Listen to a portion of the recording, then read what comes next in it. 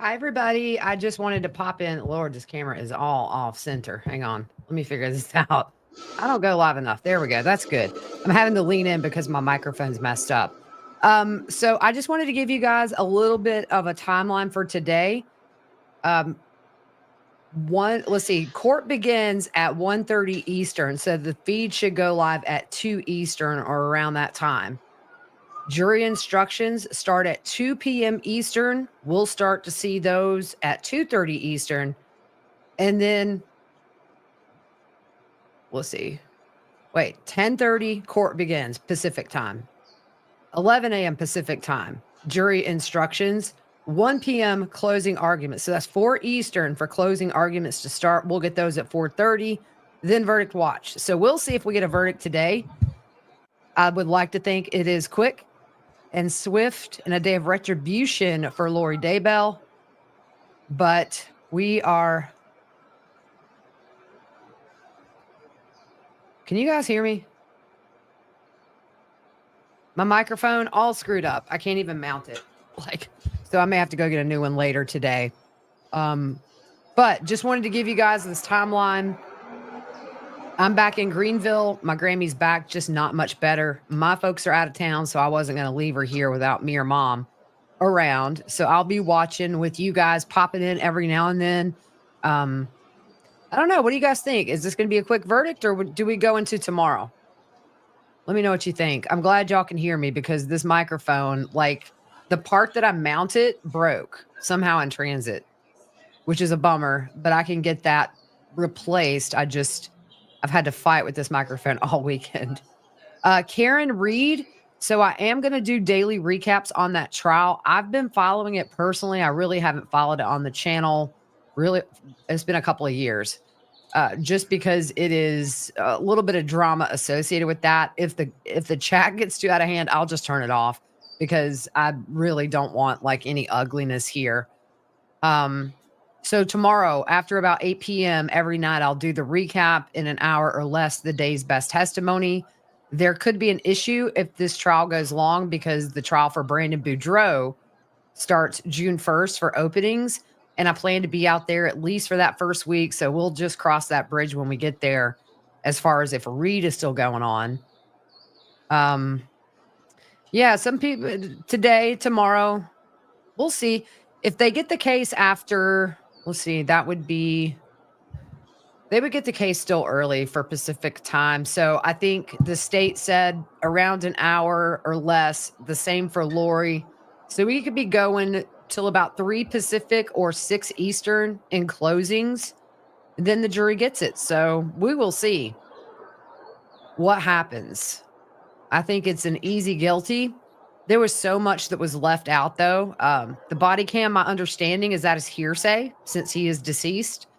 And all the murders really fit into Charles. It's just unfortunately, he was the first victim. So there's a lot left out. It feels very incomplete to me, but at the same time, certain things can't come in. So it is what it is. Good morning, everybody. Good afternoon. Love you guys back. Lori should rest today, Black Lab. That's the latest we've heard is she has to rest that case in front of the jury. I mean, there's still a chance she could take the stand, and it probably will happen since I'm in Greenville, but we'll see. I think Lori would rather do her testimony through her closing arguments, but the state can object. I'm trying to get in the center of this frame without much success. I'm having to put this microphone. Let's see if I can do it this way. It's driving me bonkers. All right, that's better. Thank you, Ollie. I appreciate you so much. I'll put that in my travel fund for Boudreaux. You don't trust Lori to stick to what she said? Yeah, I mean, she is not a trustworthy person. So expect the unexpected with her. She may have figured out over the weekend, hey, what do I have to lose? I'll get up there, say what I got to say. It ain't over till it's over, and she rests. So we'll see. You believe she might pull off a win? I don't think the jury was allowed enough evidence.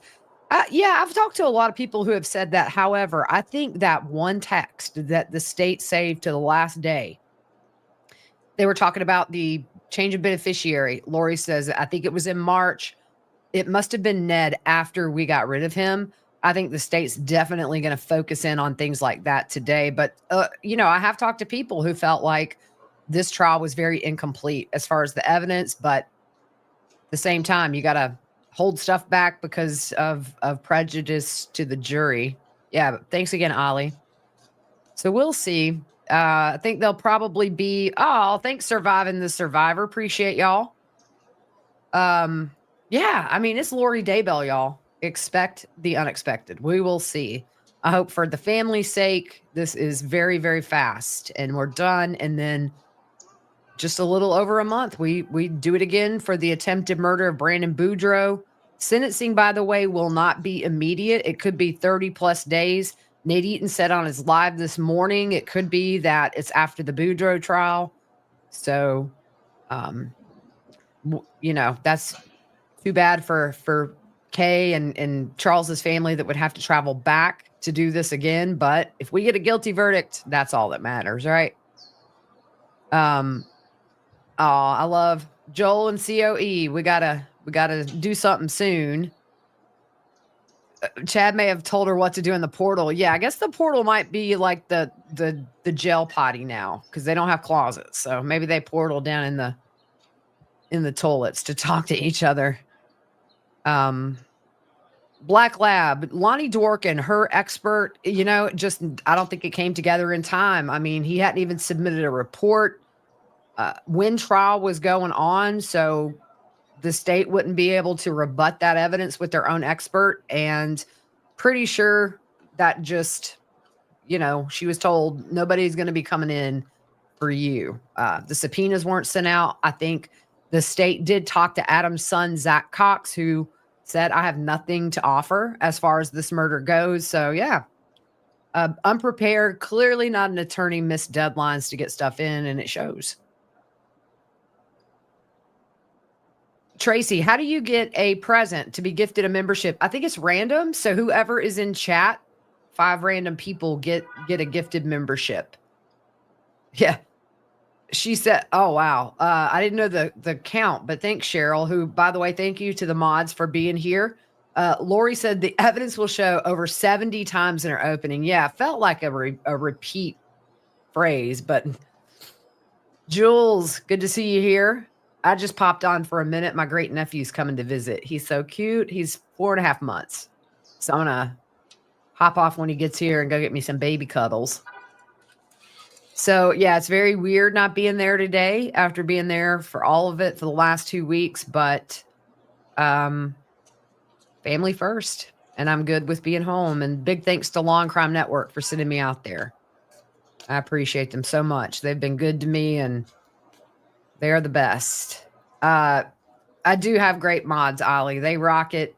They work hard. And I do have a new shirt in the store. I'm working on some new summer merchandise. And I don't think I have a graphic, but it says yoga because prison would suck.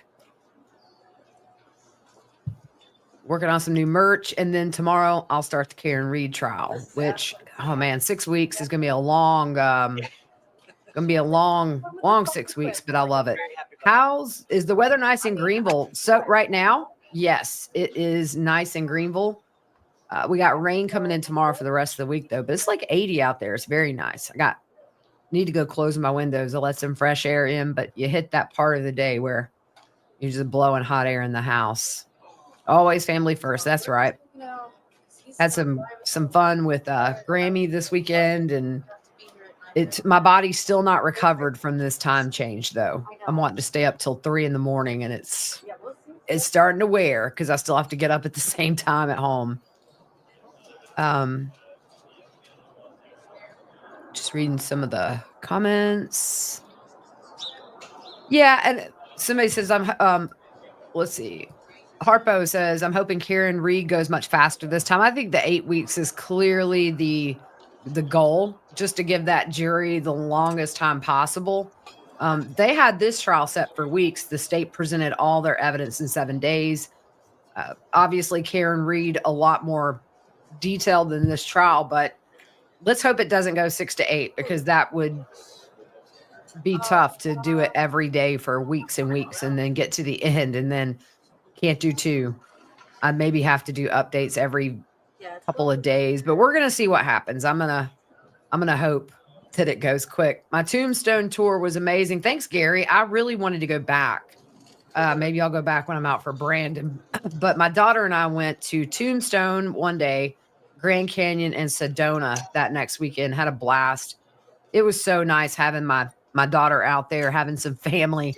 It gets really lonely when you're somewhere for weeks, and I'm a family person, so it really made it much more bearable. Do I think Lori was able to make any? Let's see. Dreamscape.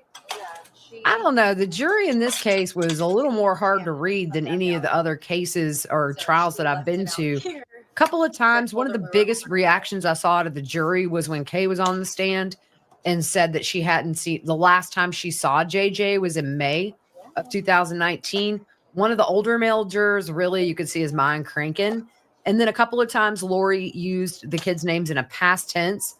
So I think they definitely understand there is an elephant in the room. They're not being told. It would be nice after trial if Nate or somebody can grab a juror for an interview to get their perspective on what they heard. So we'll see. I just didn't see any aha moment with Lori. They were visibly uncomfortable at times when she was when it was Miss Nelson on the stand, the woman Charles went on the date with the night before he was killed. They looked very uncomfortable with her aggressive questioning.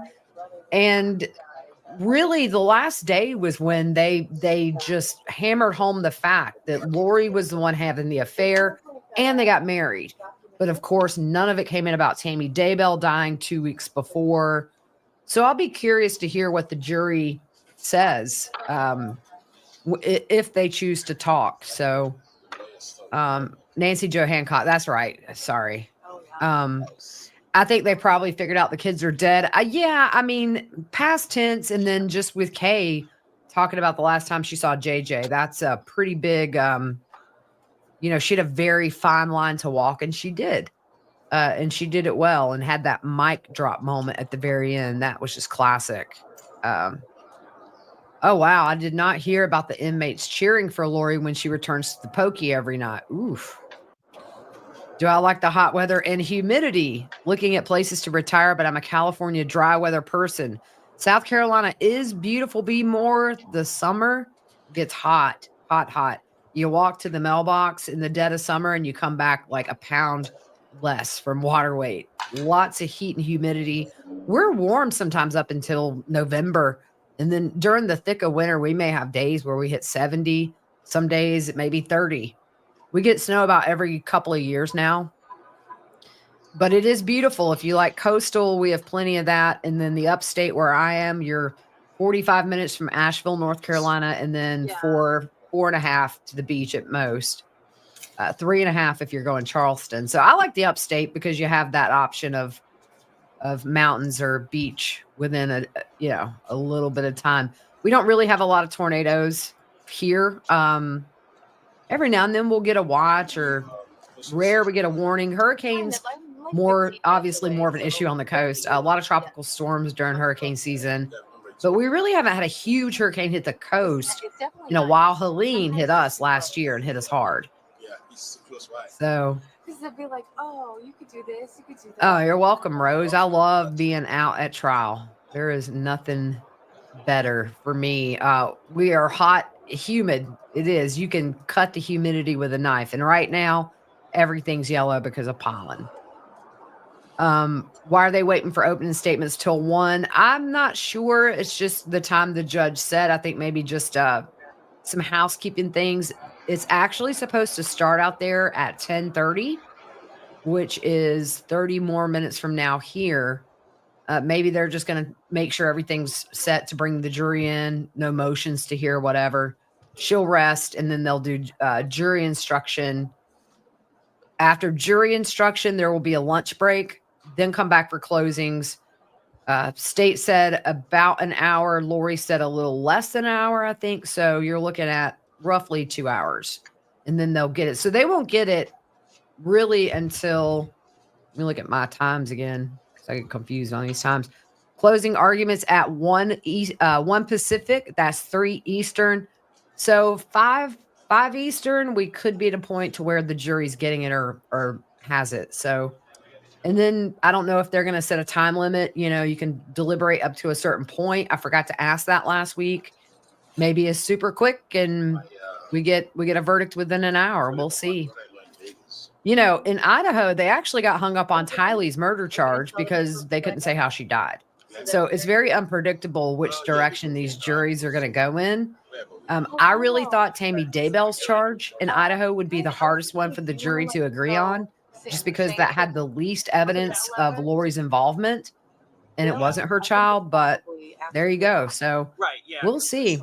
And this is almost completely male. There are, I believe, 2 women on the jury, and the age range is pretty diverse. You have younger men. The women seem to be, there's one woman that, you know, maybe a little bit older than a younger woman. And then the age of the men vary from early 20s to, I would say, maybe late 60s. So it's a good age range. You have to wonder if Lori thinks she's got it in the bag because it is an all-male jury. We'll see. Really curious to see her closings because I think that's when she's going to testify, essentially. Thank you, Twyla, for being a member for a year. Wow, that's about when I started doing memberships. December 19th. First saw Gigi and Fruit Loop.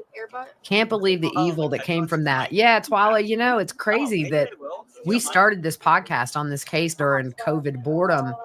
And all these years later, we are still not resolved. And we won't be at least until Brandon's case is over. And then there's no statute of limitations in Arizona. So in the future, should they charge Chad for conspiracy for Charles or Melanice?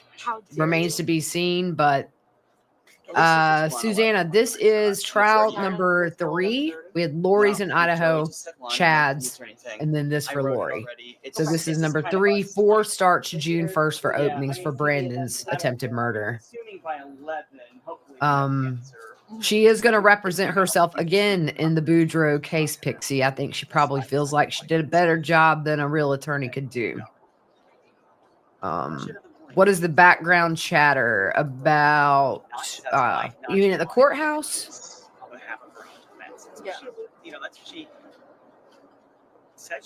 Yeah, everybody felt like Melanie should be charged, especially because she was one of the few that had the address that Alex knew to go take the shot at Brandon.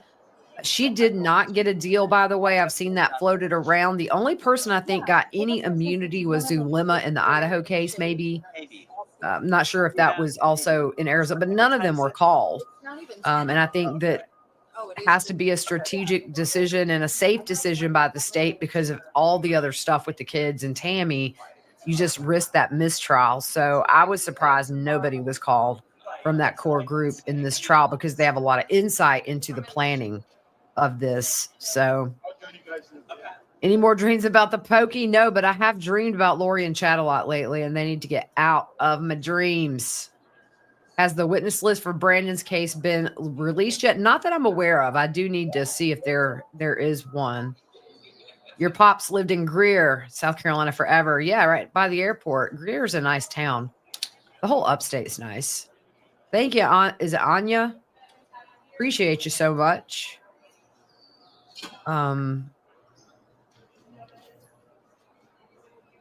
Sounds like I have the sound on my TV. I don't, but I'm actually about to hop off here. I do have a lot of tabs open, so sorry if there's an echo. It could be this microphone. I'm telling you, I think they picked it up and slammed it down or something when they were loading it in the plane because there's something wrong, but this microphone ain't cheap.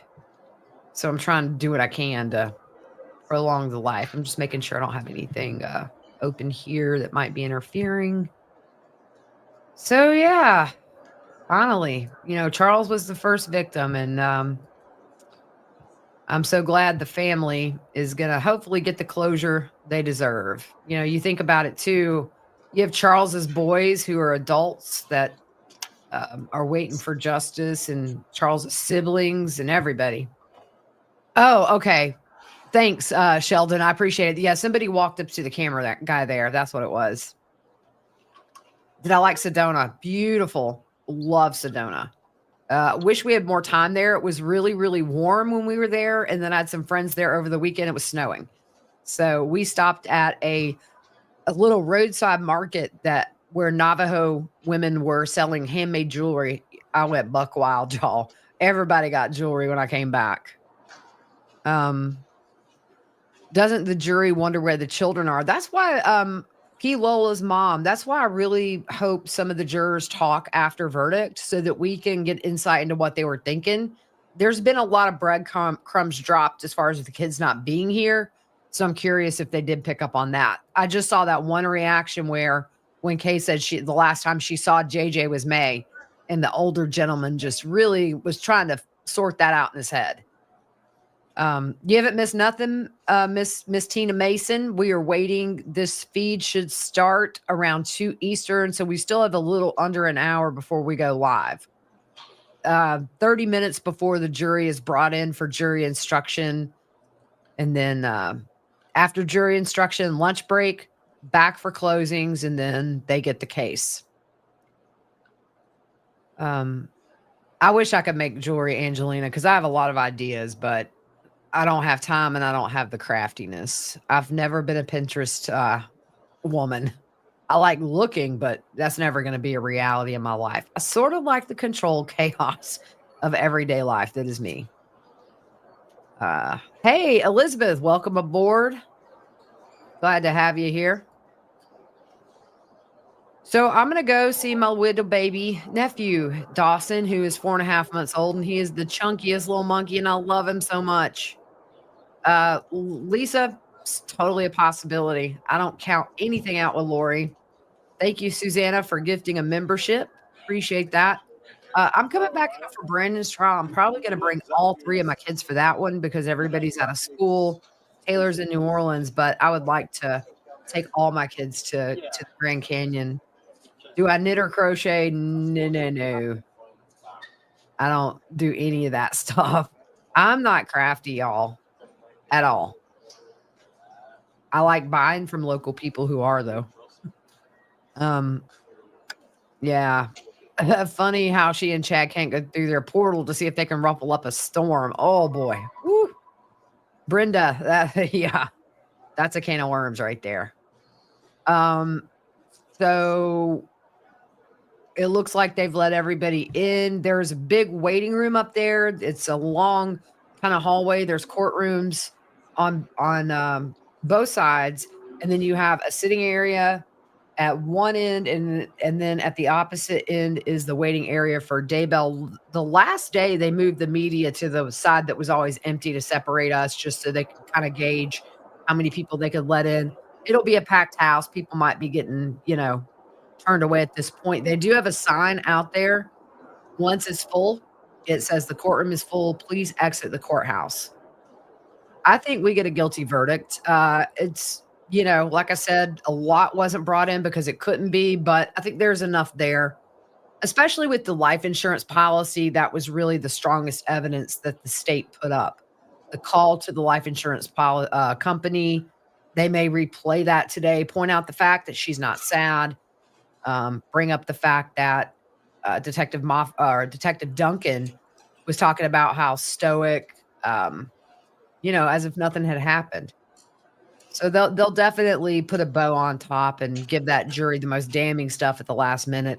And they did that Friday when they rested their case, brought in a lot of stuff, gave the jury a long weekend to kind of sort through it, think about it.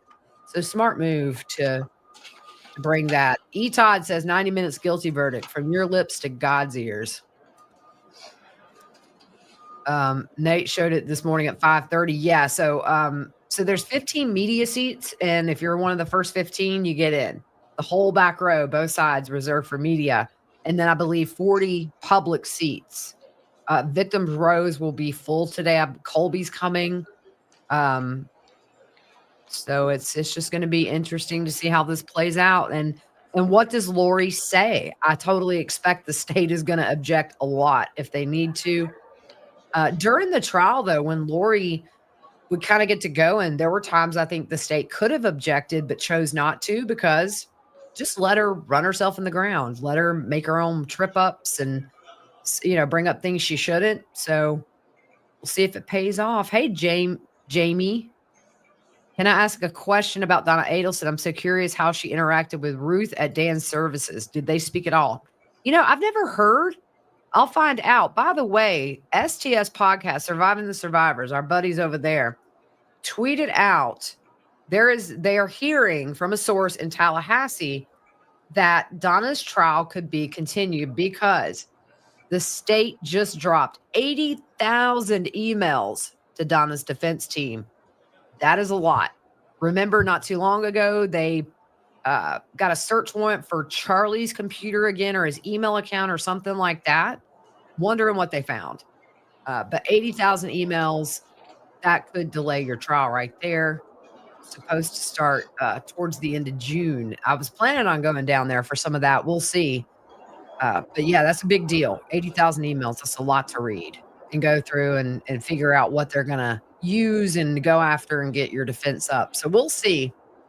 You want Lori to take the stand. I think we all did, just to watch her downfall, but I'm sure her advisory council has told her, like, not a good idea. Just say it in your closings and let the state object. So if she does it essentially in her closings, she doesn't get cross-examined. So it's a smarter decision just to not get on the stand. But they told her she couldn't do narrative. Her advisory council would have to ask her the question she wrote for herself. But I think she'll just do what she needs to do during closings. Well, they did, Diana, so they did talk about JJ not being able to come to the service after Lori found out Kay was the beneficiary. She said he could come, then took it back. And then also that Charles's remains were shipped via FedEx to Kay's business office. So very cold. I hope that's something they bring up again in closings.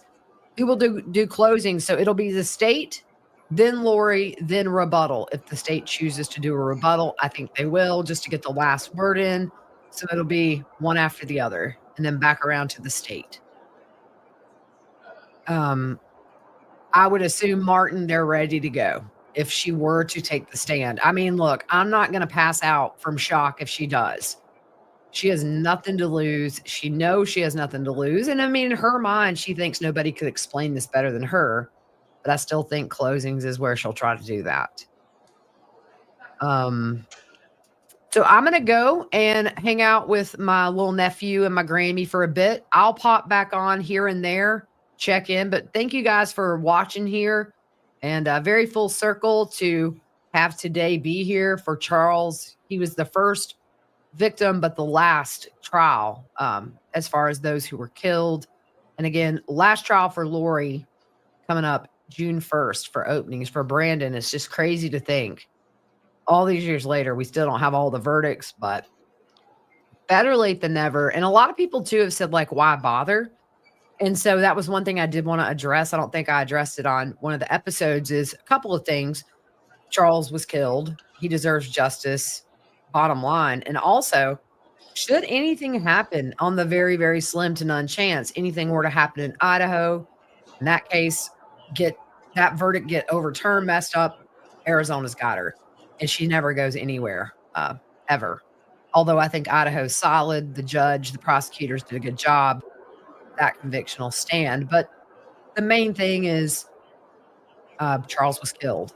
And so we got to get justice for him, even if she's got 20 life sentences. Yeah. So we'll see. All right, guys. We'll see y'all later. I better not end the stream. I'll just take myself off. I about ended it all, y'all. I need more coffee.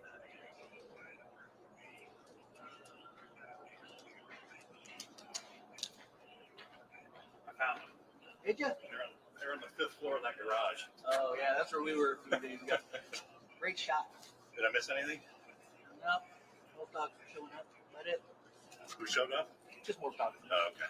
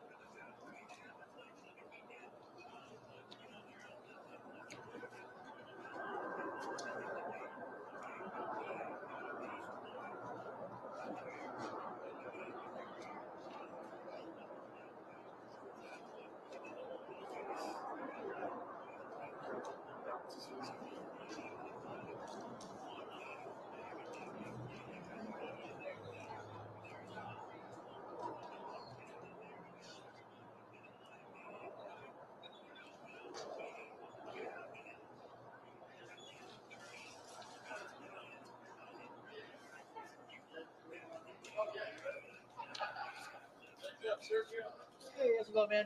Good. There's you guys should do something here. Little stand with the cell phone. Very good.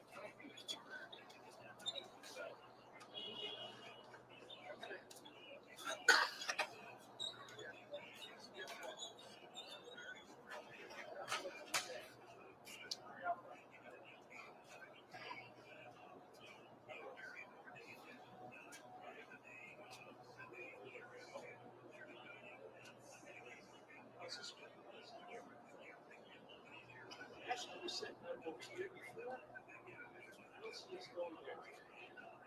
She had us over here. Yeah, I think so. Yeah,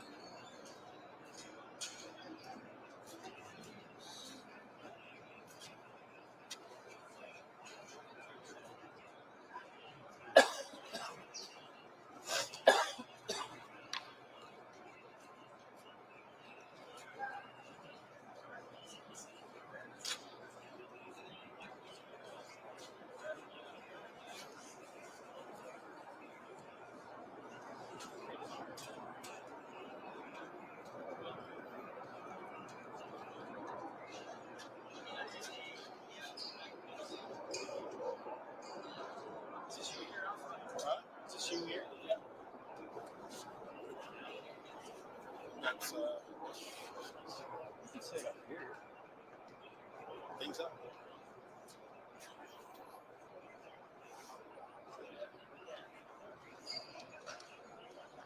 I really still feel funky about blocking that access. Let's actually move down and get some. How are we doing? Good. I'm gonna just take your hotspot, Alpha, so I can get set up for my laptop stream. StreamYard. Bill, you're setting up the shot there? Okay. So Brittany, then. You said you need my laptop? No, I just need I have my laptop. I just need your. Actually, should we just go back up there? Yeah. And Yeah. Will you grab that from him? Thank you. And then let's. just sit in the shade and do it. I think that's fine. Yeah.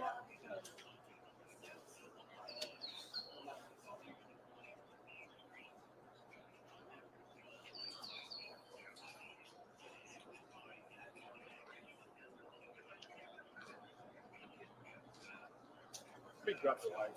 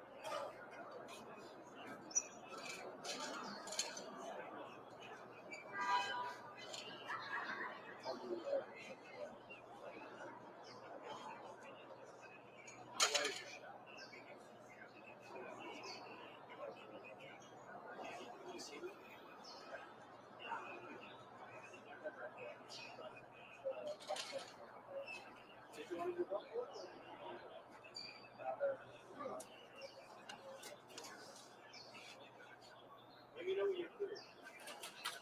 You've got 11 o'clock left.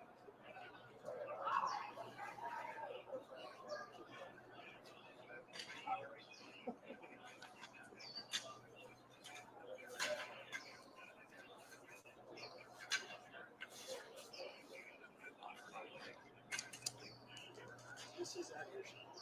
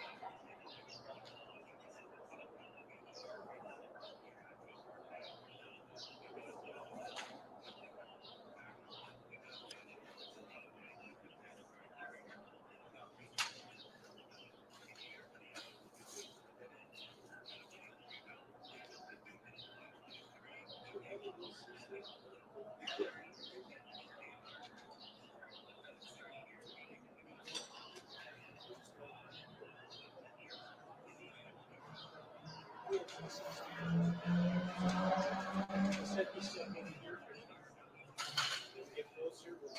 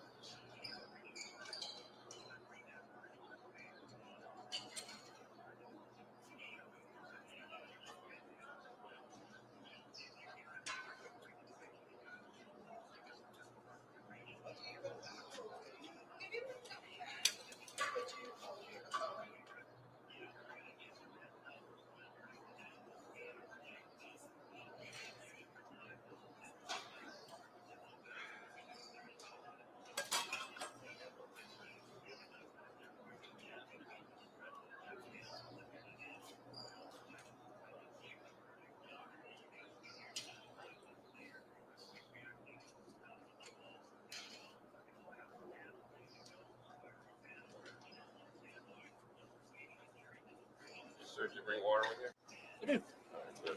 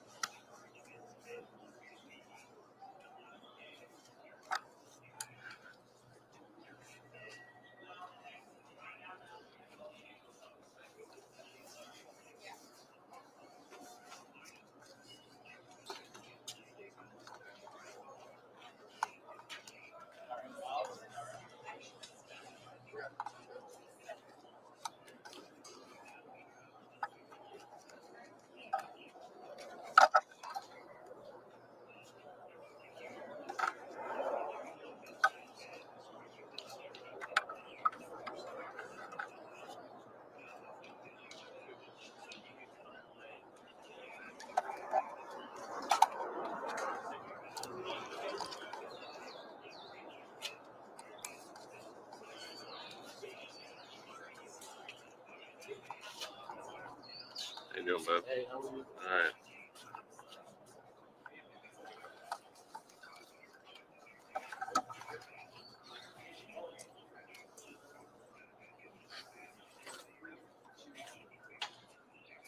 I judge A.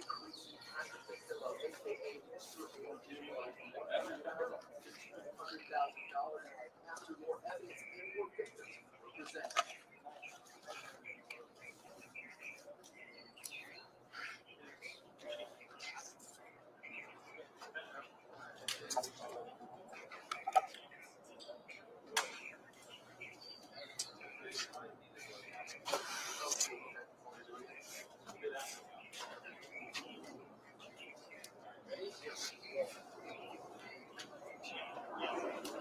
Judge A.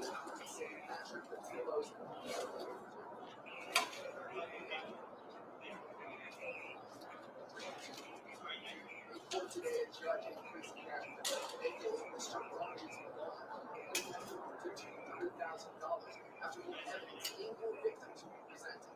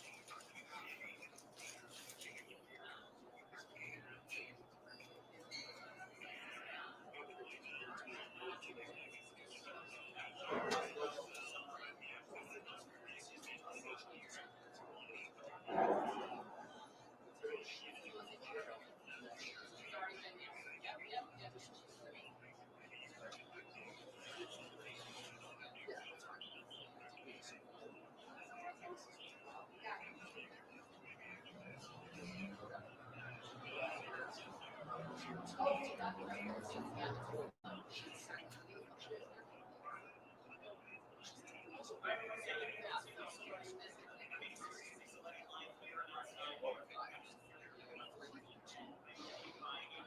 the victims' parents was giving emotional support to the court today, saying that the thriller should still be.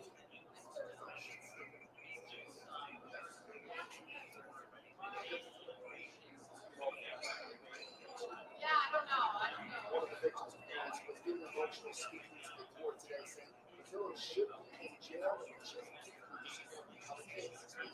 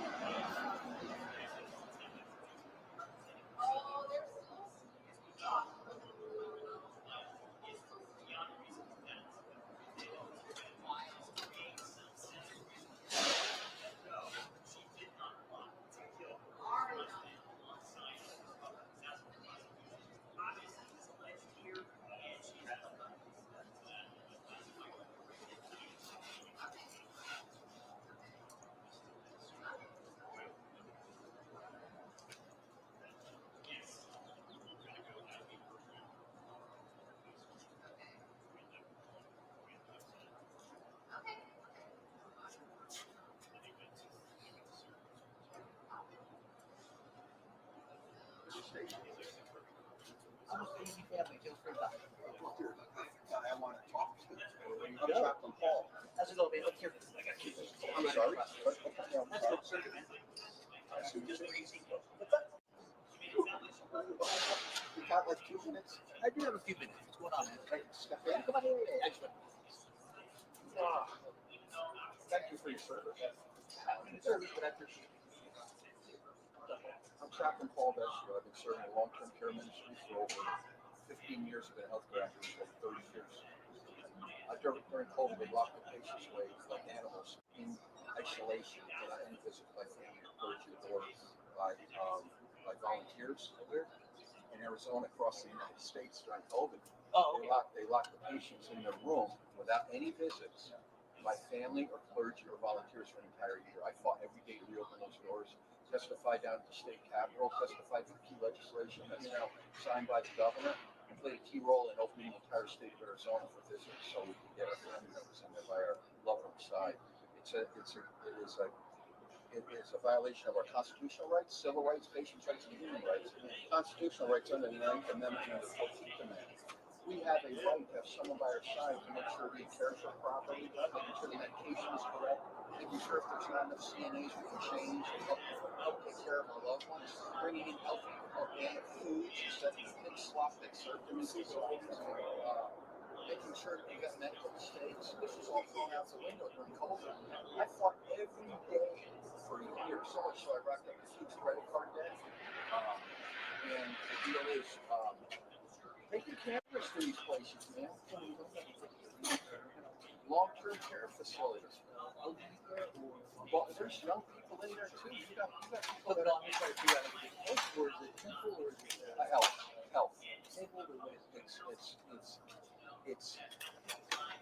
It's health.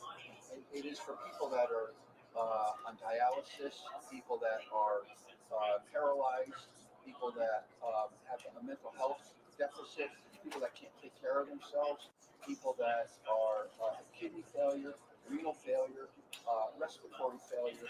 They have to be in a facility where they get round-the-clock care, and the conditions in these places are horrific. I started what's called cheesecakes for Christ and stuffed animals for Christ, where I bring stuffed animals into these facilities. I get them donated because a stuffed animal makes you feel good. It comforts you. It makes you happy. I'm here. All my stuff is free. If you go on my website, you're going to see a button that says start at 2 hours and 23 minutes. You'll see Representative Longden. She chaired the long-term care ad hoc committee for abuse, neglect, and mistreatment of vulnerable adults. And then you'll see me come to the podium. And then see Al, whose wife died all alone in isolation. I tried to sneak him in.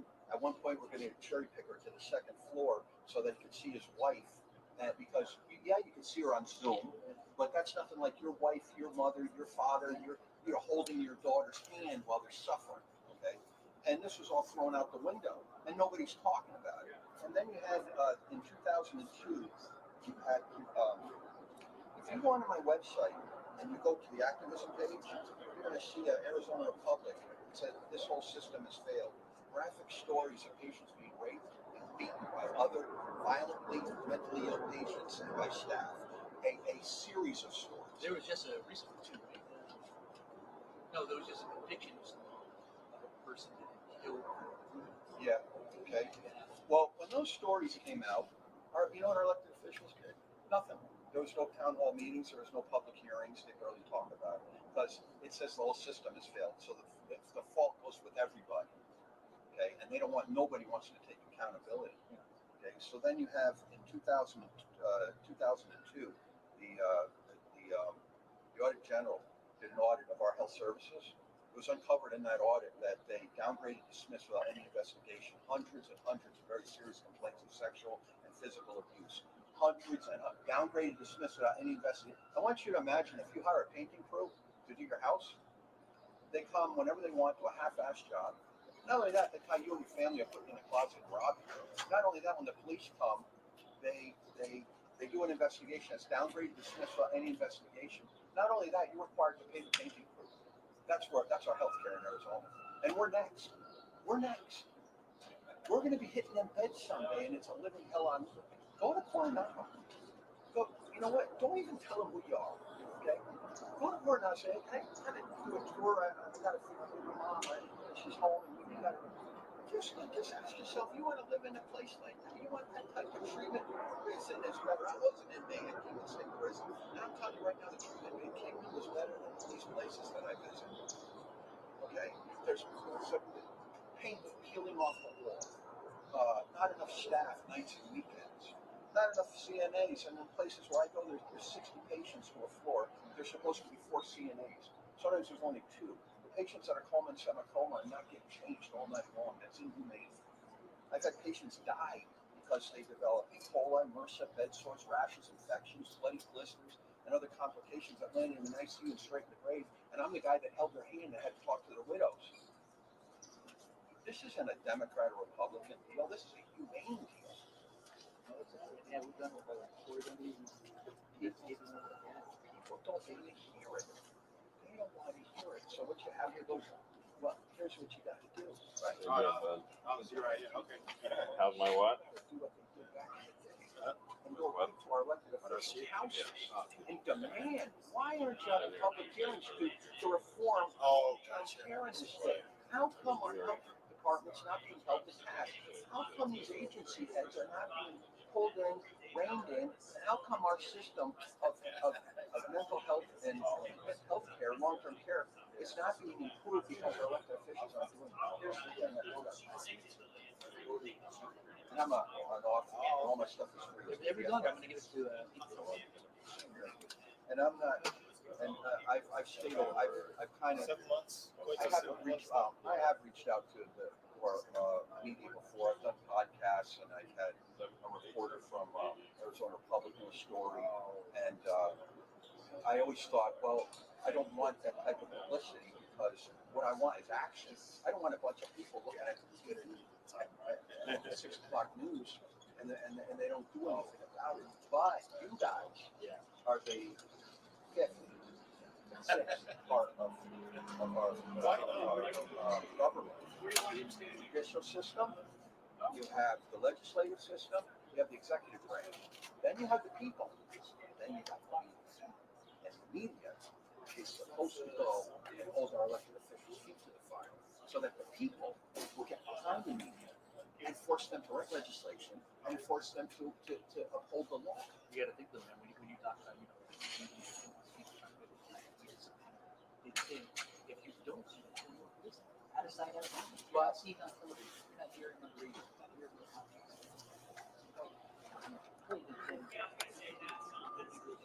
Okay, so I've reached out to a lot of people, and they turned me down, especially during COVID. I told them what was going on. They don't want to return my phone calls. I told them what I was doing. I told them that I was too desperately because the laws already exist. If you go to ChatGPT and say, but now some of the laws and regulations that already exist, you'd be shocked. Okay, the laws already exist. Our elected officials are under the delusion that their job is to get in the legislature to draft and pass laws, and that's it. They took an oath to hold our civil and constitutional rights. How did they do that when the laws already exist? They speak out, they have public hearings, they go, hey, these patients are not receiving same protections under the law as the rest of society. So it's your job, legislators, to have town hall meetings and public hearings so that we can fix the problem. They're not doing it. They don't want to address it. It's an unpopular topic. They know if they go up against the industry, they might not get reelected. So what they're doing is they're walking a tightrope of appeasement. They have these what they call stakeholder meetings where they craft legislation, and then they invite the industry. And by the time it gets passed, it's so weak and so irrelevant, it doesn't do nothing to improve the safety of our Oh, I'm set. Take your cameras and go talk to Representative Dunn. Representative Dunn has a committee that was formed so that they get information about what's happening and hopefully do something. And what happened? As far as I know, there's no public testimony for family members or staff. There is no Zoom type setup. We travel around the state and have people participate. Window dressing. It's to show the public that we're doing something. So take your cameras and go find Representative Dunn and ask him, hang out with that committee and what's going on and what are you doing to improve the safety and quality of care for these poor people. Then take your cameras to the widows. Invite the widows of the patients who died during COVID all alone in isolation. Invite them to share their testimony. See what I'm saying? Of what a living hell that was. And you don't have in these facilities, you have young people that are OD, infected, young people that have renal failure, respiratory failure because they're vaping like it's a candy bar. They're just sucking it down until the lungs fall out. And you have people that have gotten in accidents that are paralyzed, that are 20, 30 years old. So public thinks that long-term care facility is a retirement center. You have people with walkers and they go down to they play games and they go down to the cafeteria. Those exist. What I'm talking about is long-term care where you're in bed, mostly in bed. There's not enough staff. There's nobody going in these facilities nights or weekends. No state officials going in nights or weekends for enough staff.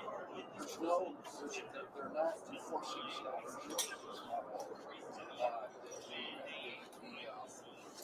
The general uncovered that these places with 400 violations of this law. Sexually and physically. The front page says, I'll show you. Watch. Here.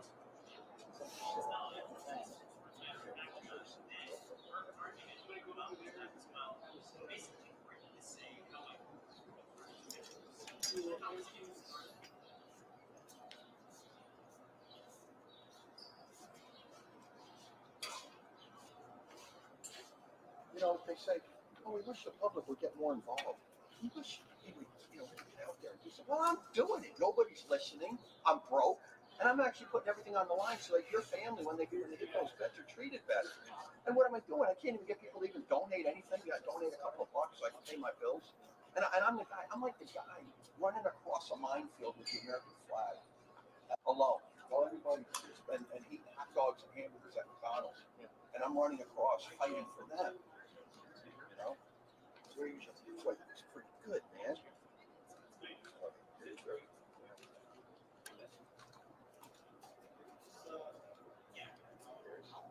But, what are you showing me? Someone did want to testify. I don't even watch. Oh, okay. When you watch it, Yeah, what I'm gonna do is pass this information. We've done stories on this. I understand. A lot we've done. Unfortunately, everybody wants to be public. That's how we're getting our life. I would agree. That's the big issue. You don't hear about it. You don't know about it. Like I said, that's that.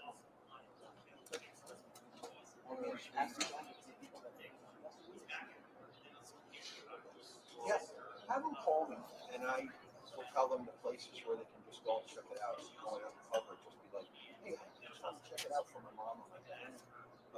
Have them talk to the patients. I mean, have them talk to the family members.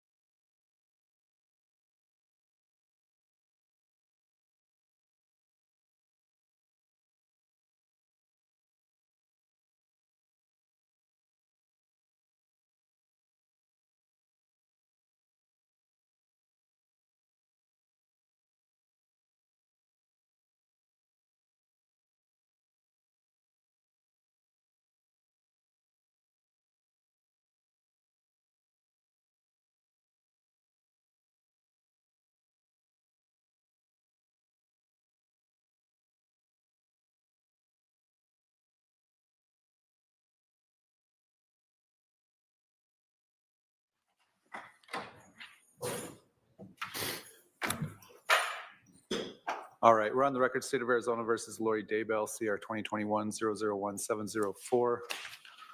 Why don't I have the state announce? And the defendant? Lori Daybell. All right, we met on Thursday and went over jury instructions. In the meantime, since Thursday, there was a few modifications sent out. We put drafts on your desk this morning.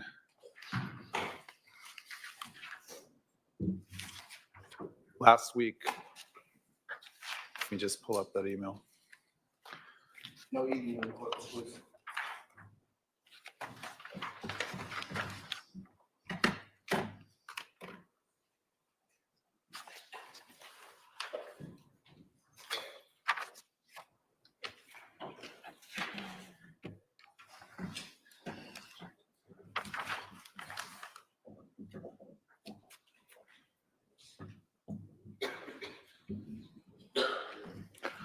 Last week, the state requested some modifications that were made, and then on Friday, Advisory Council also requested a correction to the presumption of innocence, which I did do, as well as a mere presence instruction. Does anyone want to make a record on any of those changes that have occurred since we met Thursday? I forgot, I don't know if my staff told you, I did add, I realized standard number 9 was not added, which is defendant need not produce evidence, so I added that this morning as well. Have you had a chance to review the latest draft, or do you need more time? We told the jurors to be here at 11, so we have time if you need more time.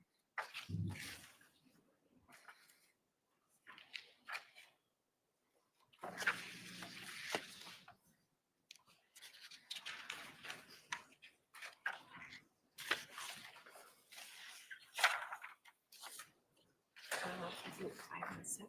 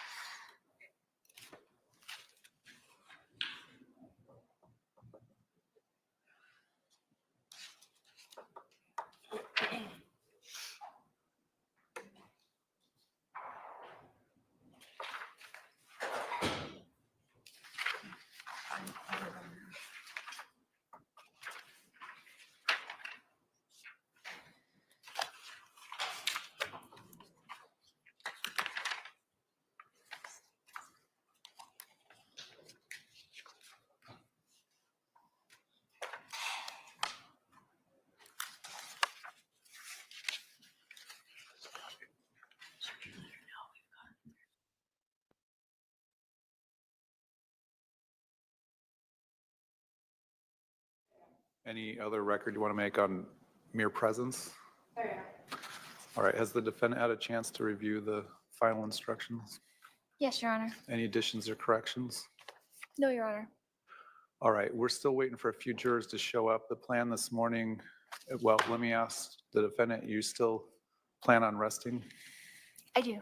Okay, so when the jury comes in, I'll remind them that the state rested last Wednesday, and then I'll turn to you and you'll presumably say the defense rests.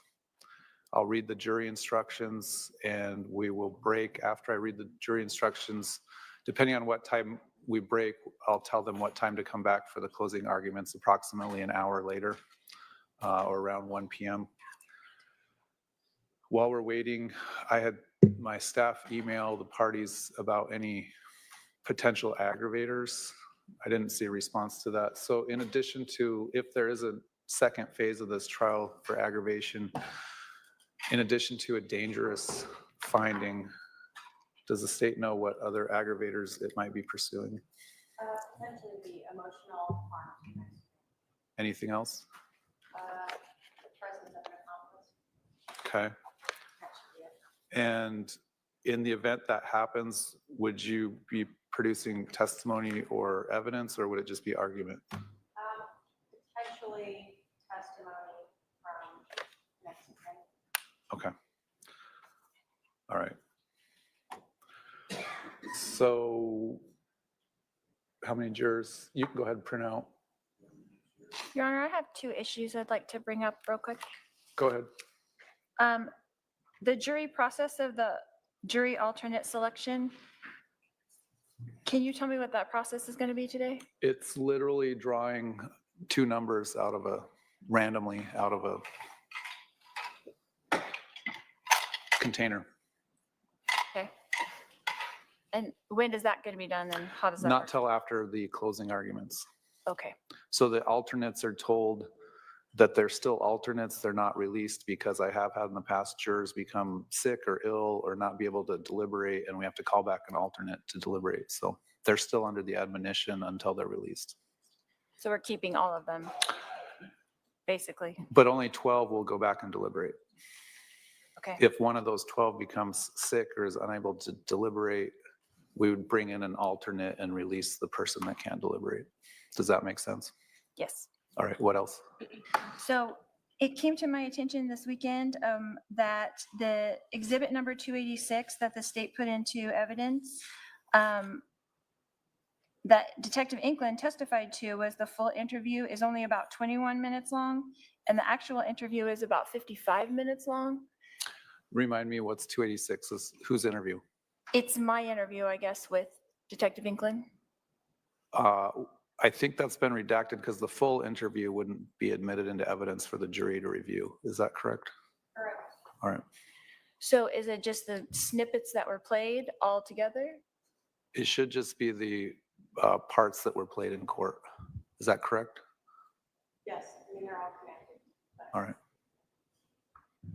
The state redacted out the beginning, the end discussions of hiring. That would be hearsay or not. Right. So did you have a question about that? Yes. So is it just the snippets all put together, or is it the interview for the first 21 minutes? I think it's just the snippets that were played in court that are put together as one exhibit. There's connectors between all of it, but it does not include any of the beginning or the end of the interview. Right, portions have been redacted out. Yes. But it's just more or less what was played during testimony. Correct. Does that answer your question? Kind of, but Detective Inkland testified that it was the full interview. So what does that mean if she testified that it was the full interview? I don't know. It's something you could have cross-examined her on, but now it's probably too late. If you wanted clarification on that, but the jury is going to know it's redacted, and they get the redacted exhibits instruction as part of the instructions. So either side can point that out to the jury that it's redacted. Anything else? I was just assuming that that might have been an error to say that it was the full interview when it wasn't the full interview, and it was admitted into to reflect the record that it was the full interview. So are you telling me that the jury is not going to be able to go back and watch the full thing? Your full interview? Correct. No, because it was never admitted into evidence. But that's what they said was admitted into evidence. I don't remember if that's what was said or not. I would be surprised if someone said your entire interview was being admitted, but I don't remember the Well, exact my advisory testimony. council checked the FTR, and that's exactly what was said. That was exactly what I was shown, that it said, is this the full interview? Yes, this is the full interview, and it was admitted into evidence.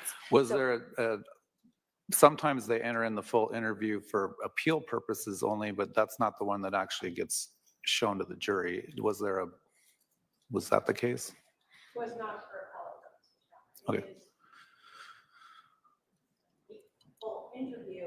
The defendant talks to the detective in the beginning about Kylie, does not include that. She talks to the detective at the end about Kylie and victim services. It doesn't include any of that. She's sitting in a room for I don't know how long while Kylie's being interview about what happened. Okay. So the state's closed their evidence. I'm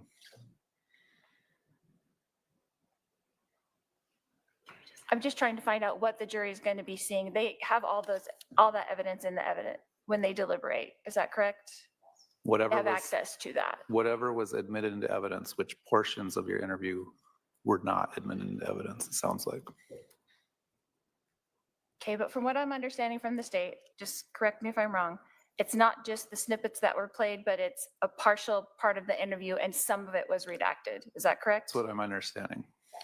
The parts regarding what Ty Lee said or did or didn't happen, the hearsay parts were, the start and the end were redacted out. And then what was meant by the testimony that this is the full interview? I don't know.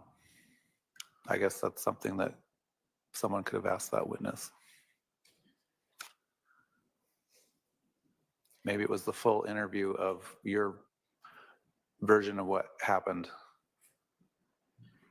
So we have There. our exhibit 20, the defense's proposed exhibit 20 is the full interview. Can we replace that one with the full interview since it was entered into evidence as the full interview?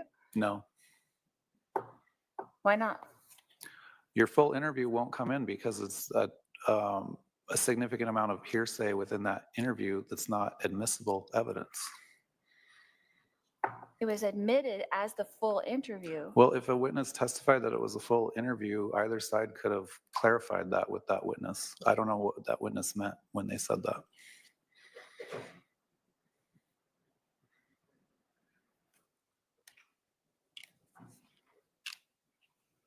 Anything else?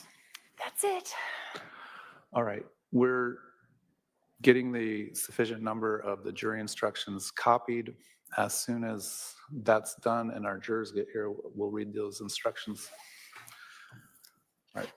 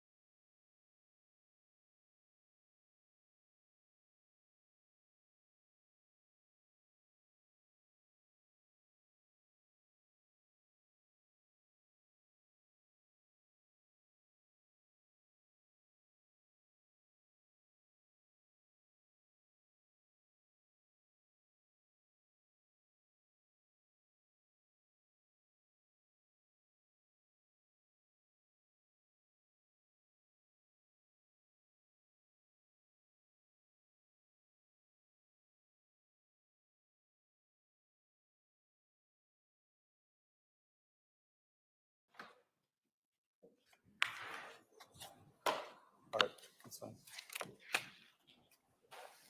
All right, we're back on the record. State of Arizona versus Daybell, CR 2021-001704. The parties are present. The jury is not present.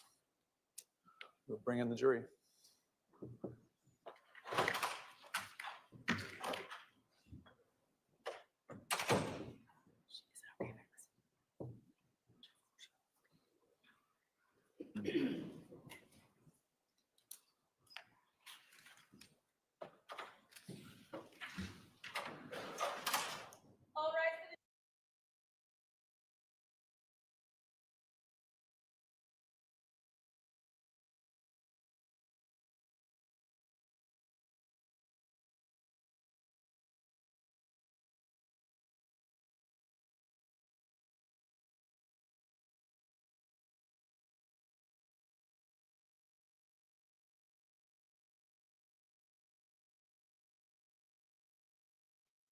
All right, please be seated. The jury is present. Welcome back, members of the jury. Last Wednesday afternoon, the state rested its case, so now I'll turn to the defendant. The defense also rests, Your Honor. All right, at this time, that concludes the evidence portion of the trial. I'm going to have my staff hand out to the jury the final jury instructions.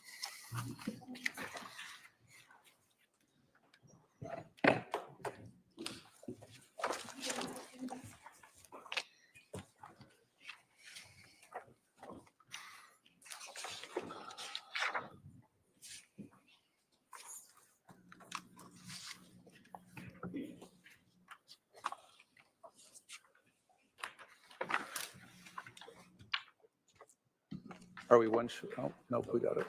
Okay. Jurors have the instructions. Much like the preliminary instructions, you can either follow along with me or just listen. I need to read these into the record. Duty of jury.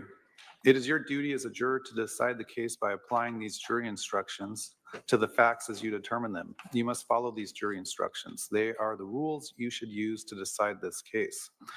It is your duty to determine what the facts are in the case by determining what actually happened. Determine the facts only from the evidence produced in court. When I say evidence, I mean the testimony of witnesses and the exhibits introduced in court. You should not guess about any fact. You must not be influenced by sympathy or prejudice. You must not be concerned with any opinion that you feel I have about the facts. You, as jurors, are the sole judges of what happened. You must consider all these instructions. Do not pick out one instruction or part of one and ignore the others. As you determine the facts, however, you may find that some instructions no longer apply. You must then consider the instructions that do apply together with the facts as you have determined them. Evidence to be considered. You are to determine what the facts in the case are from the evidence produced in court. If the court sustained an objection to a lawyer's question, you must disregard it and any answer given. Any testimony stricken from the court record must not be considered. Rulings of the court. Admission of evidence in court is governed by rules of law. I have applied those rules during the trial and resolved any issues concerning the admission of evidence. If an objection to a question was sustained, you must disregard the question and you must not guess what the answer to the question might have been. If an exhibit was offered into evidence and an objection to it was sustained, you must not consider that exhibit as evidence. If testimony was ordered stricken from the record, you must not consider that testimony for any purpose.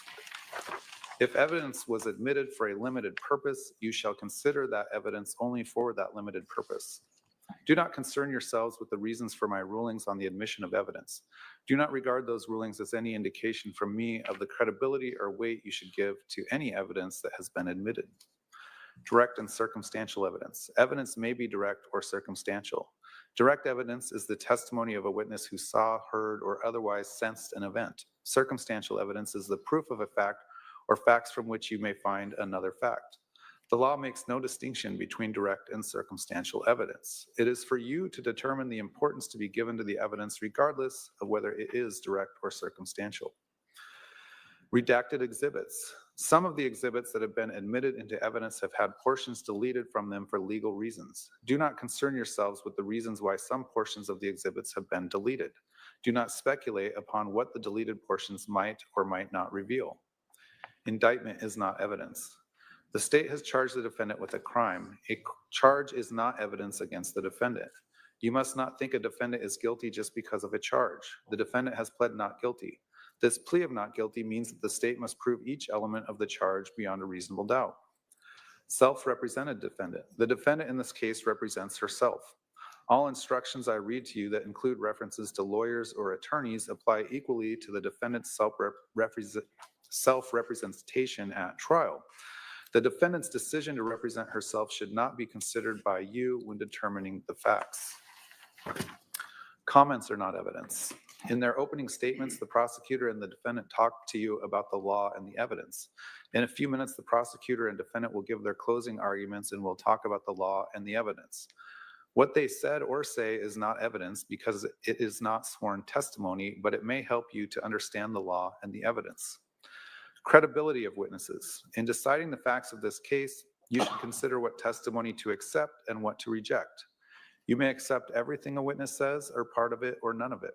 In evaluating testimony, you should use the tests for truthfulness that people use in determining matters of importance in everyday life, including such factors as the witness's ability to see or hear or know the things the witness testified to, the quality of the witness's memory, the witness's manner while testifying, whether the witness had any motive, bias, or prejudice, whether the witness was contradicted by anything the witness said or wrote before trial or by other evidence, and the reasonableness of the witness's testimony when considered in the light of the other evidence. Consider all of the evidence in the light of reason, common sense, and experience. Testimony of law enforcement officers. The testimony of a law enforcement officer is not entitled to any greater or lesser importance or believability merely because of the fact that the witness is a law enforcement officer. You are to consider the testimony of a police officer just as you would the testimony of any other witness. Expert witness. A witness qualified as an expert by education or experience may state opinions on matters in that witness's field of expertise and may also state reasons for those opinions. Expert opinion testimony should be judged just as any other testimony. You are not bound by it. You may accept it or reject it in whole or in part, and you should give it as much credibility and weight as you think it deserves, considering the witness's qualifications and experience, the reasons given for the opinions, and all the other evidence in the case. Defendant need not produce evidence. The state must prove guilt beyond a reasonable doubt based on the evidence. The defendant is not required to produce evidence of any kind. The defendant's decision not to produce evidence is not evidence of guilt. Defendant need not testify. The state must prove guilt beyond a reasonable doubt based on the evidence. You must not conclude that the defendant is likely to be guilty because the defendant did not testify. The defendant is not required to testify. The decision on whether or not to testify is left to the defendant. You must not let this choice affect your deliberations in any way. Mere presence. Guilt cannot be established by the defendant's mere presence at a crime scene, mere association with another person at a crime scene, or mere knowledge that a crime is being committed. The fact that the defendant may have been present or knew that a crime was being committed does not in and of itself make the defendant guilty of the crime charged. One who is merely present is a passive observer who lacked criminal intent and did not participate in the crime.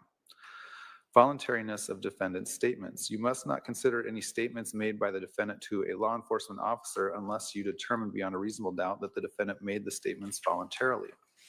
A defendant's statement was not voluntary if it resulted from the defendant's will being overcome by a law enforcement officer's use of any sort of violence, coercion, or threats, or by any direct or implied promise, however slight. You must give such weight to the defendant's statement as you feel it deserves under all the circumstances. Jury not to consider penalty. You must decide whether a defendant is guilty or not guilty by determining what the facts in the case are and applying these jury instructions. You must not consider the possible punishment when deciding on guilt. Punishment is left to the judge. Presumption of innocence, burden of proof. The law does not require a defendant to prove innocence. Every defendant is presumed by law to be innocent. You must start with the presumption that the defendant is innocent. The state has the burden of proving the defendant guilty beyond a reasonable doubt. This means the state must prove each element of each charge beyond a reasonable doubt. In civil cases, it is only necessary to prove that a fact is more likely true than not, or that its truth is highly probable. In criminal cases such as this, the state's proof must be more powerful than that. It must be beyond a reasonable doubt.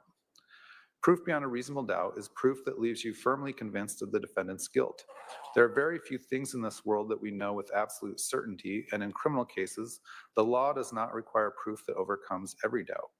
If, based on your consideration of the evidence, you are firmly convinced that the defendant is guilty of the crime charged, you must find her guilty. If, on the other hand, you think there is a real possibility that she is not guilty, you must give her the benefit of the doubt and find her not guilty. Evidence of any kind. The state must prove guilt beyond a reasonable doubt on the evidence. The defendant is not required to produce evidence of any kind. The decision on whether to produce evidence is left to the defendant. The defendant's decision not to produce any evidence is not evidence of guilt. Voluntary act. Before you may convict the defendant of the charged crime, you must find that the state proved beyond a reasonable doubt that the defendant committed a voluntary act. A voluntary act means a bodily movement performed consciously and as a result of effort and determination. You must consider all the evidence in deciding whether the defendant committed the act voluntarily. Absence of other participant. The only matter for you to determine is whether the state has proved the defendant guilty beyond a reasonable doubt. The defendant's guilt or innocence is not affected by the fact that another person or persons might have participated or cooperated in the crime and is not on trial now. You should not guess about the reason any other person is absent from the courtroom. Motive. The state need not prove motive, but you may consider motive or lack of motive in reaching your verdict. The charged offense. I will now tell you about the crime with which the defendant is charged. Count 1, conspiracy to commit first-degree murder.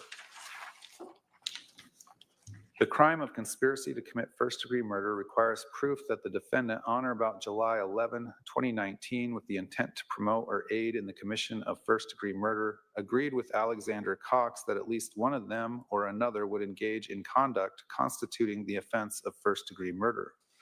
The crime of first-degree premeditated murder requires proof that a person, 1, caused the death of another person, and 2, intended or knew that he or she would cause the death of another person, and 3, acted with premeditation. Premeditation means that the defendant intended to kill another human being or knew she or a co-conspirator would kill another human being, and that after forming that intent or knowledge, reflected on the decision before killing. It is this reflection, regardless of the length of time in which it occurs, that distinguishes first-degree murder from second-degree murder. An act is not done with premeditation if it is the instant effect of a sudden quarrel or heat of passion. The time needed for reflection is not necessarily prolonged, and the space of time between the intent or knowledge to kill and the act of killing may be very short. Elements of conspiracy. The crime of conspiracy to commit first-degree murder requires proof. 1, the defendant agreed with one or more persons that one of them or another person would engage in certain conduct, and 2, the defendant intended to promote or assist in the commission of such conduct, and 3, the intended conduct would constitute the crime of first-degree murder, and the defendant knew that such conduct was a crime. Scope of proof of conspiracy. To prove a conspiracy, it is not necessary to show a formal meeting or an express agreement. A conspiracy may be inferred from circumstances showing a common criminal objective and does not require proof that all means set forth in the charging document were agreed upon or actually used, nor that every person involved was a member of the conspiracy. Proof of membership in conspiracy. One may become a member of a conspiracy without full knowledge of all the details of the conspiracy. On the other hand, a person who has no knowledge of a conspiracy but happens to act in a way that furthers some object of the conspiracy does not thereby become a conspirator. Before you find that a defendant or any other person was a member of a conspiracy, the evidence must show beyond a reasonable doubt that the conspiracy was knowingly formed and that the defendant or another person knowingly participated in the unlawful plan with the intent to promote or assist the carrying out of the conspiracy. One who knowingly joins an existing conspiracy is as responsible as an originator or instigator of the conspiracy. A person understanding the unlawful character of a plan who knowingly encourages, advises, or assists in the undertaking thereby also becomes a conspirator. In determining whether a conspiracy exists, you should consider the actions and statements of all the alleged participants. However, in determining whether a particular defendant was a member of the conspiracy, you should consider only that person's acts and statements. A person cannot be bound by the acts or statements of other participants until it is established that a conspiracy existed and that person was one of its members. Justification for self-defense physical force. A person is justified in using or threatening deadly physical force in self-defense if the following two conditions existed. One, a reasonable person in the situation would have believed that deadly physical force was immediately necessary to protect against another's use or apparent attempted or threatened use of unlawful deadly physical force. And two, the person used or threatened no more deadly physical force than would have appeared necessary to a reasonable person in the situation. A person may use deadly physical force in self-defense only to protect against another's use or apparent attempted or threatened use of deadly physical force. Self-defense justifies the use or threat of deadly physical force only while the apparent danger continues, and it ends when the apparent danger ends. The force used may not be greater than reasonably necessary to defend against the apparent danger. The use of deadly physical force is justified if a reasonable person in the situation would have reasonably believed that immediate deadly physical danger appeared to be present. Actual danger is not necessary to justify the use of deadly physical force in self-defense. You must decide whether a reasonable person in a similar situation would believe that deadly physical force was immediately necessary to protect against another's use, attempted use, threatened use, apparent attempted use, apparent threatened use of unlawful deadly physical force. You must measure the person's belief against what a reasonable person in the situation would have believed. A person has no duty to retreat before threatening or using deadly physical force in self-defense if the person, one, had a legal right to be in the place where the use or threatened deadly physical force in self-defense occurred, and two, was not engaged in any unlawful act at the time when the use or threatened deadly physical force in self-defense occurred. If evidence was presented that raised this justification defense for count one, conspiracy to commit first-degree murder, then the state has the burden of proving beyond a reasonable doubt that the defendant or co-conspirator did not act with such justification. If the state fails to carry this burden, then you must find the defendant not guilty of the charge. Justification for defense of a third person. A person is justified in using or threatening physical force in defense of a third person if the following two conditions existed. One, a reasonable person in the situation would have believed that physical force was necessary to protect against another's use, attempted use, apparent attempted use, threatened use of unlawful physical force against a third person, and two, the defendant used or threatened no more physical force than would have appeared necessary to a reasonable person in the situation. A defendant may use deadly physical force in defense of a third person only to protect against another's use, attempted use, apparent attempted use, threatened use of deadly physical force. Defense of a third person justifies the use of or threat of physical force or deadly physical force only while the danger continues, and it ends when the danger ends. The force used may not be greater than reasonably necessary to defend against the danger. Actual danger is not necessary to justify the use of physical force or deadly physical force in defense of a third person. The use of physical force or deadly physical force is justified if a reasonable person in the situation would have reasonably believed that immediate physical danger appeared to be present. You must decide whether a reasonable person in a similar situation would believe that, one, physical force was necessary to protect against another's use, attempted use, apparent attempted use, threatened use of unlawful physical force against a third person, and or two, deadly physical force was necessary to protect against another's use, attempted use, apparent attempted use, threatened use of unlawful physical force against a third person. You must measure the person's belief against what a reasonable person in the situation would have believed. The state has the burden of proving beyond a reasonable doubt that the person did not act with such justification. If the state fails to carry this burden, then you must find the defendant not guilty of the charge. Use of force in crime prevention. A person was justified in threatening or using physical force and or deadly physical force against another if and to the extent the person reasonably believed that physical force or deadly physical force was immediately necessary to prevent another from committing or apparently committing the crime of aggravated assault. There is no duty to retreat before threatening or using deadly physical force. There is no requirement that any threat to the person's safety exists before the person may use physical force and or deadly physical force. However, physical force and or deadly physical force can be used only to the extent it appears reasonably and immediately necessary to prevent commission of the crime of aggravated assault. The person's use or threatened use of physical or deadly force is not limited to a person's home, residence, place of business, land the person owns or leases, or conveyance of any kind, but includes any place in this state where a person has a right to be.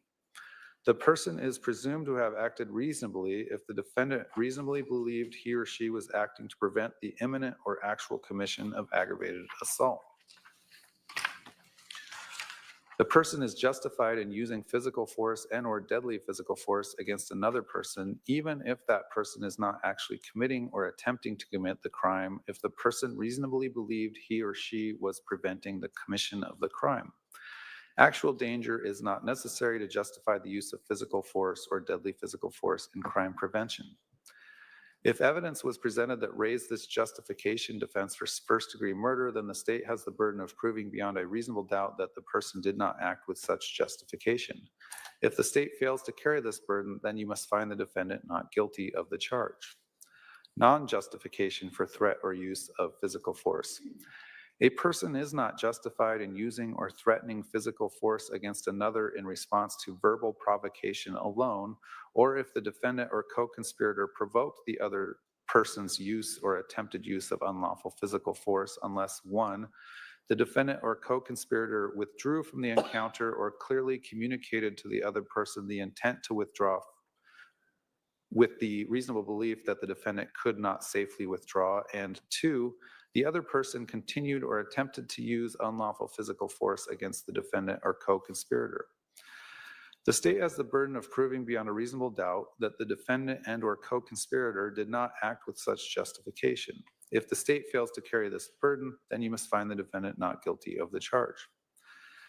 Definitions. Intentionally or with the intent to means that a person's objective is to cause that result or to engage in that conduct. Intent may be inferred from all the facts and circumstances disclosed by the evidence. It need not be established exclusively by direct sensory proof. The existence of intent is one of the questions of fact for your determination. Knowingly, willfully, or knew means that a person is aware or believes that his or her conduct is of that nature or that the circumstance exists. It does not require any knowledge of the unlawfulness of the act or omission.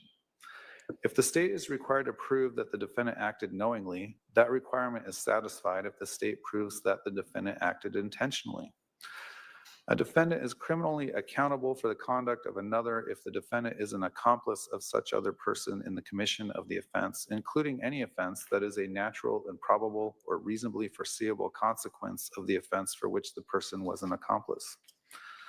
Accomplice means a person who, with the intent to promote or facilitate the commission of the offense, does any of the following. 1, solicits or commands another person to commit the offense, or 2, aids, counsels, agrees to aid, or attempts to aid another person in planning or committing the offense, or 3, provides means or opportunity to another person to commit the offense. Act means a bodily movement. Aggravated assault means a person intentionally, knowingly, or recklessly caused a physical injury to another person, or intentionally put another person in reasonable apprehension of imminent physical injury by either 1, causing serious physical injury to another person, or 2, using a deadly weapon or dangerous instrument. Conduct means an act or omission and its accompanying culpable mental state. Deadly weapon means anything designed for lethal use, including a firearm. Dangerous instrument means anything that is readily capable of causing death or serious physical injury under the circumstances in which it is used, attempted to be used, or threatened to be used. Deadly physical force means either 1, force which is used with the purpose of causing death or serious physical injury, or 2, force which in the manner of its use is capable of creating a substantial risk of causing death or serious physical injury. Unlawful means contrary to law, or where the context so requires, not permitted by law. Jury foreperson. The case will soon be submitted to you for your decision. When you go to the jury room, you will choose a foreperson. The role of jury foreperson is important, but please remember that the foreperson's opinion about the case is not more important than that of the other jurors. The opinions of each juror count equally. The jury foreperson's responsibilities include the following. 1, make sure every member of the jury is present during all discussions and deliberations. 2, make sure that the deliberations are conducted respectfully and that all issues are fully discussed. The discussions should be open and free so that every juror may participate. 3, all jurors should be allowed to state their views about the case and what they think the verdict should be and why. 4, all members must agree unanimously on any verdict. Therefore, the foreperson should count the votes to ensure that every juror has voted. 5, if you reach a verdict, fill out the verdict form and then sign the form on behalf of the jury. 6, if the jury reaches a verdict, the foreperson will inform the courtroom assistant. When the jury returns to the courtroom, the foreperson will bring the signed or unsigned verdict form as well as any question forms that may have been used. 7, when you return to the courtroom, the court will ask the foreperson whether the jury has reached any verdict. The foreperson will respond yes or no. The foreperson is not expected to read any verdict to the court. That will be done by the clerk. Closing instruction. In a few minutes, we're probably going to take a lunch break, and then after the lunch break, you will hear the closing arguments in this case. After that, the case will be submitted to you for decision. I suggest that you discuss and then set your deliberation schedule. You are in charge of your schedule and may set and vary it by agreement and the approval of the court. After you have decided on a schedule, please advise the courtroom assistant. You are to discuss the case and deliberate only when all jurors are together in the jury room. You are not to discuss the case with each other or anyone else during breaks or recesses. The admonition I have given you during the trial remains in effect when all of you are not in the jury room deliberating. After setting your schedule, I suggest that you next review the jury instructions and verdict form. It may be helpful for you to discuss the instructions and verdict form to make sure that you understand them. Again, during your deliberations, you must follow the instructions and refer to them to answer any questions about applicable law, procedure, and definitions. Should any of you or the jury as a whole have a question for me during your deliberations or wish to communicate with me on any other matter, please utilize the jury question form that we will provide you. Your question or message must be communicated to me in writing and must be signed by you or the foreperson. I will consider your question or note and consult with counsel before answering it in writing. I will answer it as quickly as possible. Remember that you are not to tell anyone, including me, how you stand numerically or otherwise until after you have reached a verdict or have been discharged. During your deliberations, you must not communicate with or provide any information to anyone by any means about this case. You may not use any electronic device or social media to communicate to anyone any information about this case or to conduct any research about this case until I accept your verdict. All 12 of you must agree on the verdict. You must be unanimous. Once all 12 agree on a verdict, only the foreperson needs sign the verdict form on the line marked jury foreperson. You will be given one form of verdict. The verdict form reads as follows, and there is no significance to the order in which the options of guilty or not guilty are listed on the verdict form. So this is a sample verdict form at the end of your instructions. It indicates this is a sample. An official verdict form will be given to you by the courtroom assistant in the jury room. Verdict, count 1, conspiracy to commit first-degree murder. We, the jury, duly impaneled and sworn in the above entitled action and upon our oaths, do find the defendant, Lori Daybell, as to the crime of conspiracy to commit first-degree murder occurring on or about July 11, 2019 as follows. Check only 1, and the options are not guilty or guilty. In order to break up the closing arguments as little as possible, we're going to take our lunch recess a little early and start a little early with those closing arguments after you recess. So we'll go ahead and recess for your lunch break. If we could have everyone ready to go in the jury room at 12:45, please remember the admonition. All rise for the jury.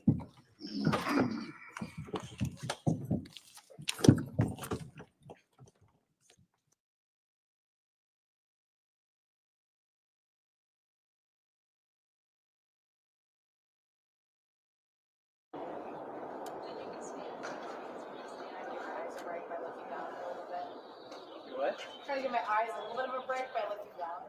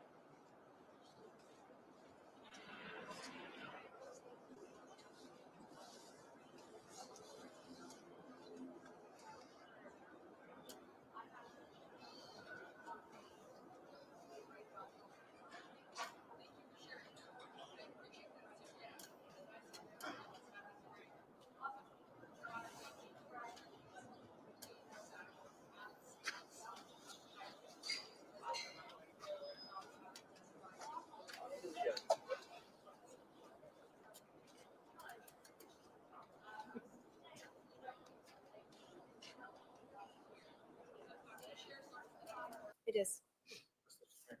It's Defense 20. no, it's defense 20. It's defense. Well, proposed it's got 20. numbered. Numbered on different ways. Oh, It's gonna be 200 and something. okay. Yeah, give me a second. I'll figure that out. Or your- And should we put it on a CD? Anywhere from 256 to 272. You'll have to figure out which one it is. But we can clarify that.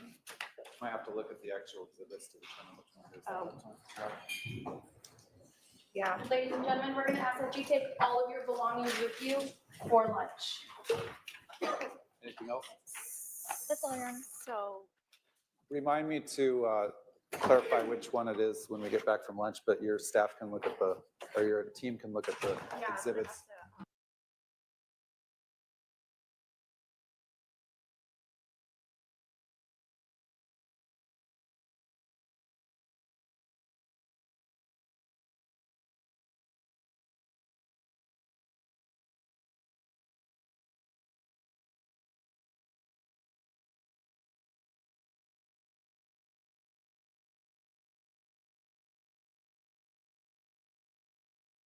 Kind of all eyes out here on the courthouse as we wait and see.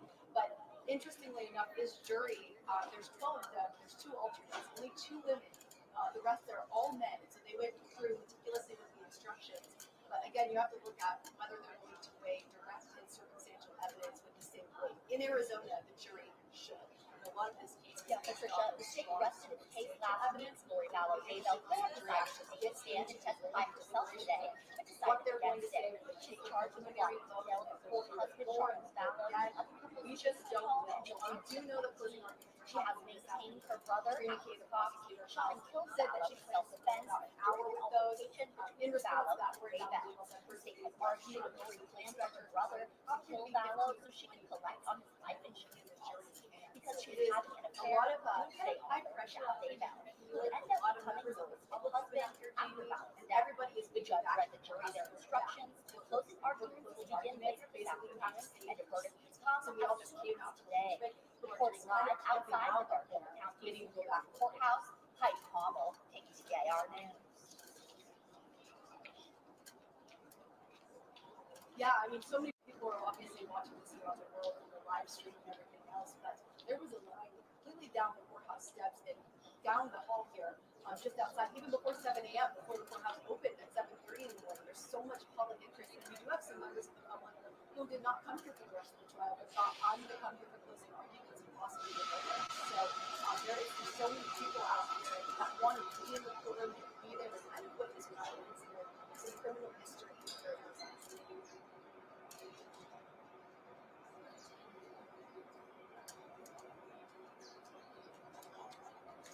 We do, and that was something that was talked about in one of this movement she's had issues this whole time with her own interrogation methods. Technically, what she released the interviews with Daybell at Charles Valley's kill, and they showed parts of that, small snippets to the jury as part of the state's case.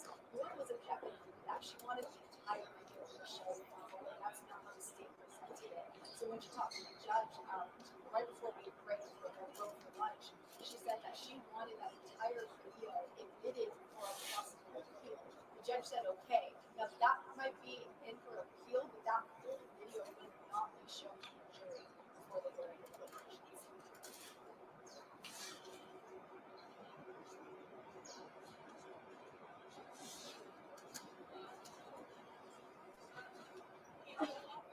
So Chad Daybell is on death row. This is just one of two cases for the Of course, this is the big one because it's one of the conspiracy of her husband who may die. However, she's also going to be facing charges for the attempted shooting of Brandon Grill, the ex-husband of Donna Adelson. Brandon is in the courtroom. We're in her courthouse today. He's also prepared to open the statements. So I think we're just helping it as it is that trial for the attempted shooting of his life and just like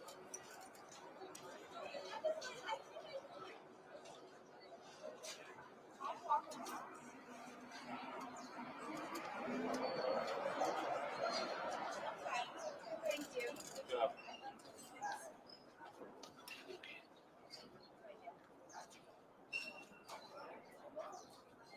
Well, thank you.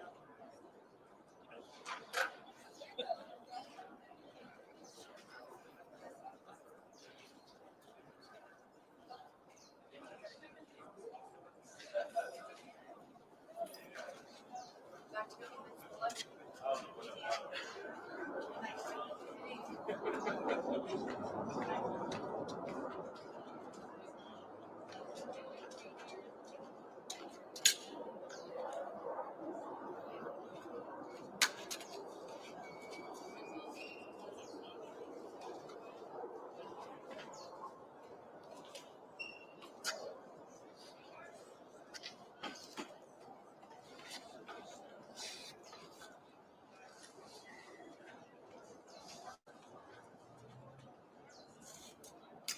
All right. Sir, you're good, right? I can head back. Good, go for it. Okay.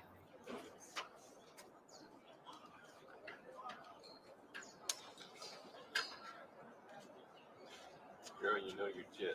That was good. Oh, thank you. Appreciate that. Right, be able to rattle that off. Yeah. I've been here almost as long, and I don't know the case. Well, I've talked to some of the people like from Boston, Utah, Idaho, and things happen. You know, but she's holding her own. You just gotta give it back. And then they'll all decide, all the people will decide what they look at. People are fascinated with courts. No They doubt. really are. And you're totally right. They really I are. mean, I don't know. Were you here for the Jodi Arias trial? No, That's nuts. I was young. This is a lot milder than that No, one. I know. Familiar with the case, Right. but I was in college. Oh, stop it. Was it 2014? 2012? I always say the three words I can say to you is I remember when. Oh, Yeah. God, here we go. Yeah. So, That one though was pretty current. Yeah. Like of all, you know. All right, I'm gonna head in. See if we can. I'll text you. I think we'll probably be back up there about 12:45 or 3. We'll be fine. And Shane and I were just talking about see your guy Mike Watkins is here too. Yeah, he's up there. I know. Oh my. All right. Yeah, girl, look at your thing. Yeah, I'll that's text fine. you. Okay. Okay. Cool. So Thanks. when you say I'll see you tomorrow, Same time, We'll man. be, I think we'll all be here the rest of the day, but Yeah. yeah, I don't know. so I want to like call New York and say, do I have to? You guys already passed your news time. Yeah.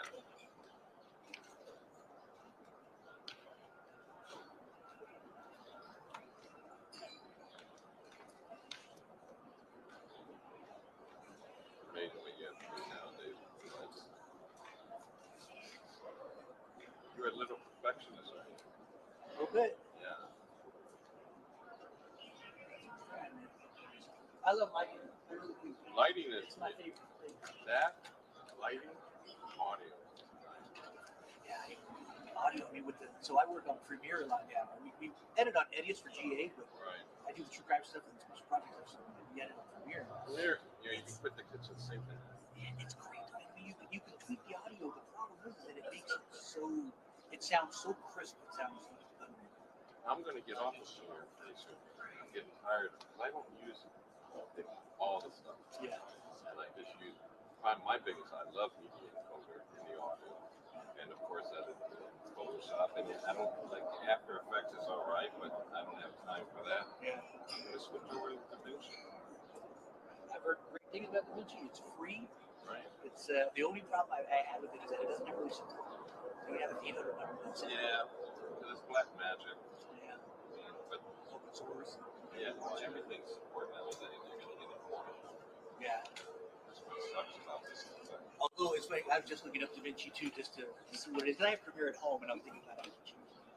I'm just tired of paying $400 a month. Same. Exactly. Like I said, I don't use enough. They won't go out of the park.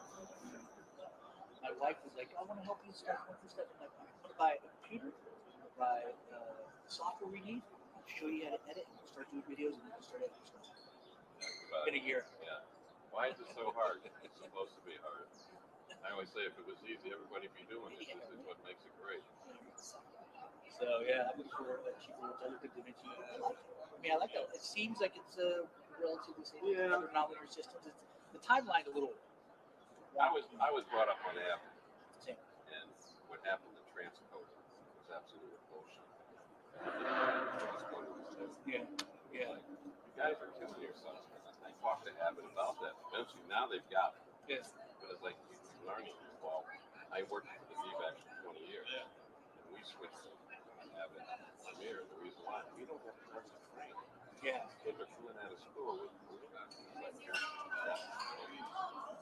and now we're thinking iPhone. Everybody thinks, oh, I can do it. Well, yeah, you can. So you're going to get rid of the slot, the extra stuff. You got to get rid of it. I mean, when I started, my first computer was like 270. I had 25 megabytes. I owned the world. I must have over 40 terabytes. Really? Yeah. That's crazy. Look at the cost of them. SD cards, 256, 512. It's like, oh my God. Yeah, no, my dad ingrained in me very early. Learn app. It's future. Learn on it. So when I got into news, man, it was the first thing. I was a lecture driver doing editing. Right. And I was like one of the only editors that would be in that app page, trying to learn it, trying to figure it out. Well, how long have you been in the ring? 26 years. No, I started 5. Oh, yeah. So no, I don't know Bill. So you Bill with the producer, Stacy Lincoln, all these people who switch stations. All right. I'll give you a great story. This is a great story. Here's now Cox Communications. Cox Communications at this time. And what happened, Cox bought out Time. And this is a true story. Find people who've been working at Cox for 30 years and tell you the story's true. I'm sitting around salespeople. We got a performance now. We got time to do with Cox Communications. What can we do to sell it first? I know what we can do. Let's have a picnic. And Cox Communications, that's a great idea. We need to get people a souvenir to know it's Cox Communications. So what should we do? I know. Let's get them around the top with the word Cox on it. It was wrapped around Mickey Mouse too. The story was little kid. They probably wouldn't look like a cocksucker. Honest to God, and there are a warehouse full of these cocksuckers. They're still around. They're still around. I've talked to a couple of Rich Reed. I've known those guys. Yeah, I don't like reading their story, but I go, yeah, 2/3 don't it? Yeah. Nobody puts it. Yeah. All these brains throwing ideas out, and nobody saw them. Yeah.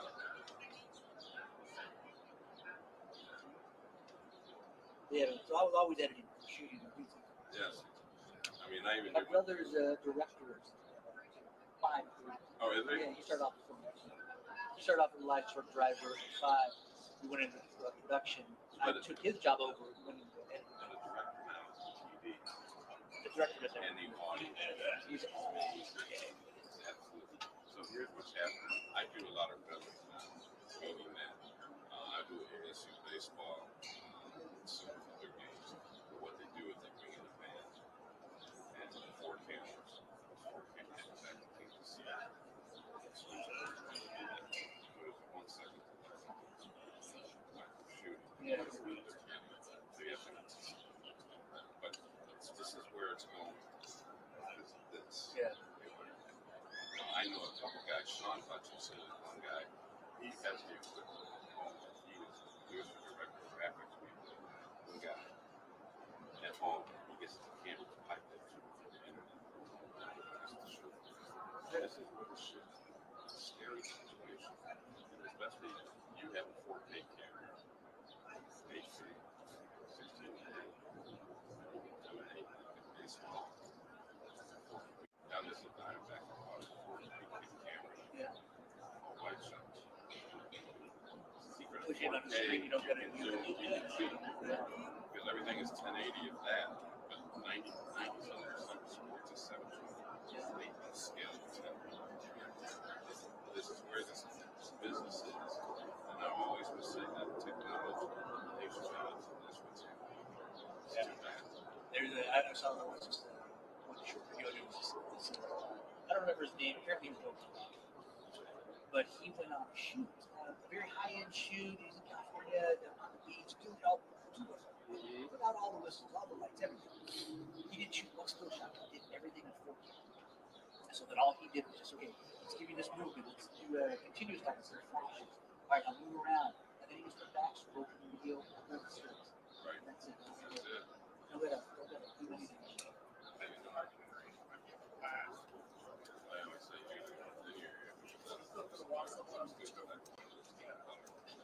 there was a glitch or a hit on the videotape that was positive. And you know from editing, how did you do that? I don't know. Do it again? I don't know. But that's what I love about switchers. I switch for computers, TV. I love TV. Well, what happened is going to get into the macros. All this shit. I got done.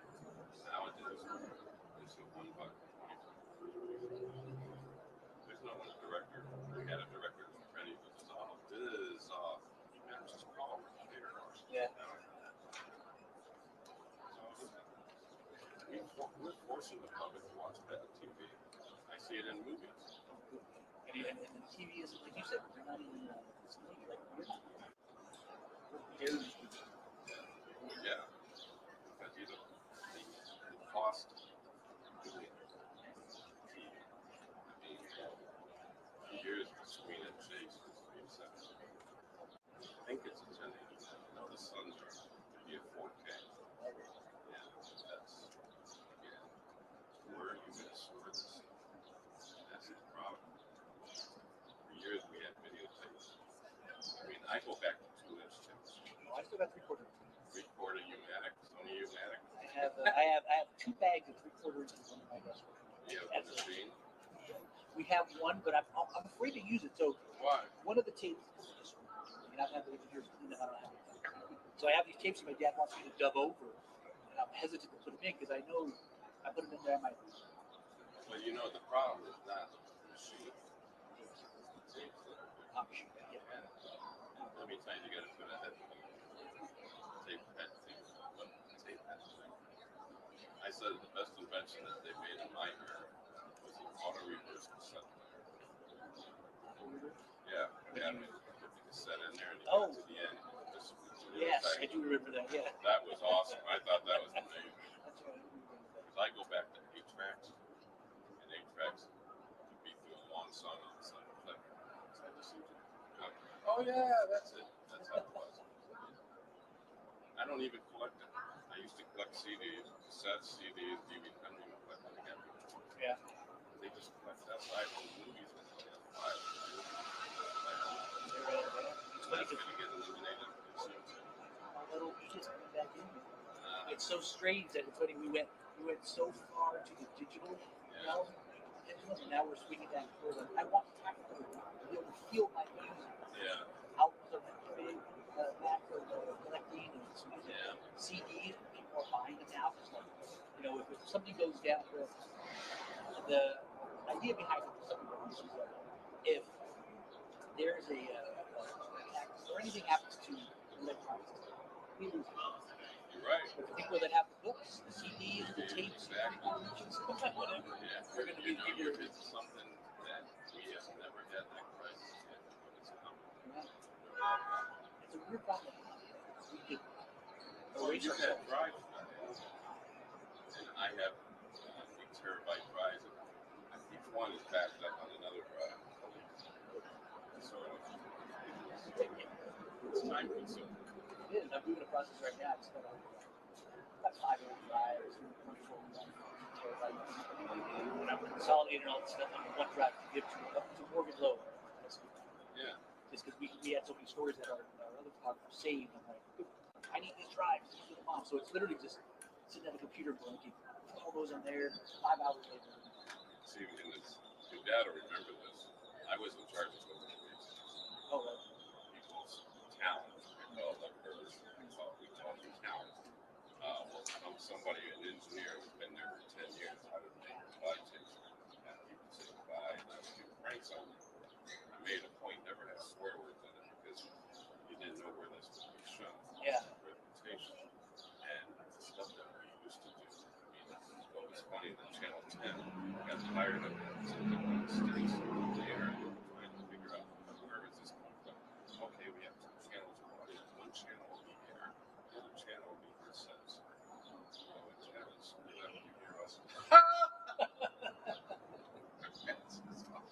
And I mean, some of the stuff, I mean, the old guys, like, I've got a lot of the footage already. Really? I'd love to see if we had any stuff with my dad. I'm still trying to. All that stuff is lost to history. It is. We had this guy named Joe Gordon, good brother. And in those days, the early days, you didn't have a computer that you got clickers and turn sharpie. Because right before it's hot. You went to write cool, wrote it real quick. Instead of writing C-O-O-L, became a C-O-C-K. And it stayed up there for 3 minutes. In those days, in the control room, you're allowed to smoke. And in those days, I used to smoke. I mean, I used to get just off of weather. Dave Munson was on weather. And he would get 3 minutes of weather. Now it goes to almost 3 cigarettes. And then I hear Munson going, okay, let's go over to that forecast. All right, God damn it, he's coming out. I mean, you've been doing long. You remember chip charts?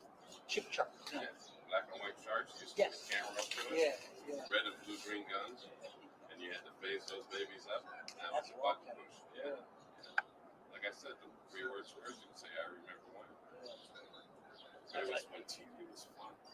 You get away with murder. I worked in Rockford, Illinois. So I'm doing net delay, tape delay. We had a 2-hour delay. And we had 90-minute reads. So we had a 2-hour program. What ABC was doing was taking the show to the red house. All right? It was an hour long. You could stretch it out to 2 hours. So you needed 2 90-minutes. Yeah. Sure enough, I recorded the first one. Upcoming special report. This is Frank Ramos. We're in New York. We are suffering a major blackout. And of course, 2 hours later, I play it back. And sure enough, the following week, we didn't have the video legality to take the signal. The same tapes up again. I missed my segment. The previous week comes back up again. Hi, I'm Frank Ramos. New York is suffering a major blackout. And the broadcast well. And I go, hey, Marty, it's another blackout in New York. There's no blackout. Second biggest city in Illinois. You think we get any phone calls? Hell no. Nobody called. Nobody called. It was, you know, I mean, we would run the Big Ten movie, come in, and Marty, the farmer, said, we got 4 reels tonight. 4 reels? We're not going to get out to 2 in the morning. We'll get out early. We'll run reel 1, we'll run reel 2, we'll drop reel 3, and just run reel 4. And I went, oh my God. I mean, we get away with murder. We had the FCC law, you had to write in the commercial, and they ran and everything like that. Yeah, I know, the old timers, I always tell the story of, because I'm too young to actually work with them, but I worked with my dad's always. He bought one and he couldn't afford the long umbilical cord, so he had like a 4 or 5 foot. Yeah. So, you know, he'd have me carry this recorder, and I'd have to stay with him wherever he moved when he was shooting. Oh, I have to be the Delta. Yeah, that's what I mean. So I was literally It's like a near battery him. pack, and you had the battery on the camera, and then you had something amazing what those guys did in the effects. Oh, yeah. And now today, kids are really quick. Right now, and the camera. Get in front of it.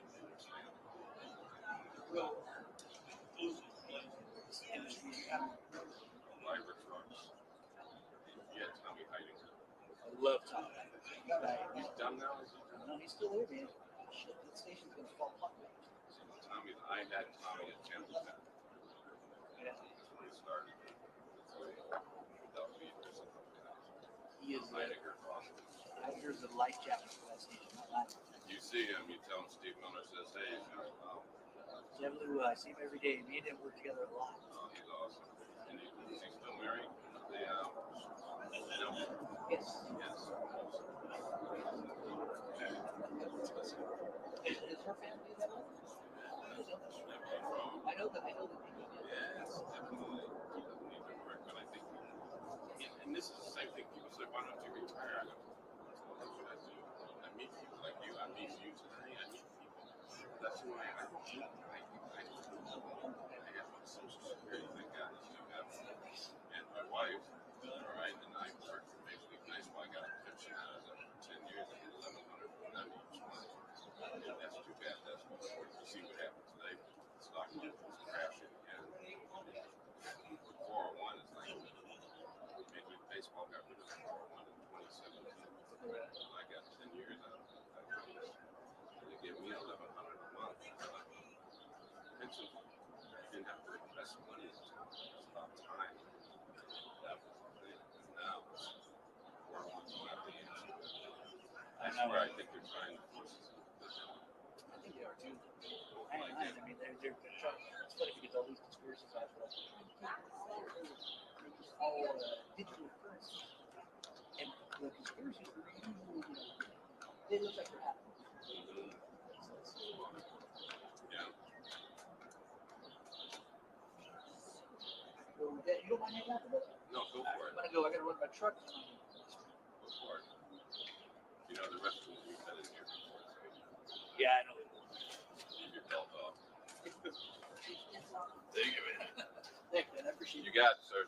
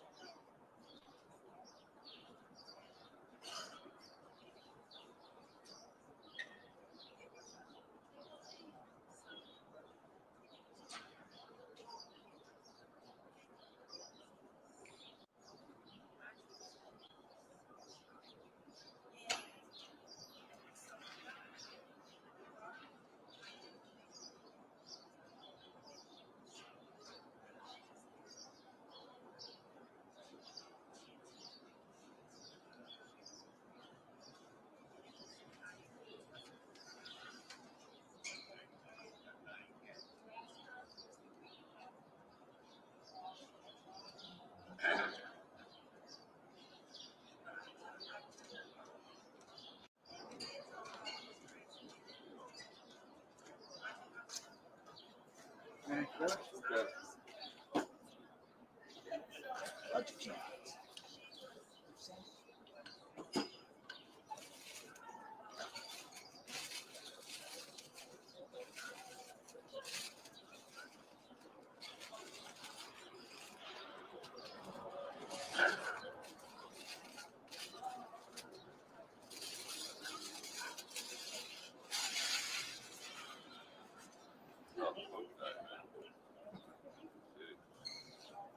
Nostradamus?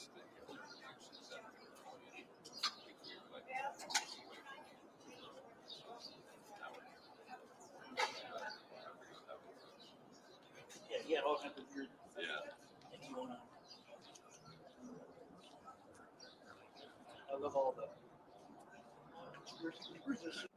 He died. Yeah. You think he killed him? I know.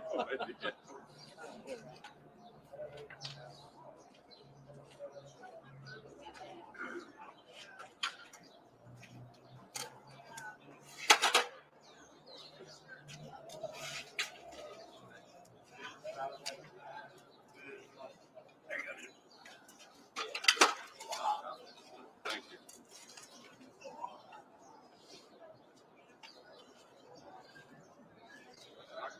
Taking a dive again.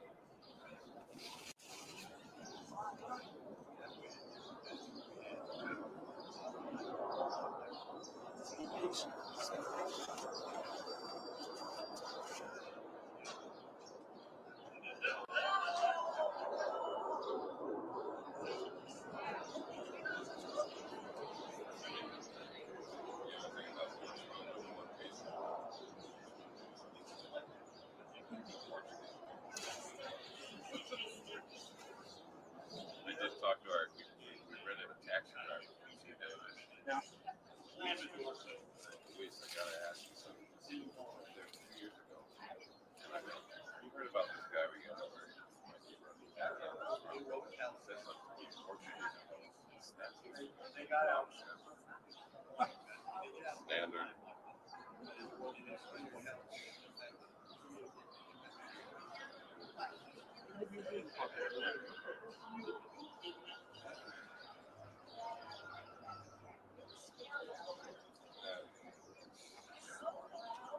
Oh, that guy will never come back. He never came to a process. It's amazing, and I always would say that, like with COVID and all, how educated we are medically now, how educated we become mentally. We know too much to be deceived. Yeah.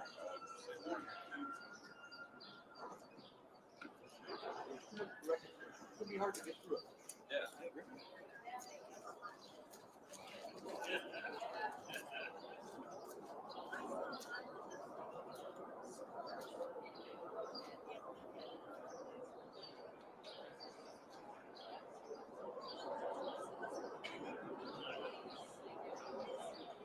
You've seen the this picture here. No, I haven't. I know of it. You know what it's about. Yes. I'm still trying to figure out why the fuck this was the best picture of the year. I haven't seen it yet. I heard good things, but I'm like, I haven't seen it. So what'd you think of it? Again, would I see it again? No. Definitely wouldn't see it with my wife. She never saw it. And I want her to see it. But it's lap dancing in the first hour is the positions of sex that you can never. If you want, and which was amazing to me, you know where I saw it first streaming it? Disney. Really? Yeah, it was like, we gotta do shit. I know there's parental stuff on that, but some kids are gonna watch this. Oh my god. I mean, full frontal sex, everything. And then the drugs and the coke. And this lady was best actress too. Best director, best actress, best picture. I think, again, this is where we're going. I think the story is that they only spent $6 million.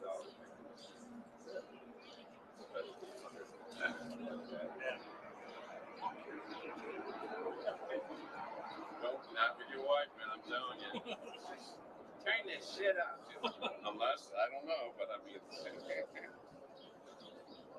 was, wow.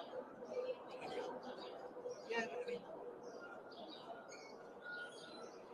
I haven't been to Hollywood for a long time. A lot of the movies they recommend, like, they get it in art, beautiful. Certain movies, I mean, we only watch it. And cost too much. You can't pause it. I do go more than they have home.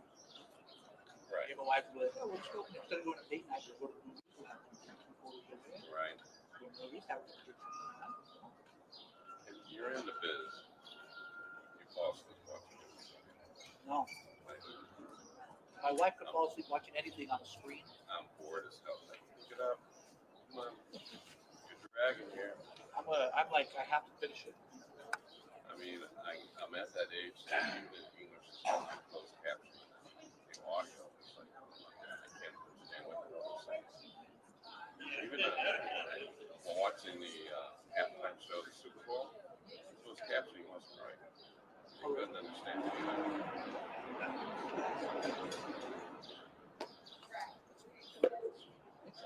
Yeah.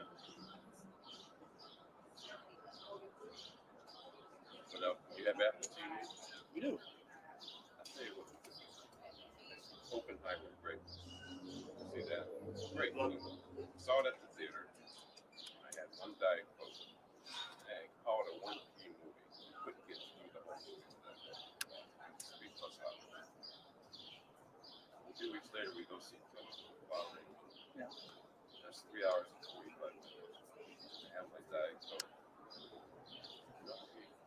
I was so wrapped up into this movie. I was like, it was eye-opening. You've seen the movie. It's a tough movie to watch. It's about the Indians, the land that they had, and stuff like that. Nero was in it. Nero was great. Absolutely spectacular. And Leonardo's Leonardo. He's good, but Nero. But that movie was like, oh my God. But I don't think I would pause it at home. Theater, you're forced to watch. Yeah. No doubt. I mean, when the Bourne later movie came out, Jason Bourne. Oh yeah. My wife and I went to the movie. I fell asleep. Just the quick cuts. Yeah. In my head, I was going, what the hell is happening? And all of a sudden, the sheet was above my head. My wife, wake up! This is a little chick flick. Okay, now I take her to when the movie Titanic came. All right. Leonardo's not even on the boat yet. He's playing cards to get on the boat. Yeah. And the theater's packed. Second day it came out. I told him, why are you crying? You're going to die. I don't think they're going to change the plot in this movie. We have no idea what the hell's going to happen. It's like, it is the iceberg. She starts kicking the chair in front of her. And the guy who's sitting in front thought it was a kid. He turns around and goes, excuse me, ma'am. Jeez. But I don't know if you're like my wife. We had fun watching it. Thank God. You know.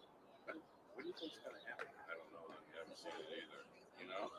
Or what'd they say? Oh, we back it up. I mean. Yeah, it is the same thing with the I'll watch the same thing. It's fine. Yes. It's called Total Surrender. Yeah, yes, honey. That's the translation. So yes. Oh God. And I'm not even. What do you think? How do I look? You look great. Yeah, really. Yeah, really. What do you think about my toenails? Yeah, they look great. I mean, I always start with the toes and work up myself. All right. So I tell people I'm so old. I remember when harassed was 2 words, but I can't say that too loudly. All right. So, I've done comedy from shit to fucking 3 and 5 minute pieces. But I think like I said, if I repeat myself, don't just let me go. I tell people my wife's done every one of these for the very day of every day. She tells me she took one for the team. I don't get that shit anymore. I don't understand that. Well, like I said, she's a competitive grower. And she's 73. She's coaching now. I wrote for coffee. I got into it because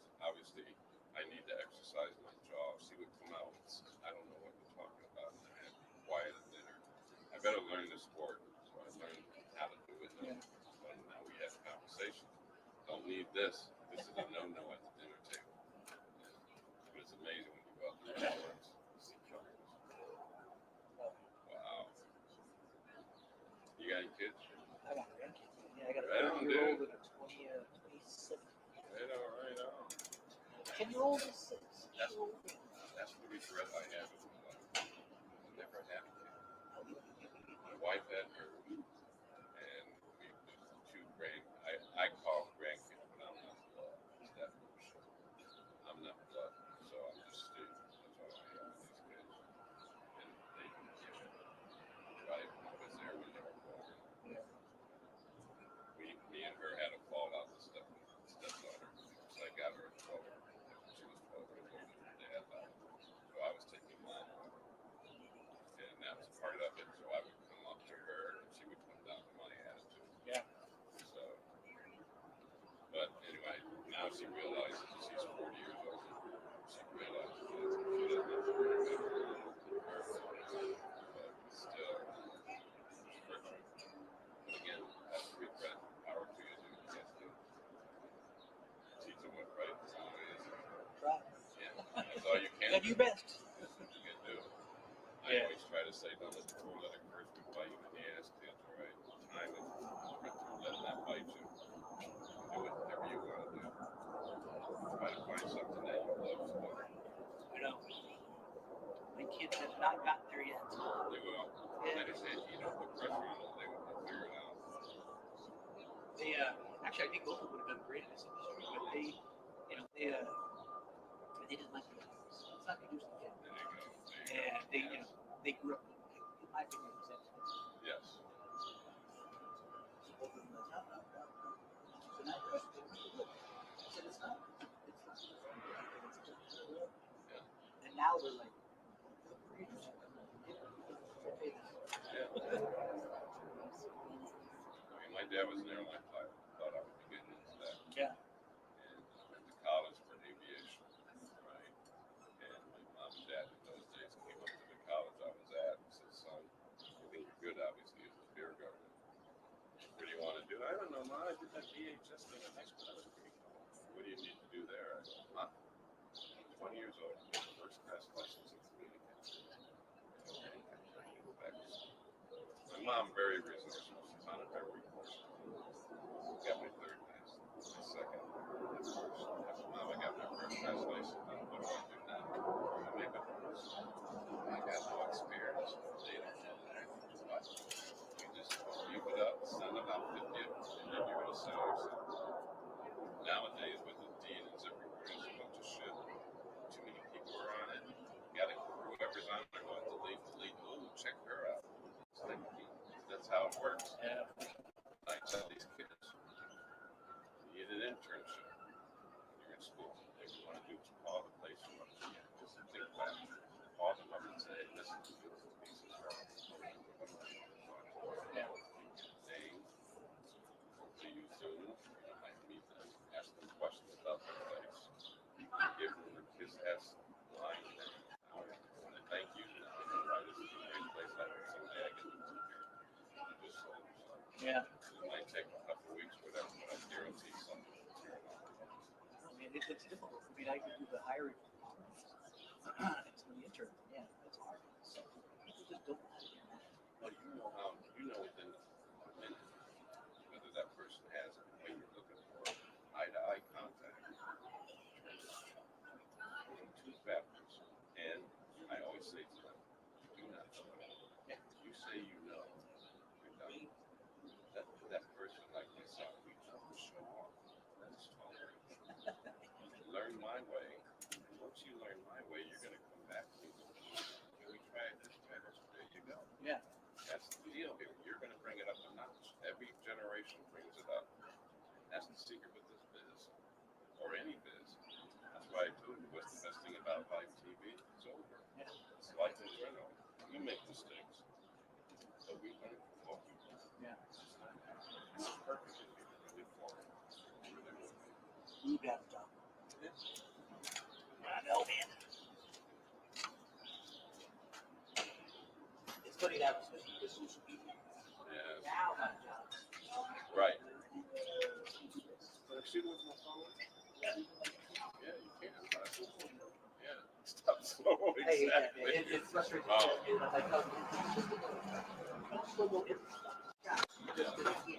Because you couldn't hold the camera stand.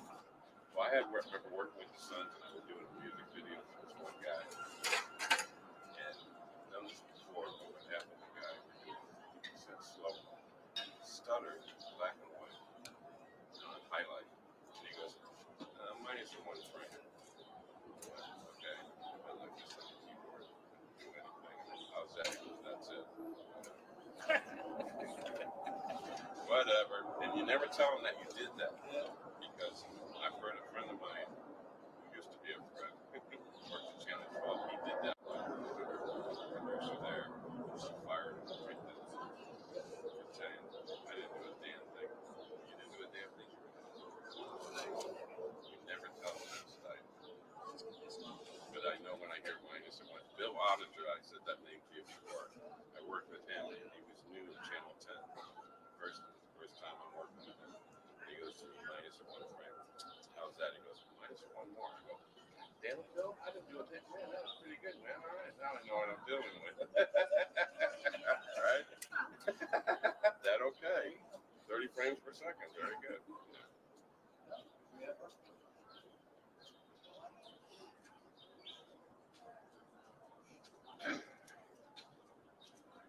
So you do mostly afternoon or morning?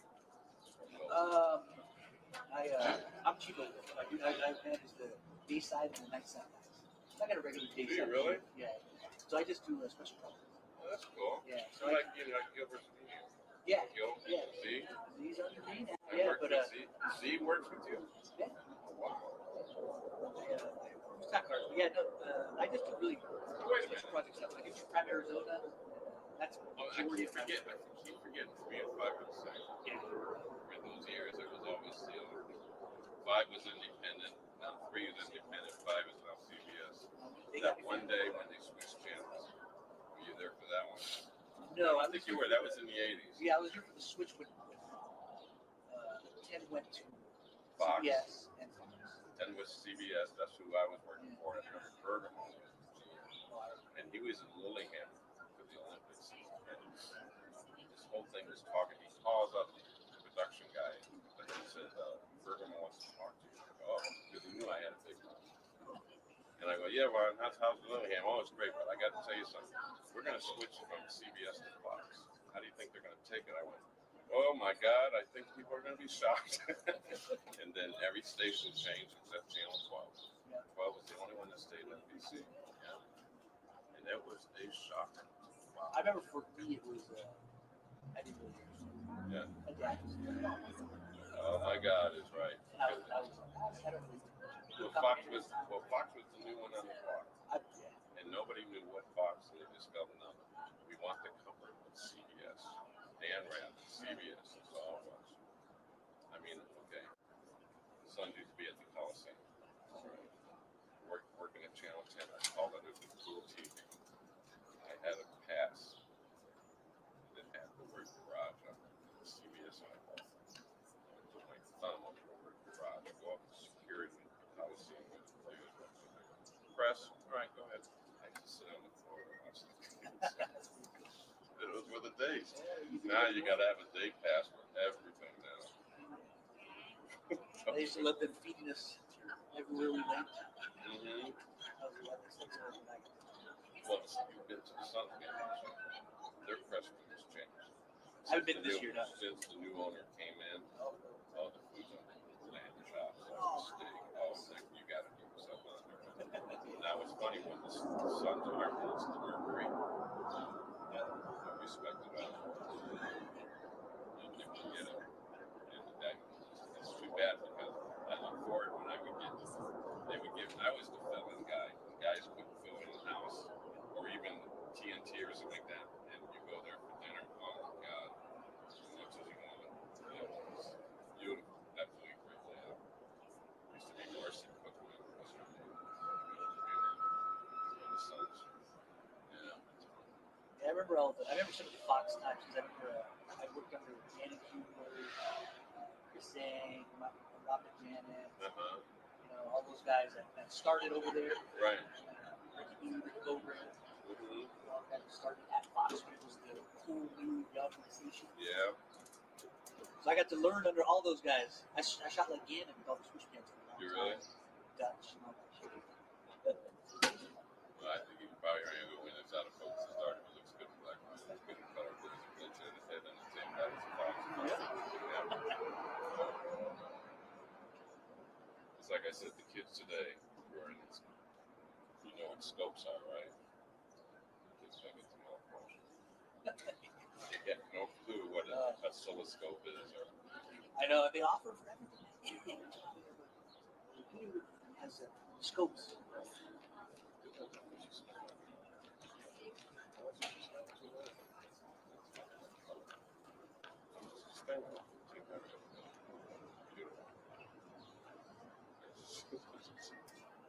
and I even do that with Premiere today. I don't really call up the scope on it. Yeah. I know the colors within the ballpark. All right, so. I know. I'm not the. She was.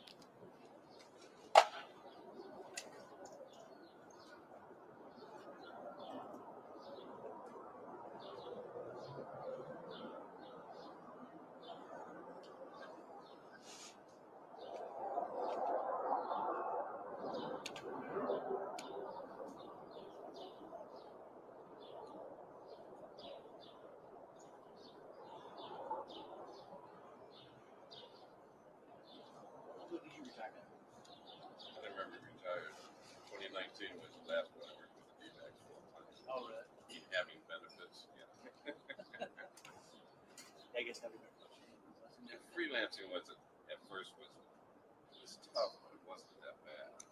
It wasn't. I didn't freak out about it. You know, it's funny when my routine was busted. I would leave back up 60, 80 hours a week for the season. Oh, no. And when I didn't have it anymore, I was just it got me depressed. My routine was busted. My wife's not going to go back to school. That's a good idea.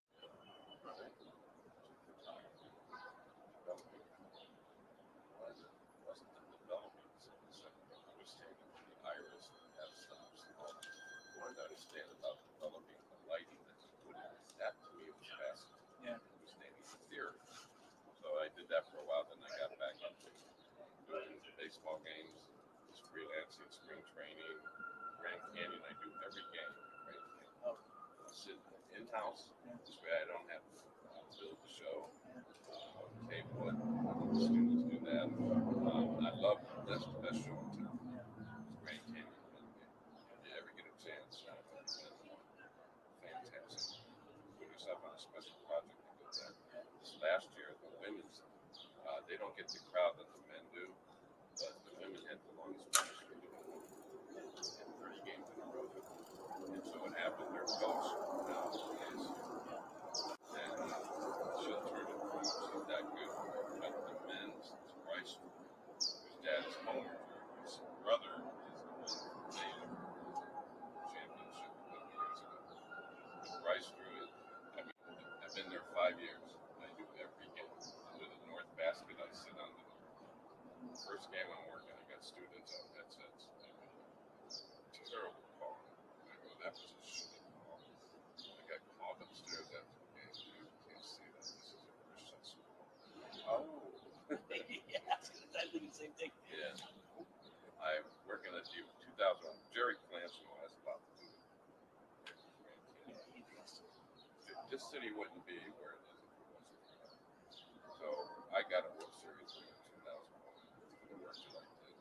Mr. C, as I call him to this day, he saw the work I was doing with the Suns. He said, "Hey, come do baseball." So in the morning, I would go to the Suns and go and baseball games. So I was busting my ass, but I got my ring, and every time I see him to this day, I would thank him for the ring. Oh, it's up close to you. I go, "Sir, I have more diamonds in my wife's." Right? So, but it was a family. Yeah. And that was what was so cool about it. It was fun, baseball. I love watching baseball. I love working baseball. It's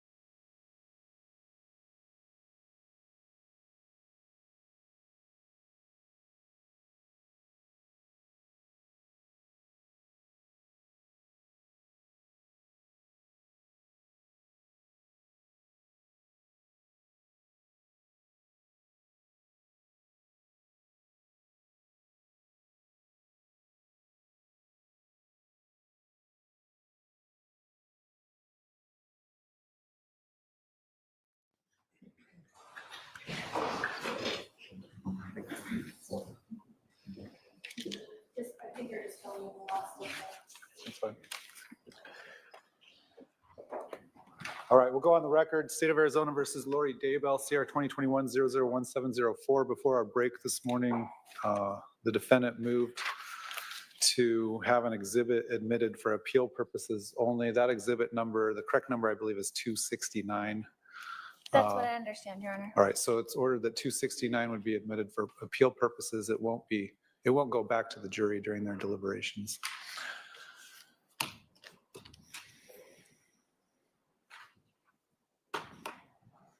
Go ahead and get the jury lined up, I guess.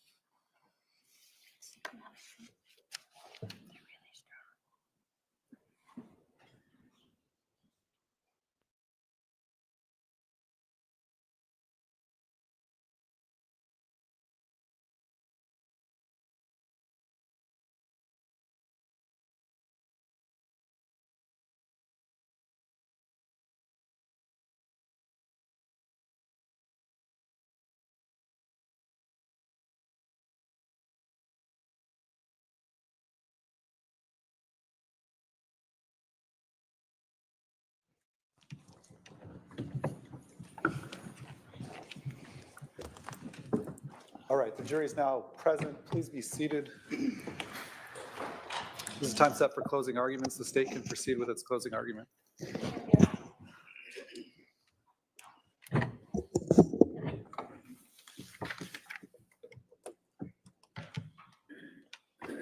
July 18th of 2019, just 7 days after this defendant and her co-conspirator Alex Cox shot and killed Charles.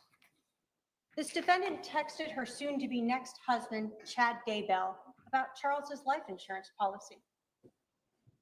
Her words tell us that she was involved in this killing.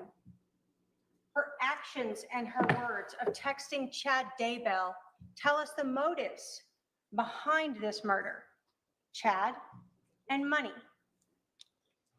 The morning of that 18th of July, Lori Vallow texted Chad and said, quote, "I just got the letter from the insurance company saying that I am not the beneficiary.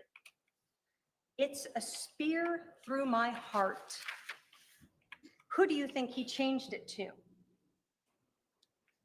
Later that day, after she spoke with the life insurance company, he sent Chad another text. Quote, "So I talked to the insurance company. He changed it in March. Probably it was Ned before we got rid of him." Lori Vallow's words 7 days after Charles was shot and killed tells us that we was her and Alex killing Charles. Why? For that money. But Lori Vallow's plan to kill Charles wasn't just known by her lover, Chad Daybell, and her accomplice and co-conspirator, Alex Cox. It was also known by her brother, Adam. Adam told us that he knew about Lori's beliefs. He knew what she had been saying about Charles's concerns for himself. And he told us that he knew about this plan for an intervention to talk to a stakeholder. That morning of July 11th, when Charles arrived at Lori's house, as she knew he would, He texted Adam and said, Al is here. Adam texted back, they are planning something. He knew. And 3 days later on Saturday, when Adam finally learned, when his friend Googled Charles, that he had been shot and killed by Alex, Adam told us he went back and talked to his mother and he confronted her about this. And he told his mother, Lori and Alex conspired to kill Charles. He knew, and he was right. Lori's ex-friend, Christina Atwood, she told you about that very uncomfortable dinner on June 9th, a month before the murder, where Alex Cox was talking about just wanting to kill Charles. He said this multiple times, and this defendant didn't care. In fact, she talked about how she had been drugging Charles. Christina told you she was so disturbed by this, she actually went and saw Lori the next day, June 10th, and told her, if something happens to Charles, I'm going to have to go to the police. Christina knew. She was right. And Nancy Jo Hancock, now she had just met Charles a few days before, and they had talked and texted and had been on the phone for hours, you heard. Charles had told her all about Lori, the things she was saying, the things she was doing. She told you that she knew that Charles was concerned for his own safety. And she understood the motive. She told Charles the night before, you probably should just tell Lori that you've changed the beneficiary, that she's no longer going to get that money. Nancy Jo knew, and she was right. Lori Vallow wanted the $1 million, and she wanted Chad Daybell. And she and Alex used that twisted religious beliefs they had so that they could kill the evil, possessed Charles and be like Nephi. The evidence that has been presented in this trial will prove to you beyond a reasonable doubt that this defendant is guilty of conspiracy to commit first-degree murder. So I want to split up my closing into 3 sections. First, I'm going to talk to you about the timeline and the motives in this case and the evidence that supports those. Second, I want to talk to you about the jury instructions and the evidence that's been presented to you in court. I'll remind you that anything the defendant said in her opening was not presented at trial through a witness or through an exhibit, and it is not evidence. Using the evidence that has been presented and admitted at trial, the state will show you how, again, the defendant is guilty beyond a reasonable doubt of this crime. And finally, I'm going to talk to you about those justification defenses, the excuses and the reasons why the defendant would like you to believe that they had a valid basis for shooting and killing Charles on July 11th. And we'll talk about how, in fact, there is no justification for what happened. What happened that morning was a first-degree premeditated execution of Charles Vallow. So let's go through the evidence. The timeline really starts, and we know it goes back much further than this, but the big change occurs on June 29th or 30th, when you learned that Charles Vallow learned about these KK Walker emails.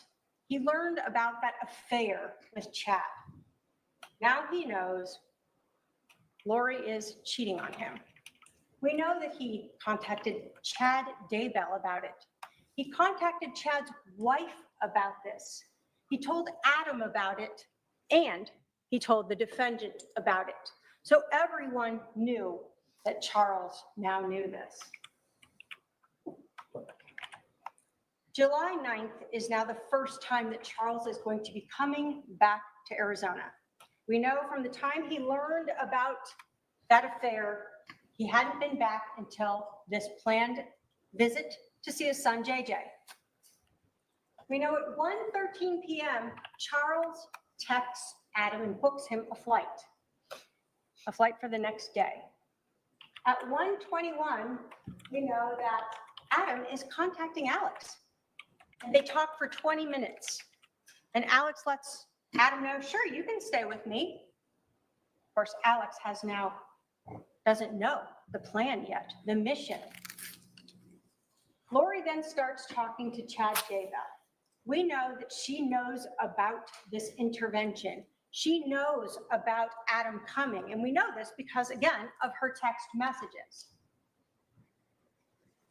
We see Lori then starting to round up the troops. Why does she do this? Because she wants to ensure that on July 11th, it is Charles and only Charles coming to the house and not the intervention of Adam or Brandon or Zach coming over to help him.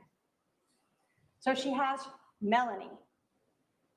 Tells her she can't go to this wedding. She has to stay here. It's coming to a head. This week will change everything. Call me. Then we have July 9th, the text messages with Alex. She tells him, so the plot thickens, call me when you can. He doesn't call her initially. So she sends him another message. This one really letting him know. She specifically tells him, I'm going to need you to stay close to me the next couple days. Mel too, she can't go to Utah. She's got a job. They are planning some kind of intervention, but want Mel out of the way, so I'm left alone. She talks, I need to come get the stuff at your house tomorrow and secure it. Lots to do. Thank you for standing by me. It's all coming to a head this week. I will be like Nephi, I am told, and so will you. And then what happens? This gets Alex to call, and they talk for almost an hour. An hour planning how they're going to stop the intervention, how they're going to be like Nephi.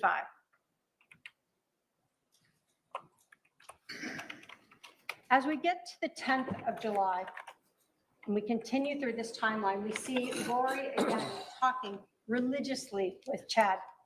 149 minutes that morning. She's also texting Melanie Boudreau, Melanie B, telling her that it's important for the mission for Melanie to help her by keeping Brandon distracted. We saw those messages where Melanie says she'll pretend to be sick. We know that on the 10th, Adam arrives in Phoenix. And now we have Summer helping the defendant, letting her know what is going on with Adam and Zach. Everyone is covered to ensure that Charles will be alone on the 11th. We have the continuing talks with Chad, her soon-to-be husband. As we get into the 10th in the afternoon, we know that per their agreement, Adam calls his brother Alex. Hey, I'm here. Brother doesn't answer. He sends him a text. I'm here. No response. Why? Because the night before, his sister Lori told him, we have a mission. We must be like Nephi. Charles is coming into town. You must stay at my house the night of the 10th so you can be here the morning of the 11th. We also know that Summer gave Lori an out. Hey, you can stay at my house. No one will know where you are. We're going to be out of town. You can hang out here. Lori doesn't take her up on that. She has a mission to do. As the night grows on the 10th, Adam continues to try to reach his brother Alex. Again, no response. And by 45 or so minutes after that last text by Adam, we know Alex is already at Lori's house. He's there with his gun and a garbage bag of some underwear. Why? That gun is important. a loaded weapon, 2 extra magazines of ammunition with him. He is ready for his mission. And again, Summer is updating her, telling Lori that Zach and Adam are still at her house. They're going to go stay at Mimi's. And she even tells him that Adam is still waiting for Alex to get back to him. Still, he doesn't understand. Why isn't my brother responding to me? I was supposed to stay there. And again, what does Adam bring over? Gun and a garbage bag of clothes. That's all he needs to be part of the mission. When we get to July 11th, we still have Lori talking with Chad.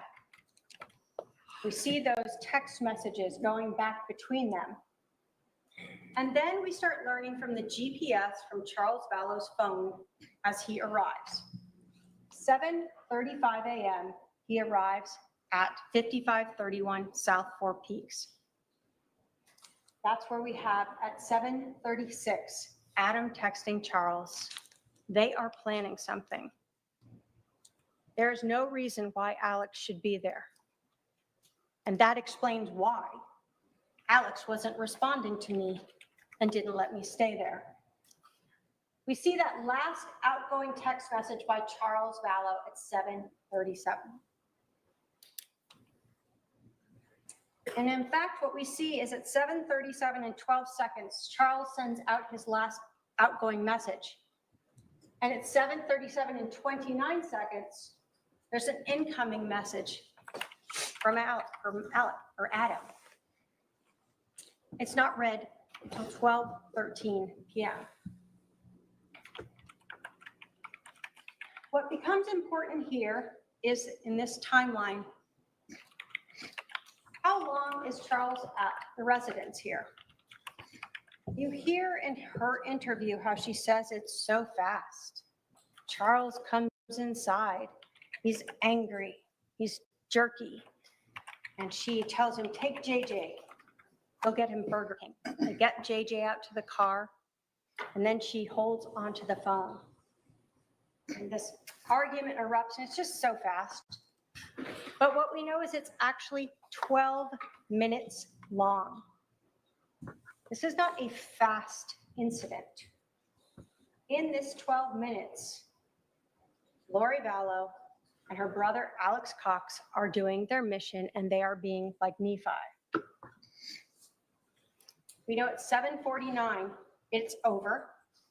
Lori has left in Charles Vallow's car with his phone and JJ and Tylee. We know that there are 2 phone calls between Alex and this defendant after she leaves. As Charles is laying, dying or dead on the floor, 7:52, 8:06, they talk. 47 minutes passes before Alex calls 911. 47 minutes to stage the scene. The police are advised when they arrive that the shooting just occurred and that CPR was given. Why is that important? Because you heard even during the interviews, the police were trying to figure out this timeline. Didn't make sense. At 8:48, almost an hour later, Lori Vallow returns. And then we see that around 9:40, she is being interviewed at the Family Advocacy Center.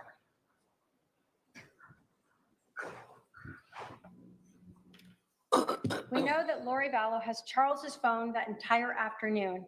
You saw the PowerPoint from Detective Werther showing that her phone by about 12:36 is already her phone, Alex's phone, and Charles's phone are all in the area of Alex's house out in Sandham. You see on her records that she again calls Chad Daybell. We see that Detective Enclan calls her and leaves her a message. They don't leave immediately because what do we know? We know at 2:13, Alex is taking photos of flight reservations from Charles's phone. Not screenshots, but photos of the phone. At 2:18, Lori Vallow, who has not told Charles's kids, his family, about his murder, is calling the mortuary. A little bit after that, they still haven't left. She's calling Chad again. And then by 3:11, we know that Charles's phone, through the GPS data, is back at 5531 South 4 Peaks. And when asked about it, the defendant entirely handed over and provide the PIN. They have no problem on how to get into it. They've already looked through it. They don't need it anymore. That evening, Lori and Chad are talking all night. You can look through the exhibits and see the multiple calls of them discussing. These aren't calls to Charles's family. They're not calls to his kids. They're talking with her lover, her soon-to-be husband, Chad Daybell. So let's talk about the motives of this case. Money. We see that from the text messages and the anger that you see through them when she learns that that's been changed and she's not going to get it. Chad Daybell. We didn't go through those text messages, but you can look at them. They are already very romantically involved by the time that Charles is murdered. And it's clear that Chad knows exactly what's going on because he's asking her about the car, about the insurance. All of those things Chad knows. And then there's that religious belief system. The zombies, the Z's, the possessed evil spirits. And her being like Nephi. All a reason and a way to kill someone, just like Nephi, a justified killing. There's that first call when we talk about money motive to Banner Life Insurance. And what was the cause of his passing?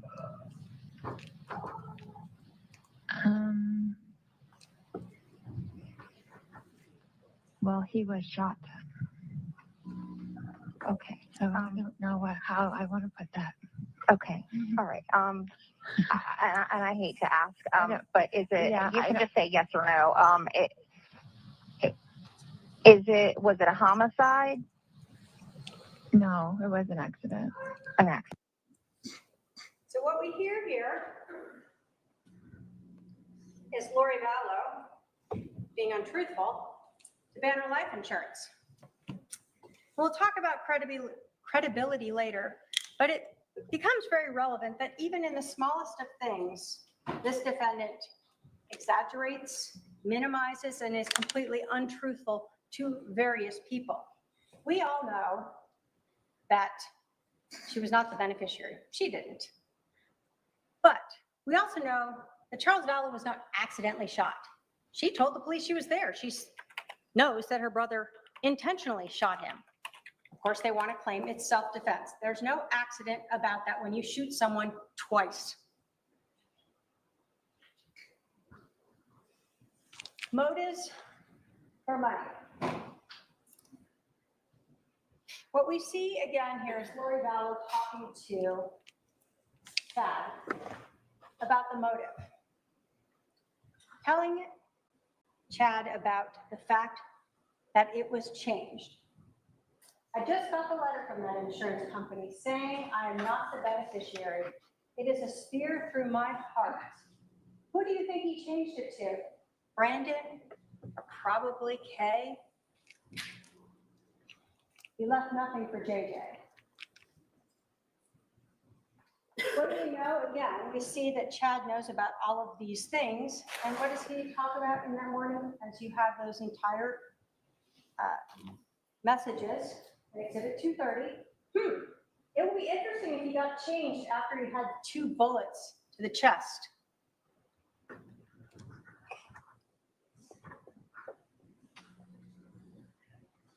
Again, as we talk about the murder, we have later in that day the message that I talked to you about.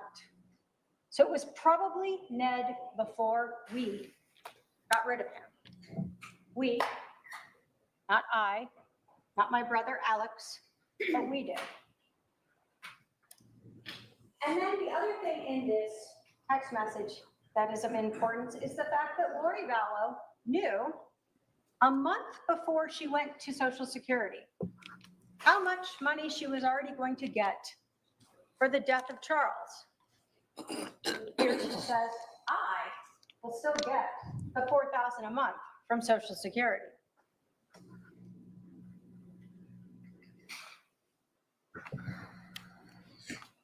When we talk about that motive and the anger by this defendant over not being the beneficiary, we know that even on July 28th, so 10 days later, she goes into Charles's computer to find the change of beneficiary form. She texts that to Chad to show him, and she sends it to Kay and confronts her about it. Money. That's what she wanted. And Chad. So let's talk about Chad, the affair with Chad Daybell. We know that she knew him as far back as November of 2018, when he came to Arizona and stayed at Lori's house. You were told by Detective Duncan that there were recordings on her Lori for Style iCloud account of Chad Daybell here in Arizona for that Preparing the People conference. You also heard that in the Lolly time, the later account that was created later, that in March of 2019, there were screenshots of flights to Idaho and back to Arizona with both Lori Vallow and Chad Daybell. This is during that time when she disappeared and Charles was taking care of JJ, and she's off flying to Hawaii and Idaho, living the good life with her soon-to-be husband. And then, of course, we know that come November 5th, she actually marries Chad Daybell.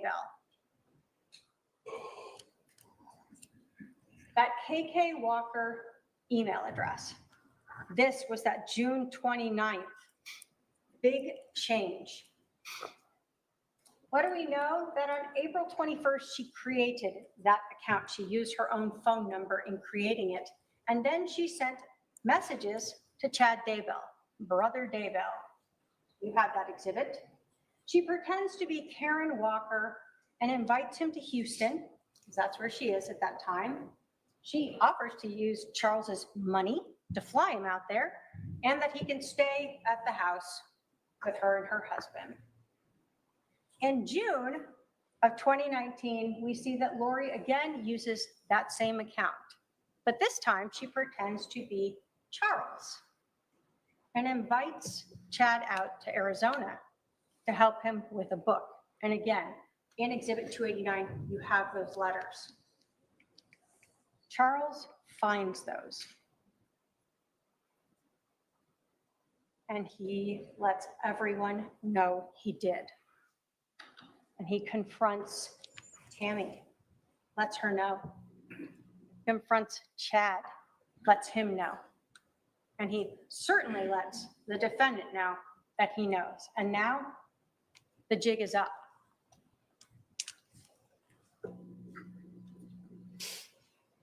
We see in these text messages that were recovered from the iCloud accounts, whether they're under the Bubby contacts or under the Melanie 2 contact, this relationship between Lori and Chad. If you want to read the story, it kind of mimics them meeting in November, hooking up in hotels, and discussing their love for each other. When we are talking about a motive and a person who wants money and who has not worked for 13 years, who has had her husband pay for her homes, her phones, her cars, allowing her to go to the temple and work out and go to lunch and restaurants. This is a big change in life if she loses all of this. But if she gets $1 million, it's not so big of a difference, along with that Social Security she'll be getting. And then obviously we know that once Charles was out of the way, Lori and Chad were able to get married. But what about those religious beliefs? Everyone that Lori knew, who she expressed them to, told you that they were not in line with the Church of Latter-day Saints. Everyone told you that she said things like she didn't need to repent, she didn't need forgiveness, she could do whatever she wanted now, that she was in a celestial state, translated, that she is spiritually and physically changing, that she's above the priesthood, that she knew who was dark and evil. You saw those text messages, both about Charles and heard from people, as well as about Brandon and Zach and Adam. People who were helping Charles were also dark or Z's. And ultimately, what did we learn? That she associated herself with Nephi, a prophet, a holy man, who was justified and asked by God to kill Laban because he was an evil, wicked king who had the tablets that God wanted him to go get. Lori was just like that. She was justified in her killing. We heard from her brother, Adam, that their relationship had ended when she told him some things about her beliefs that he disagreed with. That she was turning into that celestial state, that she didn't need to eat, that she had more authority than the priesthood. Yes.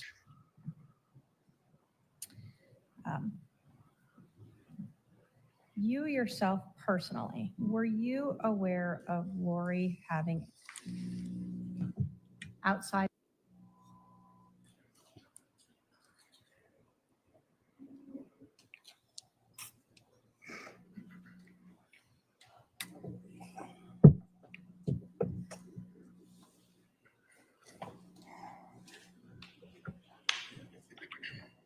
Lori having any beliefs that were outside of what is accepted by the LDS religion? Yes. Can you tell us what you were aware of that you knew to be outside the LDS religion?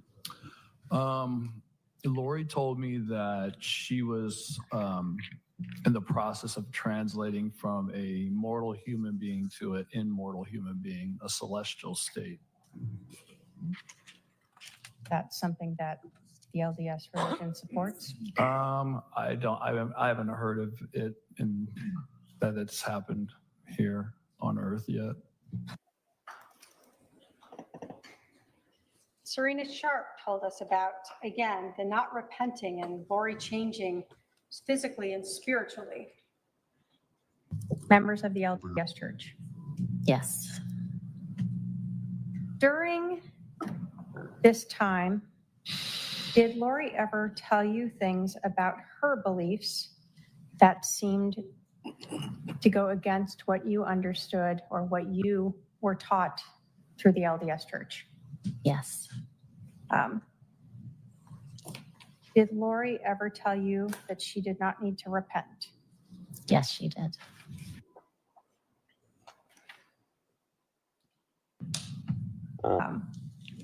During this weekend, did Lori talk to you about her husband, Charles Vallow, being possessed? Yes, she did. What do you recall about her talking about her husband being possessed? I recall that she spoke about her husband being possessed by an evil spirit, and she named the evil spirit. Do you recall what the name was? Yes. What was it? It was Ned. N-E-D? Ned? N-E-D. Now, Serena Sharp was someone who met Lori in November, texted or talked with her for a while, and then was invited to that girls' weekend. One of the jury instructions you're looking at, and we'll talk about more though, is the credibility of a witness. Serena Sharp has no dog in this fight. She knew Lori for a little while. She was invited to, I'll call it the inner circle. The defendant told her some things that went against her religious beliefs. And she said pretty much after that, the defendant stopped talking to her. Now, how do we know she's being truthful? Well, we see Ned in lots of text messages. This just helps tell us that this is something Lori was telling lots of people, that her husband is possessed by this evil spirit, Ned. And we learn later that, like Nephi, she can get rid of him.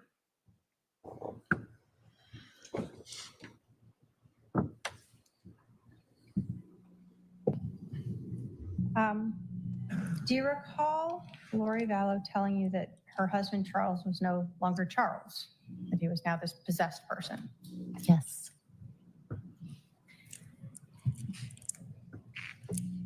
When Lori was talking to you about Ned,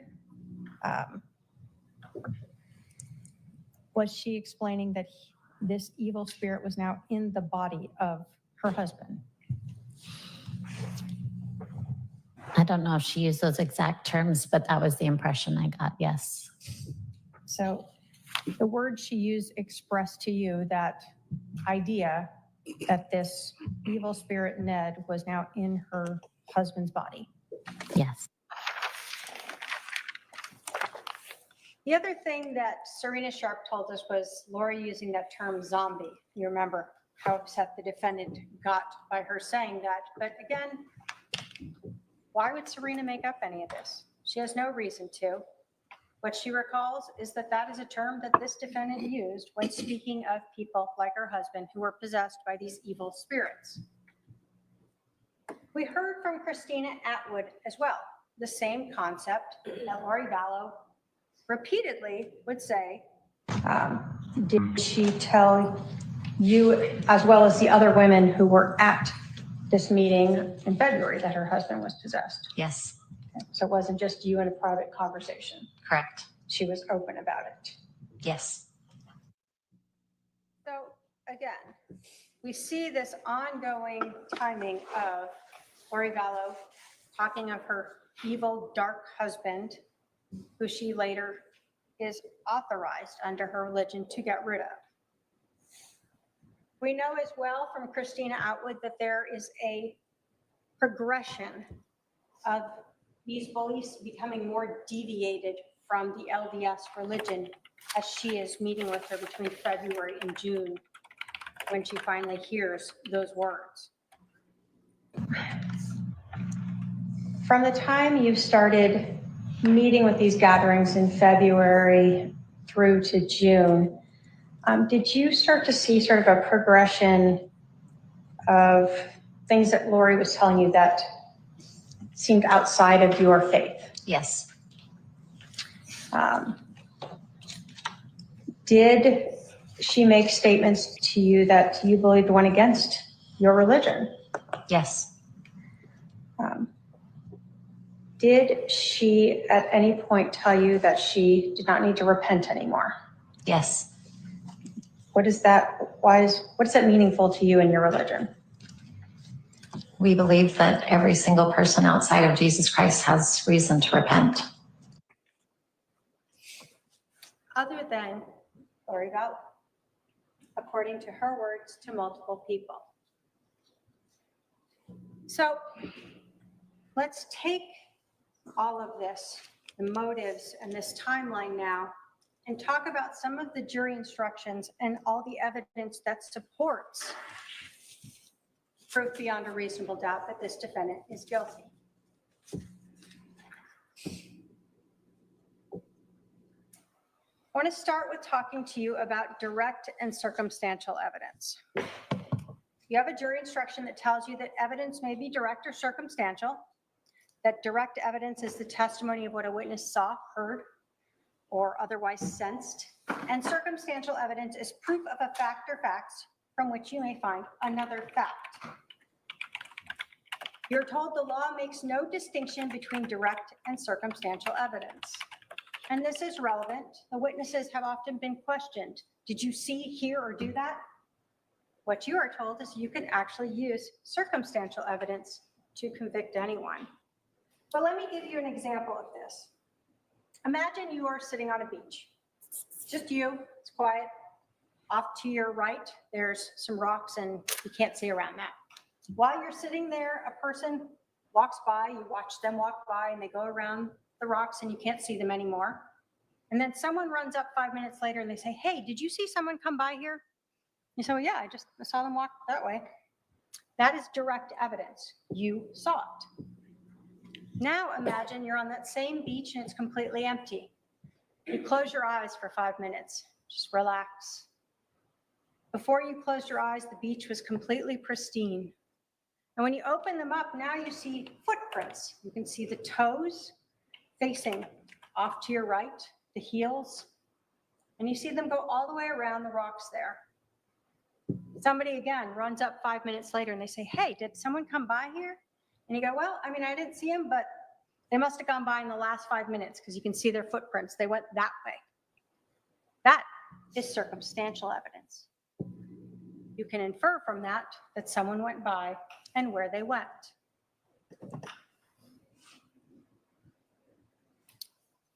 The burden of proof. The state has the burden of proof, as we absolutely should. So let's talk a little bit about what it is and what it is not. You're told that the burden of proof is proof beyond a reasonable doubt. And the instruction tells you that that leaves you firmly convinced in the defendant's guilt. You're told there are very few things in this world that we know with absolute certainty. And in criminal cases, the law does not require proof that overcomes every doubt. If, based on your consideration of the evidence, you are firmly convinced that the defendant is guilty of the crime charged, you must find him or her guilty. So I want to start by saying what proof beyond a reasonable doubt is not. It is not proof beyond all doubt. It is not proof beyond all conceivable doubt. It's not proof beyond all possible doubt, and it's not no doubt. You're told that there are very few things in life we know with absolute certainty. So just because someone says, what if? That is not a reasonable doubt. What you're told is it's proof beyond a reasonable doubt. As we go through the evidence and apply it to the crimes, we will show you that there is no reasonable doubt as to this defendant's guilt. So let's start with the crime itself, conspiracy to commit first-degree murder. There are 3 stages in this, or 3 things the state must prove. 1, that the defendant or her co-conspirator caused the death of another person. Well, we know that Alex Cox shot and killed Charles on July 11th of 2019. Alex called 911. Alex indicated he was the shooter. He was the only one home. It was his gun. His credit card or debit card was in there with the gun. And we know that Lori told the police that her brother killed Charles. So we know that he caused the death of, so that. 2, that they intended or knew that she or a co-conspirator would cause the death of another person.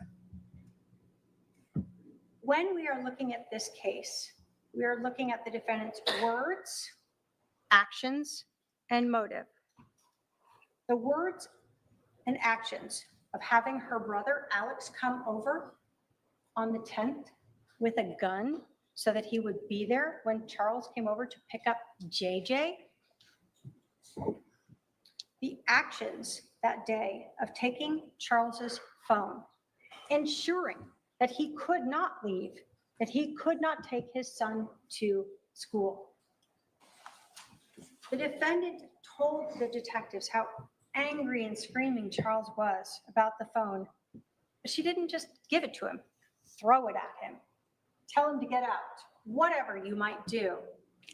She held onto it and told the police that she walked away with it as he's trying to grab it. The defendant's actions and words show us that she is the only reason why Charles stayed in there and the only reason why Charles was shot. Then there's those 12 minutes.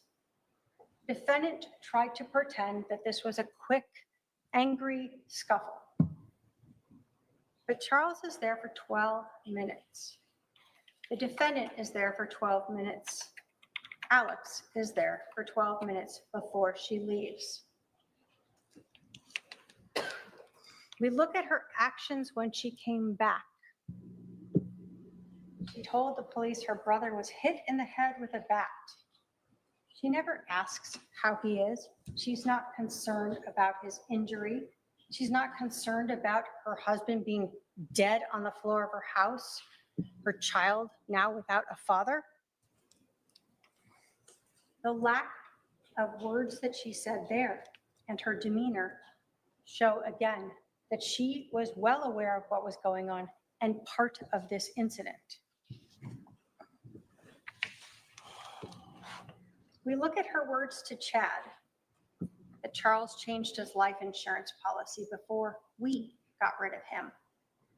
They show her intent to kill Charles.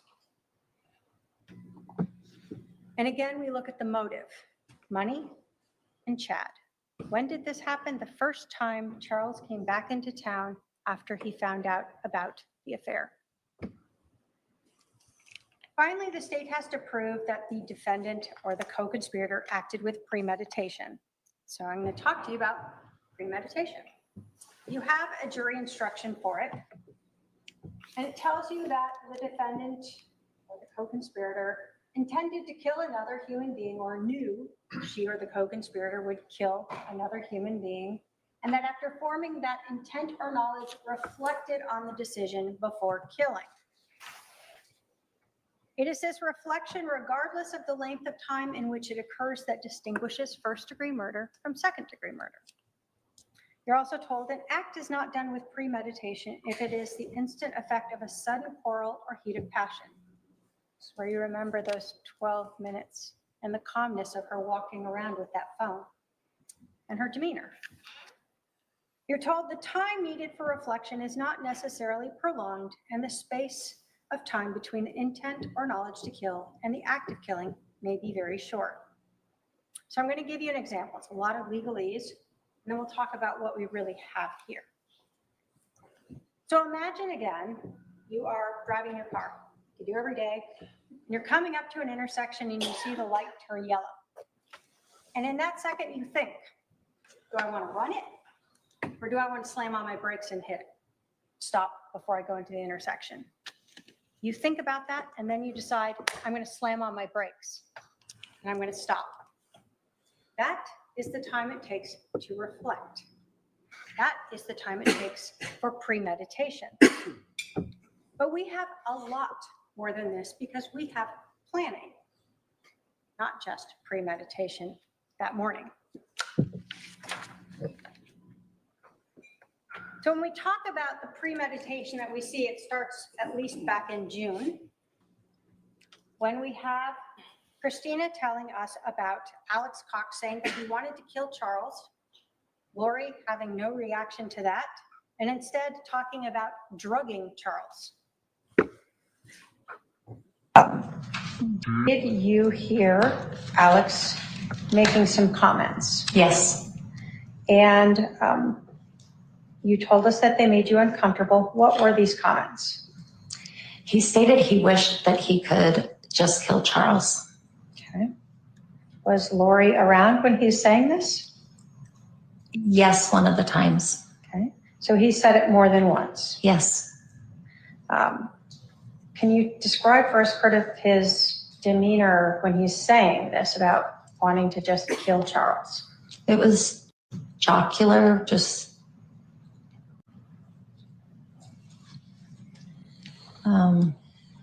as I recall, he was standing up and just talking about it pretty loudly. And you said one of the times that he said this, it was around Lori. Yes. Did she react in any way to hearing her brother say that he wished she could just kill her husband? Not that I recall.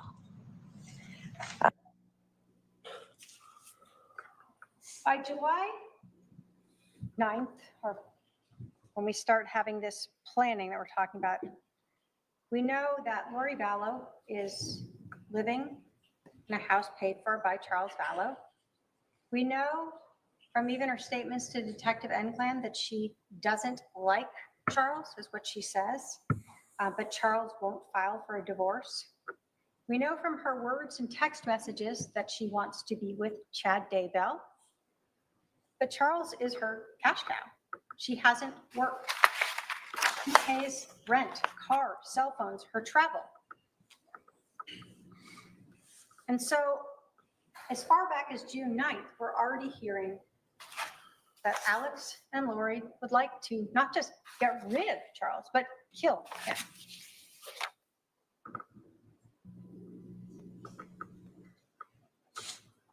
But if you think that June 9th wasn't the beginning of this planning, this idea, this concept that Lori and her brother have of getting rid of Charles, this evil, dark, possessed person, then we know on the 9th that there is definitely a plan by this defendant. And we see that through those text messages with Melanie, with Summer, with Alex, where she speaks of the mission, where she talks about telling Melanie, you can't leave. You got to pretend to be sick and stay here and keep track of Brandon so he doesn't come help Charles. You can't be in the picture. We need to stay here to defend ourselves from an intervention.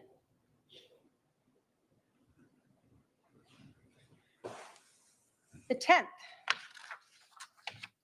again, we have Melanie who is talking to her and saying, that she wants to just go to this wedding. And what does Lori tell her? No, you have to stay here for the mission. The mission of stopping an intervention? No. As we continue through the 9th, we see Lori getting everyone lined up to help her.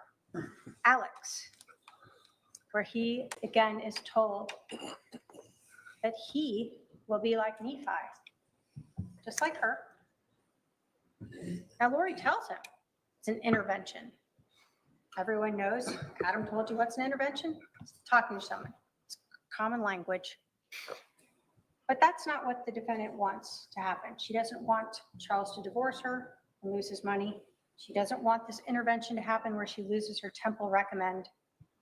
What she wants is to be like Nephi and get rid of her husband.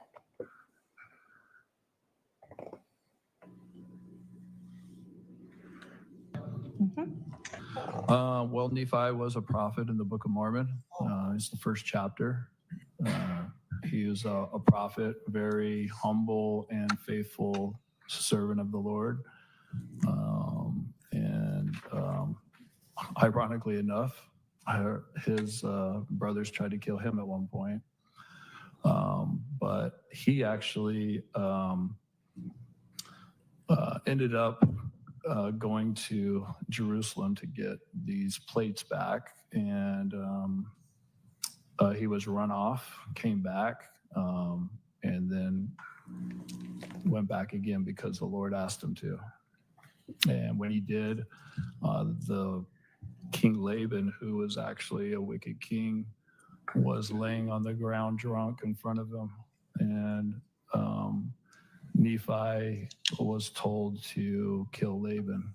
Who was he told by? The spirit, or God. So God was using a Holy Spirit to tell him to kill Laban, and Yes. did he? Yes, he did. Was that something he anguished over? Yes. But ultimately, it was a justified killing. Yes. You heard from Detective Duncan that everyone he spoke with gave this same story. And again, the defendant questioned others about this story. But what we've heard is from Detective Duncan and from Adam that Nephi is this justified killing. When we think about her religious beliefs and what she's been telling people about not needing to repent, about telling people who is dark and evil, a zombie or a Z, that she is above the priesthood, it makes sense that she feels justified in determining who should live or die, just as she told her brother on the 9th. And we know that, in fact, we're talking about a justified killing because Alex brought a gun over. He didn't bring the Book of Mormon to talk to Charles about something. He didn't bring a friend to try to record Charles saying something. He brought a gun with him. And then he waited there for his sister's husband to come into the house so he could kill him. What we see is a very planned out, premeditated murder. But let's talk about some additional premeditation. Again, as we're looking at Summer, we see on the 10th that Lori is having her sister update her on where Adam and Zach are staying, so she knows they're not with Charles. They're not coming over. They're not going to be interfering with their justified killing.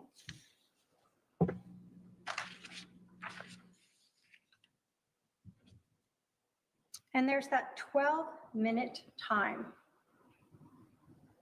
where the defendant desperately wanted to rewrite the timeline as they told the police that day. This just happened. It was very quick, but it wasn't. It was 12 minutes. Charles arrives at 7:37 and Lori leaves at 7:49. During this time is when that plan, that premeditated murder occurred. So let's talk about that as well. The evidence at the scene, the physical evidence, supports this premeditated murder. Alex fired 2 shots. One of them went through Charles' center mast, exited out his back, and went into the floorboard. The second one, Charles was on the floor, on his back, bleeding out, still able to move, and we know that because he had blood on his left hand, and he was executed as he lay there on the ground. In that time, when we talk about premeditation and reflection, as Adam had to move his hand down, reposition the gun, and discharge and pull the trigger one more time, that is premeditated first-degree murder, no matter what you believe before that.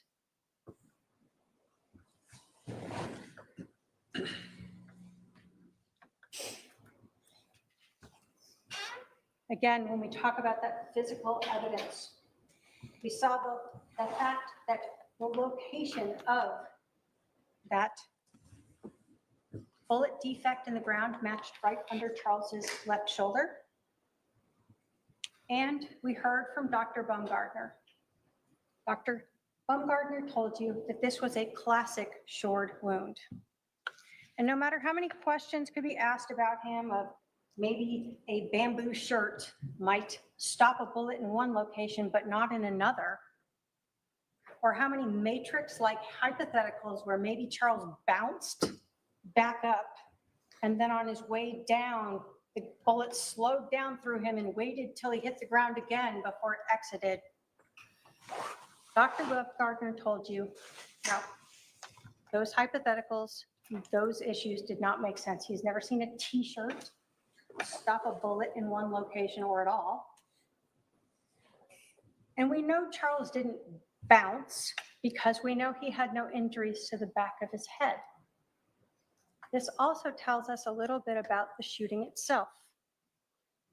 When Charles was shot that first time through center mast, he did not fall straight back and land onto the ground, laying there on his back. If he had, he would have had bruising, abrasions on the back of his head when he hit the ground. He didn't have anything on the back of his head. Where did he have abrasions? On his knees.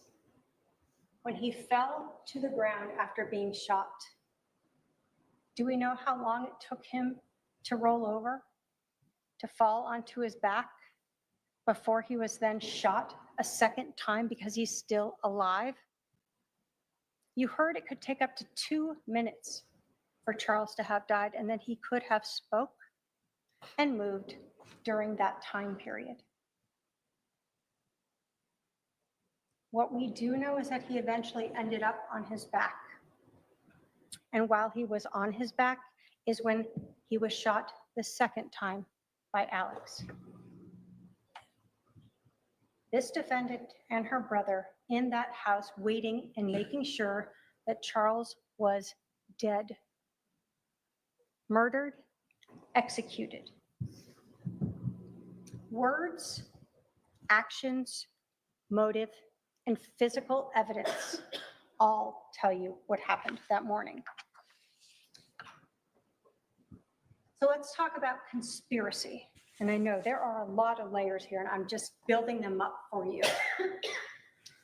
You're told in your jury instructions that conspiracy requires proof.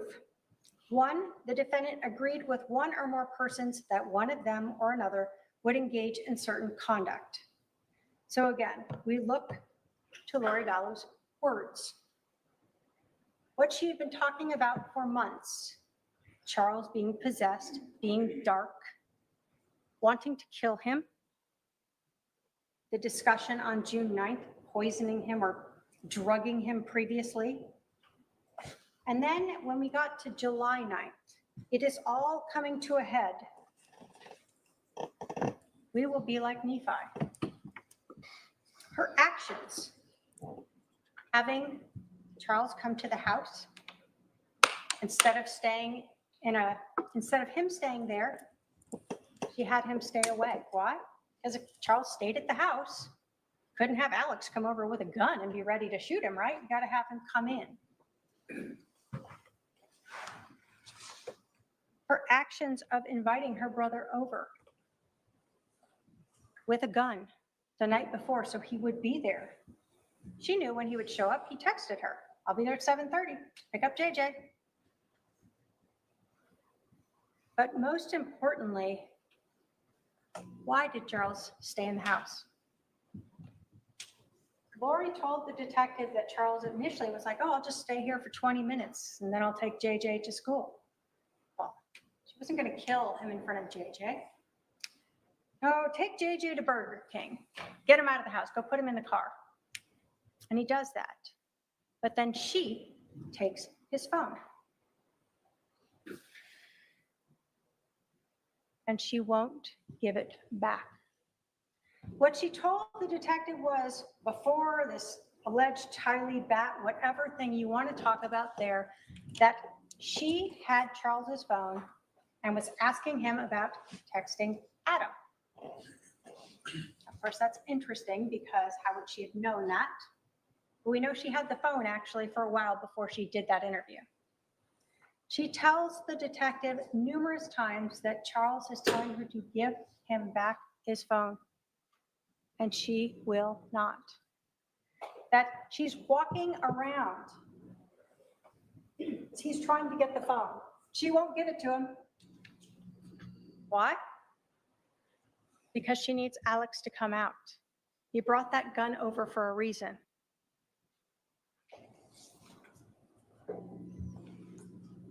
So she agreed with one or more persons, her brother, Alex, that she intended to promote or assist the commission of such conduct. Well, of course, we know both the promote. She is the one who on the 9th said, "We will be like Nephi. It's time to stop this whole thing. Charles trying to take my temple recommend, all this stuff that's going on. Time to kill him." And of course, she assists by ensuring that Charles stays in the house when she takes that phone. And of course, they knew that it would constitute first-degree murder. It's what Nephi did. Only unlike Nephi, where it was justified, here, ladies and gentlemen, this murder was not justified.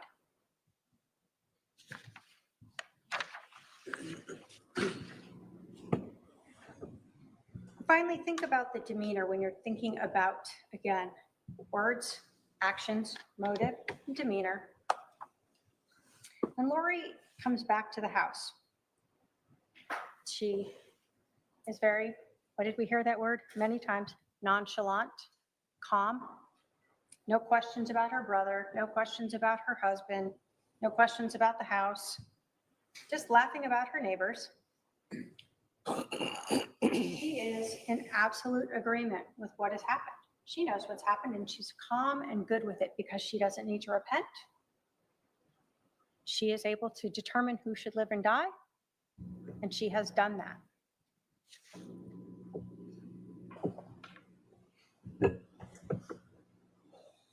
So when we talk of the scope of conspiracy, you're told that to prove a conspiracy, it is not necessary to show a formal meeting or express agreement.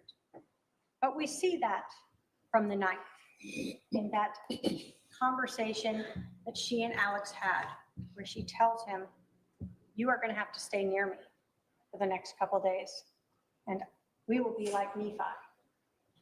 You're also told that a conspiracy may be inferred from circumstances showing a common criminal objective. So, just because you don't have someone who says, I heard them say, we shall conspire, you can infer that from the conduct of what happened on the 9th, the conduct of what happened on the 10th, and the conduct of what happened on the 11th.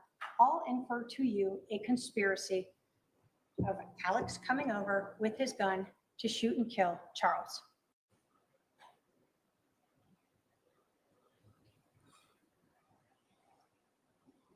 As we again look at this in this conspiracy, again, we're looking at the same words and actions. March, Charles is no longer there. There's just an evil spirit in his body. June, Charles is still possessed, and now Alex is saying he wants to kill him. Lori is fine with this, and she says she's drugging him or had been drugging him. And then 2 weeks before, all of a sudden, Charles knows Lori's been having this affair. Lori's words, actions, motive, and the physical evidence.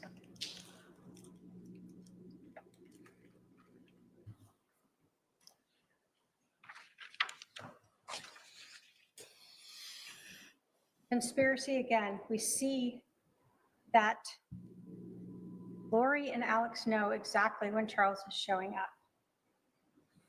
Alex doesn't go to the door according to Lori and confront Charles or tell him we'll send JJ out and you can leave with him. The world is so difficult. How hard would that be? Bring JJ right to the door and let him leave with his dad. No, you aren't going to shoot him outside. You want to make it look like self-defense inside. As you go through this and we think about what's going on, the defendant doesn't even care. She wants her husband killed so bad that she's willing to let her brother bring over a loaded gun in an unlocked gun case in a house with a 7-year-old autistic child. That's fine. When the defendant was questioning Detective Enclan, she was talking about how hot it was outside. JJ's out in the car. But she has no problem with an unlocked gun in the house with the kid, and she's worried about her child out in the car. She's not. We know that because she's the reason Charles doesn't go back out into the car and leave. She keeps him there in the house. She is why JJ's out in the car alone. She has to keep him there until Alex comes out and can shoot and kill him. When we talk about that premeditation, obviously we're talking about that message. We know from the 9th on, they are premeditated, they are conspiring, and it's all heading to July 11th. We look at the timing of this, and this is actions and non-actions. Charles is in the house for 12 minutes. After those 12 minutes, they wait 47 more minutes before they call 911. Why? to stage the scene. No CPR is performed. They wait for Charles to be dead, and then they talk during this time period. They talk. They could call 911, but nope, they're going to just talk. So again, you're looking at their actions, what happened and didn't happen, and the motives.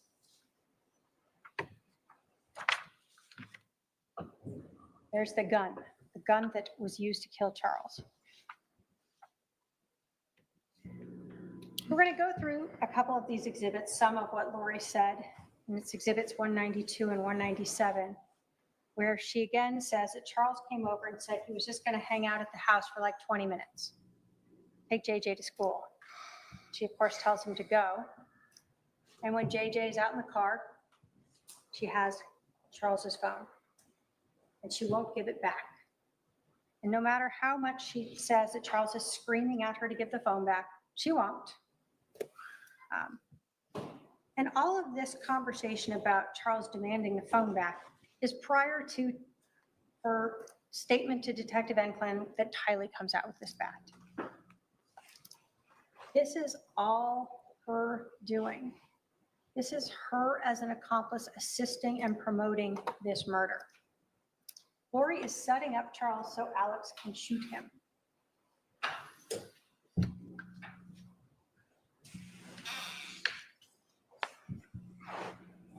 And with JJ? And So he put them in the car, okay. in the driveway, and then he came back in, right? So I kissed JJ goodbye. He came back in, and his phone was on the counter, and I had his phone. And he was like, give me my phone. And I was like, why don't you show me your text that you've been texting, blah, blah, blah, you know, whatever.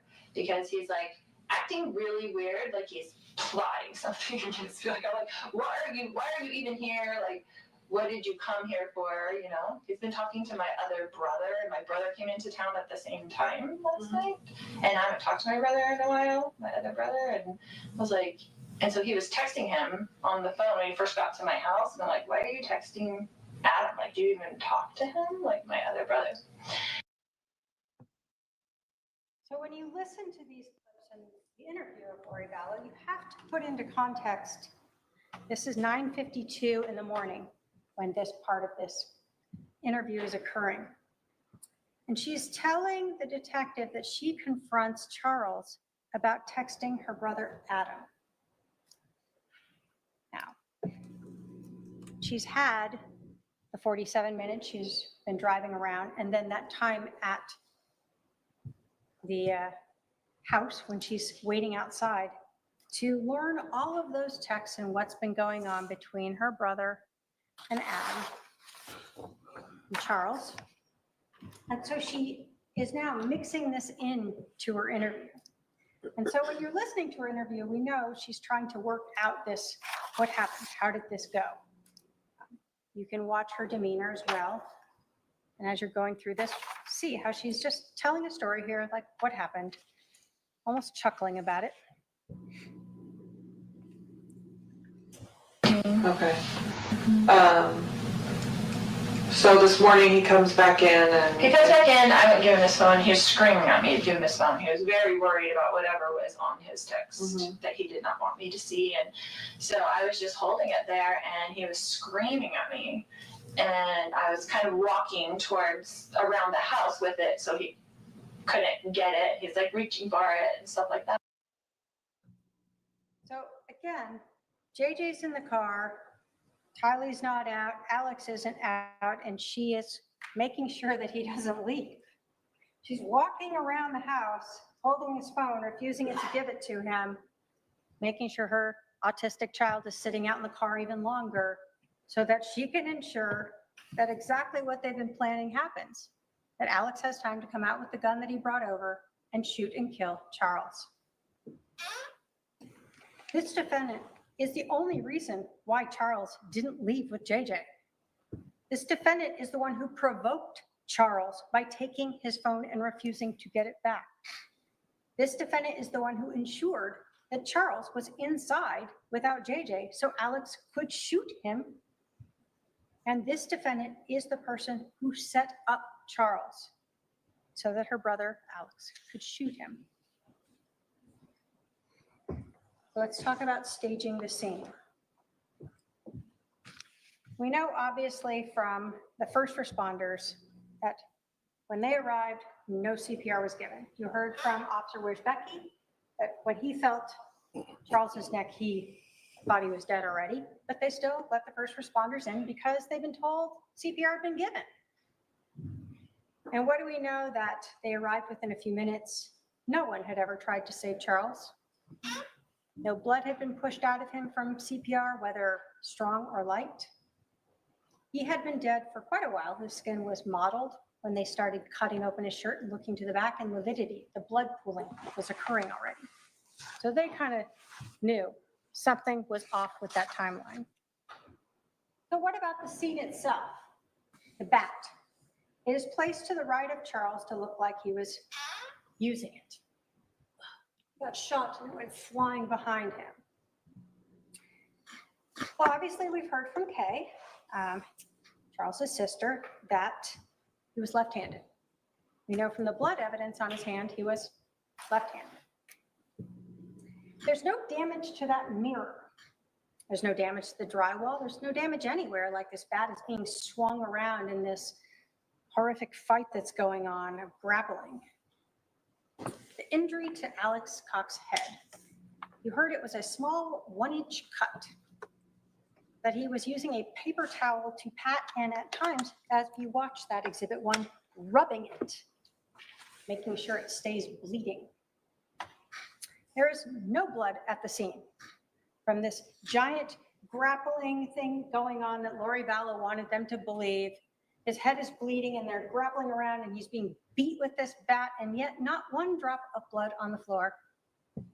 Not one drop of blood going down the hallway when he put that gun away. Not one drop of blood on the gun itself.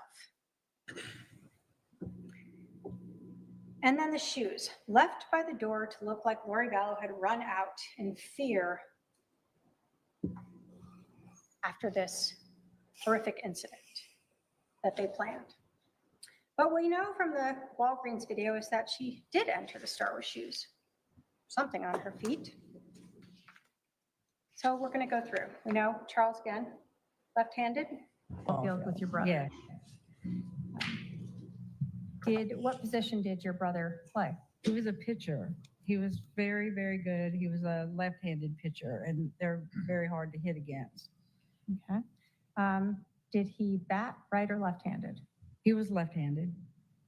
Did he do everything left-handed? Yes. Right, left-handed? So we know that Charles batted left-handed, not right-handed. And what we know is Lori Vallow had a story about how Charles was using that bat. And it becomes very important as well when we're talking about the staging of the scene. This is Exhibit 193. Yeah, she was outside, and what happened? then they got up from that, and my brother had like stepped back, I guess, and then Charles was coming with me to that and yelling at me to give him his phone still, because I had it in my hand. It was all really quickly, and then when I went around kind of in the circle, then my brother was there. When you said when you were going around and he was coming at you with the bat, how was he holding the bat? Just like that, like backwards. Like he was swinging, but like swinging it backwards? He would have done like he would have swung it backwards at me, not frontward. Okay. So Lori Vallow, detective, and planned that Charles is swinging the bat backwards. Now, if the bat was like this when he was shot, his arm would have been shot. Covers his center mass. So we know he wasn't here. So if he's out here, where would the bat go? Down, out, somewhere that way to his left. It would not end up thrown up above him. And if it wasn't there again, Charles would have been shot through the arm.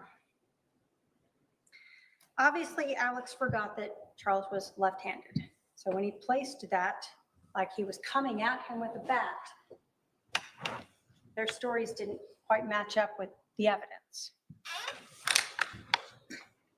So if we rely on Lori's story of how Charles was holding the bat, then there's zero way that that bat would end up where it ended up. And again, we know he's left-handed from not only Kay, but his own admissions of that blood on his hand. So we see the scene is staged, this bat that is so necessary to try to ensure this justified killing is legally justified and not just spiritually justified. When we talk about the scene as well, and you're looking at where Charles was, at least when that second shot went through him, you can see in a photograph to the right, the shot to Charles's chest, right between his nipples, and the shot to Charles's abdomen down lower. We know that that first shot through his chest, that Charles would have been facing a little more towards the open area there where we see the hallway and the kitchen. We know that because there was the bullet trajectory Detective Coombs told you about that entered that far east wall. We know there was stippling, and so the defendant would have been, well, her brother would have been within 2 to 4 feet of the muzzle of that gun within Charles, 2 to 4 feet. We know from the lack of that injury to the back of his head that he didn't fall straight back. We know from the blood on his hand that he was still alive after he was shot. And we know the lack of stippling for that shot to his abdomen and that trajectory, and even the defendant's own statements that she saw her brother at Charles's feet, that he would have stood there at Charles's feet when he fired that second shot as he was laying on the floor. You have the bat, Exhibit 249. You can look at the edge of it. You see the photograph of the edge of it. There is no blood and no damage to this bat. Regardless of how many times the defendant was hoping that blood was invisible, we have all cut ourselves and seen that blood is red. And there was no blood on this bat. There is no blood on this bat. There is no damage to this bat. So you have a semi-professional baseball player who has a bat in his hand, and he sees someone with a gun and doesn't beat him with it, take his head off with it, knock him unconscious with it. Instead, all we see on this bat is 0 damage and 2 partial prints. No prints of a body or smushed skin on it. Someone that's sweating from a fight that's left a large arm print on it or anything else.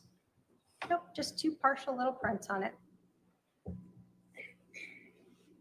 When you think about what is there and what isn't there, does the evidence of this bat fit in at all? It doesn't.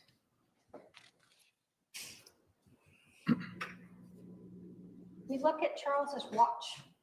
No damage to it, no scratches to it, no dings to it as he's grappling on the floor like Lori wants you to believe. We know that at some point, Charles is standing and shot, and we know that final shot, he's on the ground. We know he fell to his knees at some point.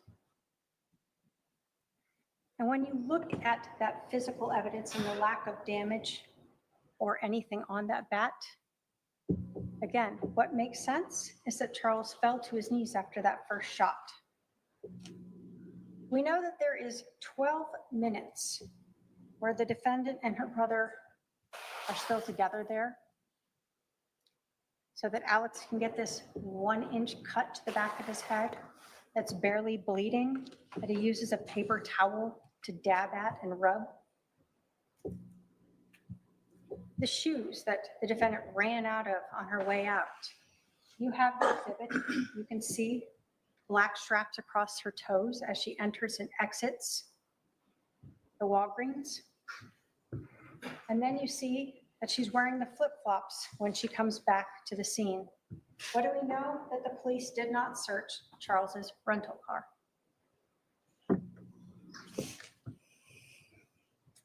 Credibility. You are given a credibility instruction and you use it for everyone, including the defendant. You're told that you really evaluate people the same way. You're looking for any inconsistencies in their stories, any reasons why they may have a motive or bias to lie, any prejudice they may have, and then you look at everything in light of reason, common sense, and experience. When you think of the testimony of the people who come here and talk to you, Christina Atwood, Serena Sharp, Nancy Jo Hancock, Adam Cox, Dr. Bumgardner, the detectives, Robin Smith Scott, Mark Zari, what benefit do these people have in being untruthful to you? They have body cameras, they have prior documents, and they have memories of what this defendant said. But the credibility of Lori Vallow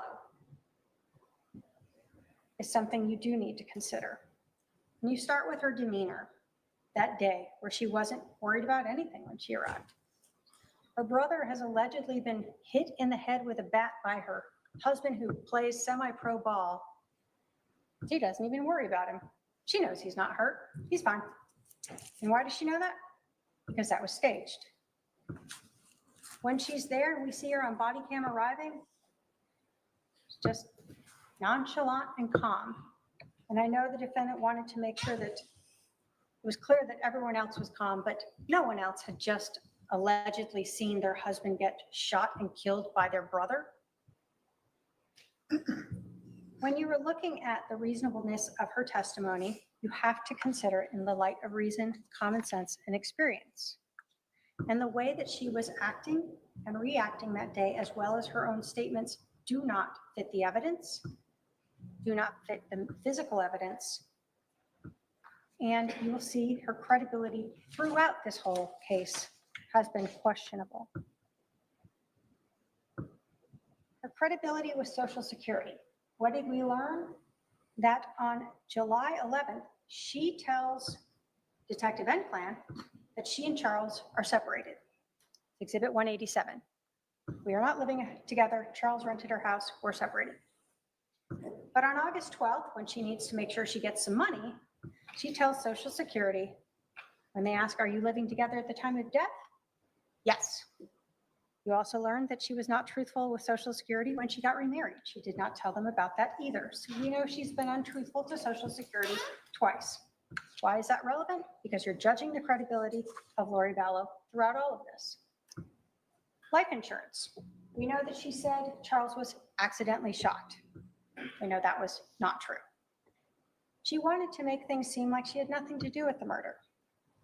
But we know that Alex Cox intentionally shot Charles. Whether or not she wants to claim it's self-defense or not, there was nothing accidental about shooting him twice. Then that second call to Banner Life Insurance, where she tells Robin Smith Scott a few different things to garner sympathy, and she asked her if she could do anything about the change in beneficiary. I really can't give too much information, but I can tell you that the beneficiary was changed in March of this year. Okay.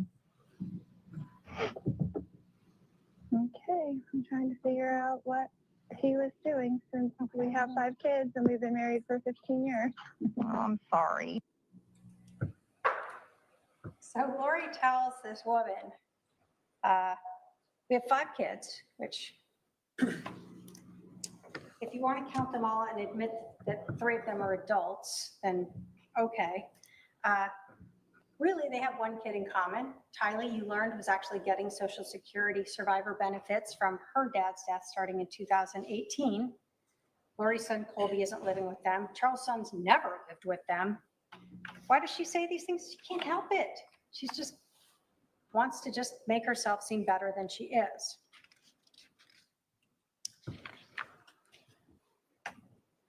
What about the credibility of her interview, even during the police interview? We've talked about a few things, but One of the things she told the detective. And I didn't file anything or whatever. And then he filed something against me and said, I'm only going to get supervised visits because I'm crazy and blah, blah, blah, you know, the story. And so I just didn't talk to him for like 30 days and let him take care of him and let him see what I've been. So again, she can't even be honest and say 2 months. She's got to be 30 days. I was kind enough to just leave my husband with my son for 30 days. What we know is that Rory Vallow was gone a total of 78 days, 58 while she's flying to Hawaii, going to Idaho and back with Chad. And who's taking care of JJ? Charles.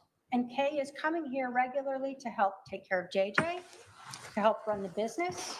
And then eventually on March 28th, that's when Charles finally decides he hasn't been able to find Lori. He doesn't know where she is. He's going to move to Houston to be closer so his sister can help him more easily. And this is when Lori finally shows back up. So again, even the simplest thing of just trying to be honest about how long she's been gone, she has to minimize it and make herself seem better. With your cross. The shoes.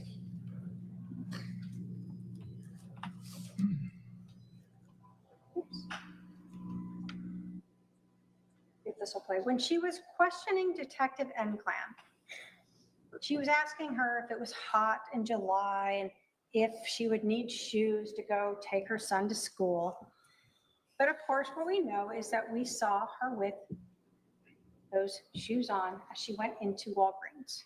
So again, it's continued trying to garner sympathy and just being untruthful about whatever she feels like being untruthful about.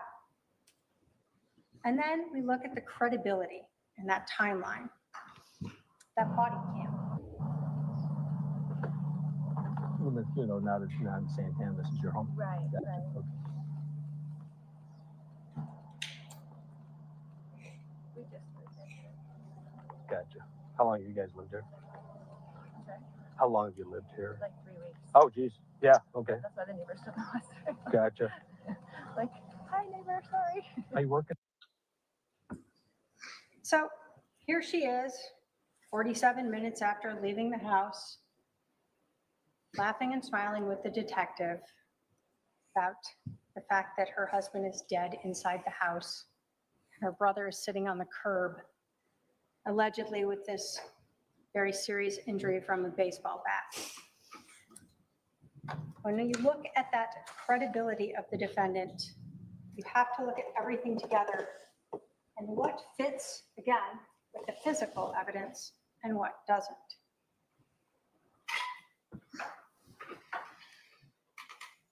Finally, let's talk about the justification defenses. What we know is that Lori Vallow thought she was like Nephi, that she was justified in killing Charles, that her brother, who was supposed to be like her, was also justified in killing Charles. But Lori Vallow is not justified under Arizona law, nor is Alex. So let's go through the different justification defenses. First thing that you have to consider for every one of these, self-defense, defense of a third person, or crime prevention, is the non-justification for use of deadly physical force. You are told if a person is not justified in using or threatening physical force or deadly physical force against another in response to verbal provocation alone. So Charles yelling and screaming at her to give his phone back does not justify you shooting him. Or a person is not justified in using or threatening deadly physical force if the defendant or co-conspirator provoked the other's use or attempted use of unlawful physical force. So we know here Lori provoked Charles by taking his phone and refusing to give it back. So again, when we look at every one of these defenses, you'll see not only do they not apply, but none of them is the defendant entitled to. This is not self-defense. In self-defense, you're told that a person, a reasonable person, can use deadly physical force if they believe that deadly physical force was immediately necessary to protect against another's use or apparent attempted or threatened use of unlawful deadly physical force, and the person used or threatened no more deadly physical force than would have appeared necessary to a reasonable person in this situation. We know that Lori Vallow used Charles's phone to get him to come back inside, and she used his phone to keep him inside and give her brother time to come out and shoot and kill Charles. We know from the physical scene itself that Charles did not use a bat. We know from the physical evidence of Alex's 1-inch cut to his head and the lack of blood or concussion, the lack of damage to the mirrors, the walls, the location of the bat in relation to Charles. They all tell us that Charles did not use a bat. We know that Charles was a semi-professional baseball player. This would not have ended that way if he had had a bat. But even if you somehow think that he did have a bat and he was swinging it at Alex, the defendant, whoever, he still was not justified in shooting him when he was on the ground. It has to be immediately necessary to protect against another's use. When Charles is on the ground and he is shot that second time, there is no threat to anyone. And so that is not self-defense. Counsel, I need to give my court reporter a break unless you think you'll be done in the next 5 minutes. Okay, go ahead. When we look at the physical evidence, again, we know that Charles was on the ground, shot, and so this is not self-defense. And we know from the physical evidence at the scene, projectile into the floorboard, this is not self-defense. Third party. You're told that a person is justified in using or threatening deadly physical force in defense of a third person, I presume here Lori Vallow. If a reasonable person in this situation would have believed that deadly physical force was necessary to protect against another's use, again, of unlawful deadly physical force against a third person, and they used only what was necessary for a reasonable person under the situation. What do we know? Lori Vallow told Detective Enclan that she wasn't even in the room when she heard the shot, that she had gone around into the kitchen. Who's he protecting at that point? What third person that's no longer there is he protecting? You can't protect against a future, what might happen, or what already occurred. It has to be now. And Lori Vallow herself put herself outside the room when her brother shot Charles. So there is no third party defense. But again, the same thing applies. Even if you thought so, that second shot removes any possibility of being justified. Crime prevention. This is the exact same thing, only in a slightly different stated way. But like self-defense, it allows a person to use deadly physical force against another to the extent a reasonable person would have believed that deadly physical force was immediately necessary to prevent Charles from committing aggravated assault against Lori Vallow. We know she's not in the room. Even if he had that bat and had been coming at her and then she left the room, that crime is over. And again, even if you believe he had the bat, you cannot shoot him while he's on the ground. That is not what crime prevention permits you to execute a person. Finally, there's mere presence. You're told that guilt cannot be established by a defendant's mere presence at the crime scene, mere association with another person at the crime scene, or mere knowledge that a crime is being committed. Lori Vallow wasn't just present at this crime scene. She brought her brother to the crime scene. She ensured that he brought a gun with him. She ensured that JJ was outside and she ensured that Charles stayed inside. She was not merely present. She was a person who was actively participating in this crime. Ladies and gentlemen, we have talked about the evidence in this case. Evidence that was presented to you through witnesses who took the stand and exhibits that were admitted for you to review. Remember the evidence of Lori Vallow's motive. Charles's life insurance, Chad Daybell. Remember Lori Vallow's own words of wanting to get rid of Charles, of drugging him, her acceptance of her brother's statements that he wanted to kill Charles, how she used Melanie and Summer to plan her mission and ensure that Charles didn't have help from Brandon or Zach or Adam. Her words to Alex about it all coming to a head, that he had to stay near her and they would be like Nephi, justified in killing Charles. And finally, her words to Chad Daybell on July 18th, confessing to the killing when she said Charles had changed the life insurance before we got rid of him. Look at her actions and demeanor, having her brother come over on the 10th to her house with a loaded .45 caliber handgun, creating the one and only reason why Charles stayed inside the house, why he didn't just take JJ to school. The 12 minutes that Charles is at the house before Lori leaves in the car, the 47 minutes after that before they call 911, her demeanor when she comes back, not caring that anyone has been hurt, her demeanor on the body-worn camera, during her interview, what you heard about during the drive. Think about her credibility, how she cried for you in her opening statement. You certainly didn't see her cry on that body camera footage.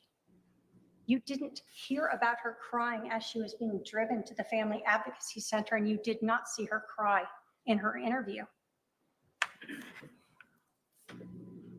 Finally, think about the physical evidence that proves that Lori and Alex staged this scene, that Charles was never in possession of that bat when he was shot by Alex or either of the shots, that instead he was executed that day for this defendant's benefit. The physical evidence disproves beyond a reasonable doubt that Lori Vallow and Alex Cox were justified under the law in killing Charles. The jury instructions tell you to use reason, common sense, and experience. Charles Vallow is dead today because this defendant and her brother Alex Cox conspired to kill him. They planned it out, and they had their weapons, and they orchestrated a way to ensure that Charles was back in the house where he was shot and killed for money and Chad Daybell. The evidence proves to you that Lori Vallow Daybell is guilty of conspiracy to commit first-degree murder, and the state asks you to hold her accountable and find her guilty. Thank you. All right, we're going to take our 15-minute afternoon recess. I'll remind the jurors to remember the admonition. We'll resume in 15 minutes. All right, for the jury.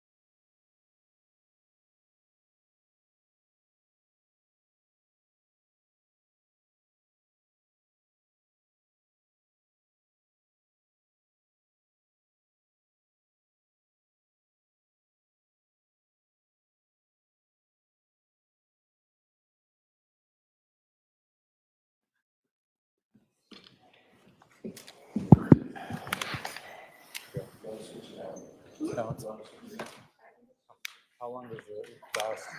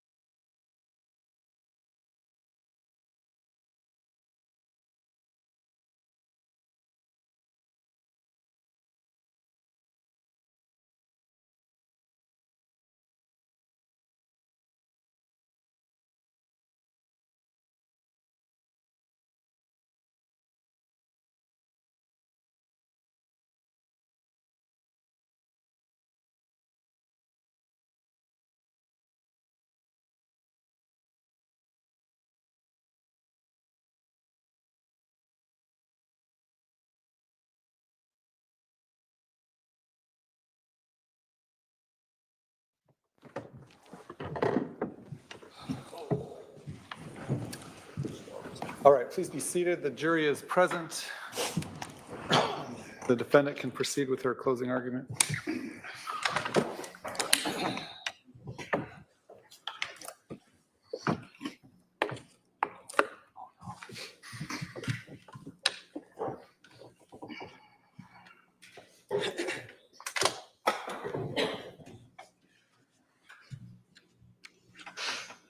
Ladies and gentlemen of the jury, the state of Arizona has the 100% burden of proving that I committed a crime, a grievous crime, conspiracy to commit premeditated murder of my husband, Charles Fallow. The state has the burden of proving to you that this event was not self-defense. In your jury instruction under the instruction, use of force and crime prevention, the last line reads, if the state fails to carry this burden, then you must find the defendant not guilty. In the law, under your jury instruction titled Justification for Defense of a Third Party, the last line reads, if the state fails to carry this burden, you must find the defendant not guilty. Under your jury instruction titled Justification for Self-Defense, the last line reads, if the state fails to carry this burden, you must find the defendant not guilty. In your jury instruction, under presumption of innocence, it states, the law does not require the defendant to prove innocence. Every defendant is presumed by law to be innocent. Under the burden of proof, it explains that the state's burden is this. Proof beyond a reasonable doubt is proof that leaves you firmly convinced of the defendant's guilt. If, on the other hand, you think there's a real possibility that he is not guilty, you must give him the benefit of the doubt and find him not guilty. In Arizona, self-defense is defined as not being a crime. So let's look at what we've learned in this trial. We learned that a shooting occurred and that 911 was called, that law enforcement was notified. We learned that fire, EMS, and Chandler police arrived at the scene. We learned that my brother, Alex Cox, came out of the house with his hands up as directed by 911 and was questioned by the police in the driveway. We learned that I came up with my daughter Tylee, and we were told to wait by the car until police would speak with us. We learned from Detective Inklin on the stand that we asked for Tylee's medication from the house for her panic attacks, but it was not given to her. We learned that eventually my brother Alex was taken in a police car to the Chandler Police Department uncuffed. We learned in this trial that my daughter Tylee and I were also taken to Chandler Police Department in a police van. We heard from Detective Inkland's testimony that her goal was to make small talk with us. And The jury will determine what the testimony did or did not show. Go ahead. that her goal was to make the small talk with us and all the way to the station so she could speak with us separately before we would talk about what actually happened. We learned that all three of us were separated and taken to 3 interview rooms where we each told police of the events of the day, each from our own perspectives, and answered all questions asked of us. We saw snippets of that interview in the trial here. The state did not show you the entire interview. Most of my police interview is admitted, though, into evidence in this exhibit. It's number 286. And I would encourage you to watch that entire interview when you start your deliberations. It is important. It is important for you to determine for yourselves my demeanor and not listen to anyone else. You can see it with your own eyes and hear it with your own ears. We heard from several witnesses that because this event was almost 6 years ago, that their memories of the events and statements were probably better back then. Well, my police interview happened that very morning, and I told the police the events from my perspective at that time. It is admitted into evidence and will answer many of your questions. You did not see Tylee's interview, but we did learn from Detective Inkland that she did an interview that morning as well. You did not see Alex's interview, but we learned that Alex was interviewed that morning by Detective Moffett, the original case agent, whom we did not hear from in this trial. The state chose not to show you those interviews. Object, Your Honor. Or let you listen to the 911 call. Right. The jury shall disregard that last statement. Okay, the jury can only consider what was admitted into evidence. We learned in this trial from Officer Kautheim's testimony that Alex was injured on the back of his head with a bump and, according to his testimony, a 1-inch laceration. We did not see those pictures documenting that injury as well. We learned in this trial that we did not know, the 3 of us, that our interviews were being recorded. We learned that Alex's phone was taken by police and put into an evidence bag, according to Detective Duncan, and that no digital copy of Alex's phone was taken by the Chandler Police Department, even though this is their normal protocol. We learned that Alex's phone was returned to him that same day with no further inquiries. We learned that after my interview and Tylee's interview that we were introduced to a victim's advocate and that gave us further instructions in another room where Tylee and I were reunited.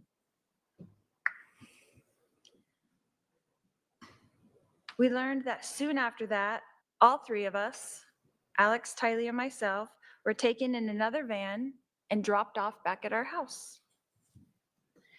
We learned that we were instructed at that time that we could not enter the house yet, that we were directed by law enforcement to take the rental car, since all 3 of our cars were inside the police tape. We were directed to return later in the afternoon when the scene was cleaned up. We learned in this trial that we did as directed and left the house in the rental car close to 12 p.m. We learned that we did not return to the house until contacted by Detective Inkland to return to the house so that Alex could walk the detectives through what they call a walkthrough. We learned that many detectives were present during that walkthrough with Alex.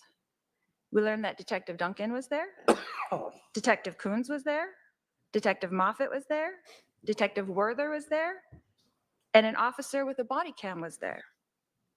And yet, we were told by Detective Duncan, the case agent on this case on the stand, that because of some problem, the walkthrough is not recorded. Detective Duncan also informed us that he does not know if any of the people present wrote a report about it.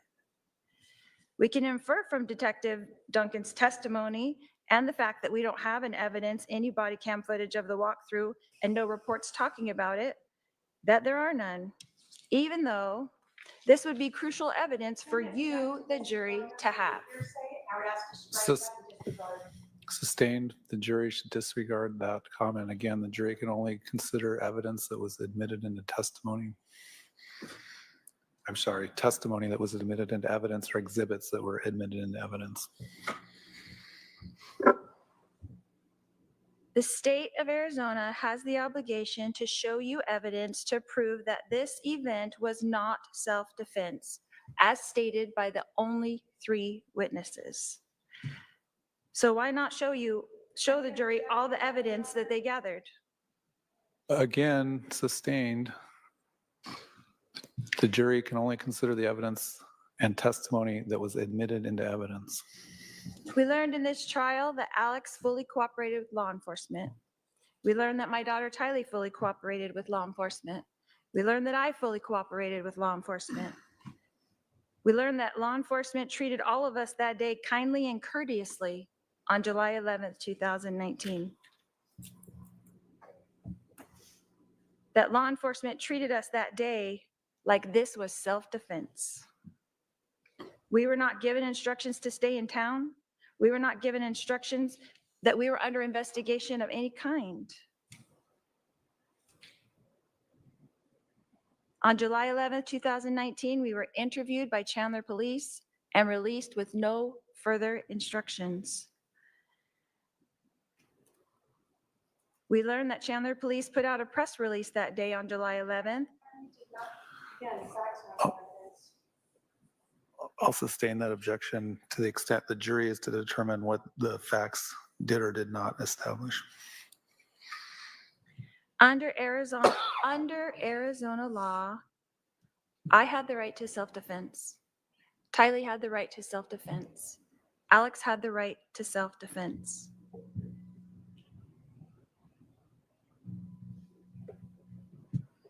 This event was not planned or expected. It was shocking.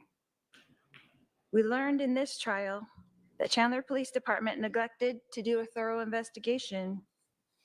We learned that they did not swab Alex's hands for gunpowder residue. We learned that they did not swab my hands for gunpowder residue. We learned that they did not swab Tylee's hands for gunpowder residue. We learned that they did not luminol the gun. We learned that they did not luminol the bat. They did not test the DNA on the bat that they collected. They did not test the floorboard. They did not test the projectile. They did not test my husband's shirt. They did not search the rental car. They did not search any of our 3 cars that were there at the scene. They did not test the gun until over 5 years later. The Chandler Police Department did treat this event just like it was self-defense and a tragic family event. We learned in this trial that Charles and I were obviously having marital problems. Regardless of what was happening in our marriage at the time, on July 11th, this was self-defense. When Tylee came out with the bat to protect me, her mother, Charles did not have to take the bat from Tylee and start swinging. At 62 years old, Charles had a choice that day and could have put the bat down. A 2-minute period changed our lives forever. How are you supposed to choose between 3 people you love? Your husband, your daughter, your brother? Testifying at this point? Not facts. All right, hold on. All right, I'll caution the defendant not to testify about things that were not entered into evidence.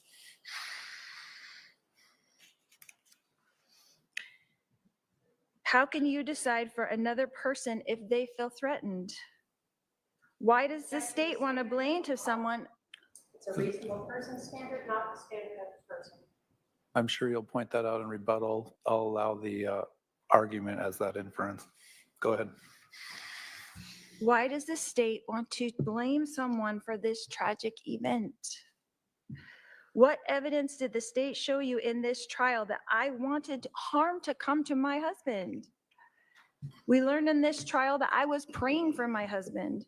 We learned in this trial that even though my husband and I were having marital issues, that we were both trying to do the best things for our son with special needs, JJ. We learned in this trial that I was shocked that Charles had changed his life insurance policy, but I was not angry as the state alleges. In the phone call we heard from the insurance company, we heard that I was disappointed for our children, our grown children, as well as our children still at home, but I was not angry. My husband Charles was providing for our children still at home. I had no motive to change that. We heard a lot in this trial about the Book of Mormon prophet named Nephi. This is the state's evidence to murder over self-defense, and it is utterly ridiculous. We heard from Detective Duncan, who admitted on the stand that he had no idea what I meant in the text message when I said, "We will be like Nephi." In Mormon culture, Nephi signifies strong faith, perseverance, and courage. Right. Sustained. The state's attempt to misconstrue the positive text message about a wonderful religious figure, Nephi, and try to turn it into an order to kill someone is absurd. This is an attempt by the state to try to retrofit a crime that doesn't exist. This event was not a crime. It was a tragedy. Don't let them turn my family tragedy into a crime. When I'm done speaking to you, the state gets to get up and rebut all that I've told you. They've got to have the last word, so to speak, because it is 100% their burden to prove to you that I committed a crime. And you won't be allowed to hear from me again. So I want you to remember that it is the state's job to prove to you that I committed a crime. And if you have not seen the evidence that leaves you firmly convinced that I have committed this very crime, then the state failed to show you the evidence that you need. Because I did not commit this crime. The only interview the state entered into evidence is mine. So I encourage you to go watch it. I told you just what happened that day, just the way it happened. The state put forth a bunch of evidence in this trial in an effort to make you dislike me, to try to attack my character, so that you would just say guilty no matter what evidence they showed you. But only you get to decide. The state put up witnesses that had zero knowledge of a conspiracy. The state did not show you evidence of an agreement to commit murder. They showed you evidence of a family tragedy, and then they showed you the sad effects of a family torn apart because of that tragedy. That's all.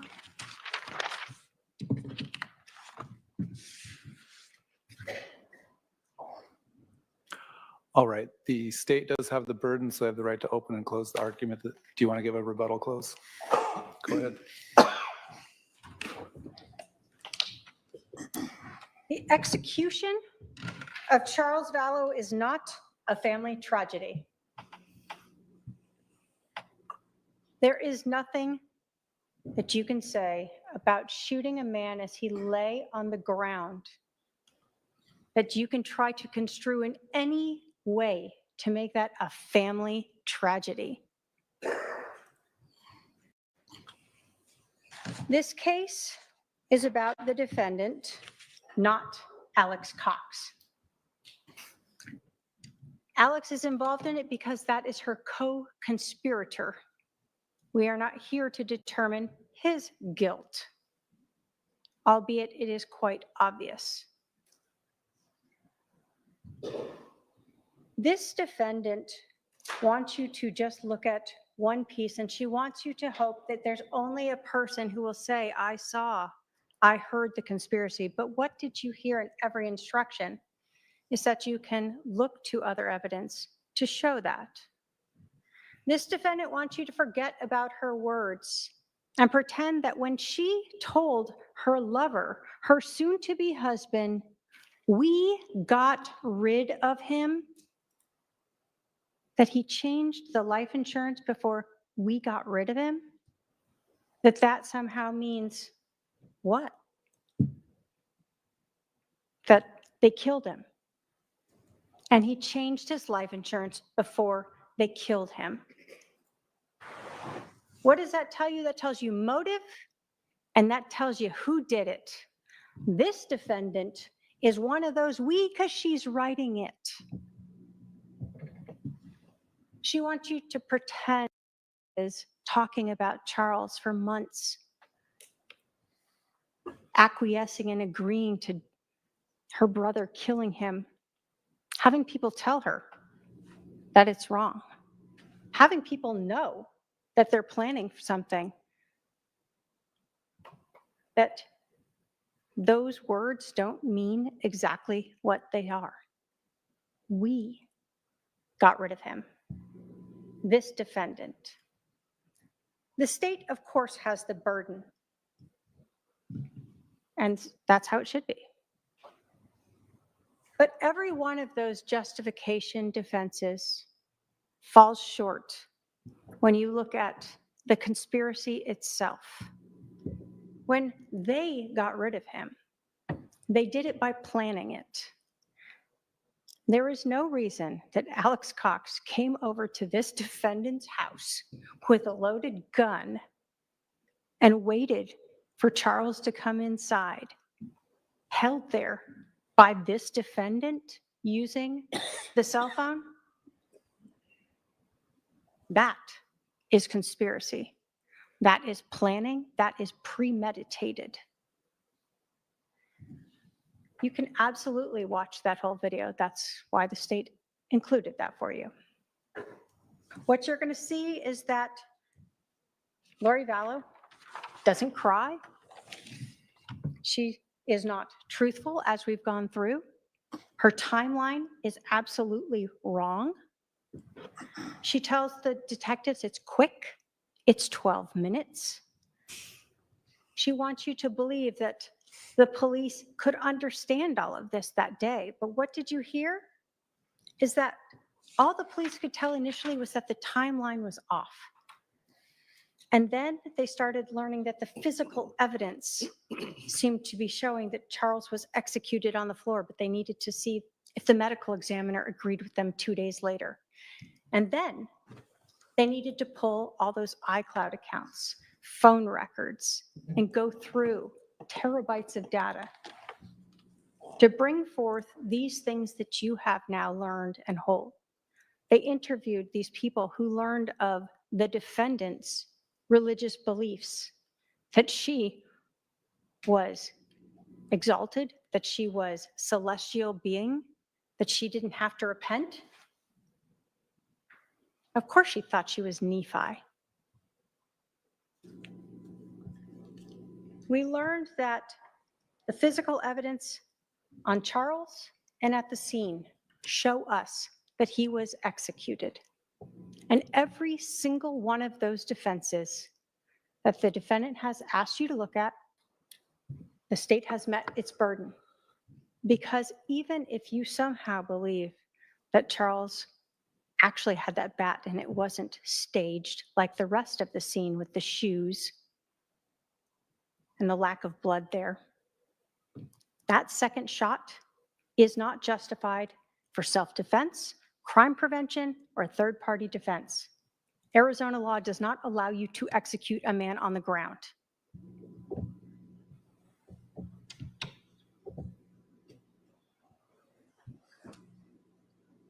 The defendant wants you to believe she was shocked and surprised by this, and yet she goes wandering around, goes to Burger King, Walgreens, drops off her kid, comes back and jokes about her neighbors. Not one action of a person shocked, surprised. She wants you to feel bad for her daughter, Tylee. You saw her there. You heard from the detectives. She's also not shocked, crying, upset, worried. And you saw Alex, same demeanor. Why? They've had 47 minutes to work it all out. Go through Charles's phone, figure out what they're going to say. They've talked on the phone twice in this time period. This case relies upon all of the investigation that the police did. That day, when they knew that timeline was wrong, that day when they started to understand that the physical evidence at the scene was staged and wrong and didn't match what the defendant was saying, and then all of the evidence after that, culminating when this defendant told the man that she married later that she was having an affair with, as many times as she wants to say Charles was my husband. She didn't want him as her husband. She wanted Chad Daybell. She wanted that life insurance policy, and yes, she was angry about it. And she said, we got rid of him. That is her confession to you. That is why she is guilty of conspiracy to commit first-degree murder. Thank you. All right. Do we have Izzy coming over? Izzy to be sworn in? All right, members of the jury, there are 14 of you, only 12 of you can deliberate. At this time, we're going to choose the alternate jurors by random lot here. So we have our scientific method here of random numbers. 14. Juror 14.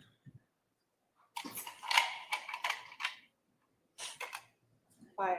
Juror 5. I don't think you're 5.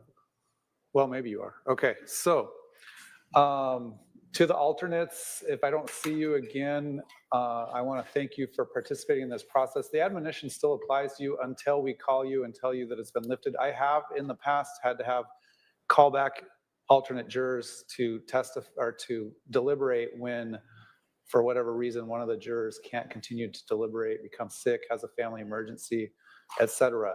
So you still could have to deliberate in this case. But again, if I don't see you again, I really do want to thank you for participating in this process. I know it might be somewhat of a disappointment to not deliberate right now, but we will keep you posted and we'll let you know if we need you. The remaining 12 jurors will retire to the jury room and begin your deliberations. First, we're going to swear in my staff. Do you swear that you will take charge of this jury and protect their deliberations from all outside interference and communication? And when they have reached a verdict, you will bring them back into court without revealing the verdict to anyone, so help you God? I do. Izzy, drop those off. Undrop those off.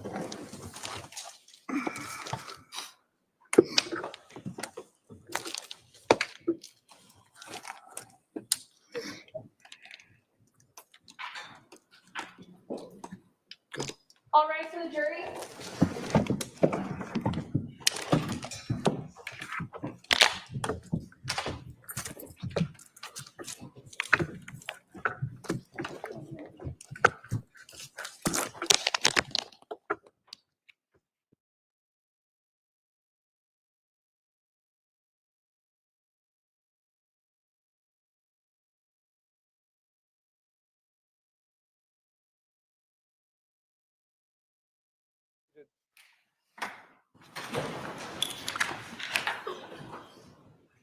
The jury is no longer present in the courtroom. I've passed out proposed aggravation phase jury instructions.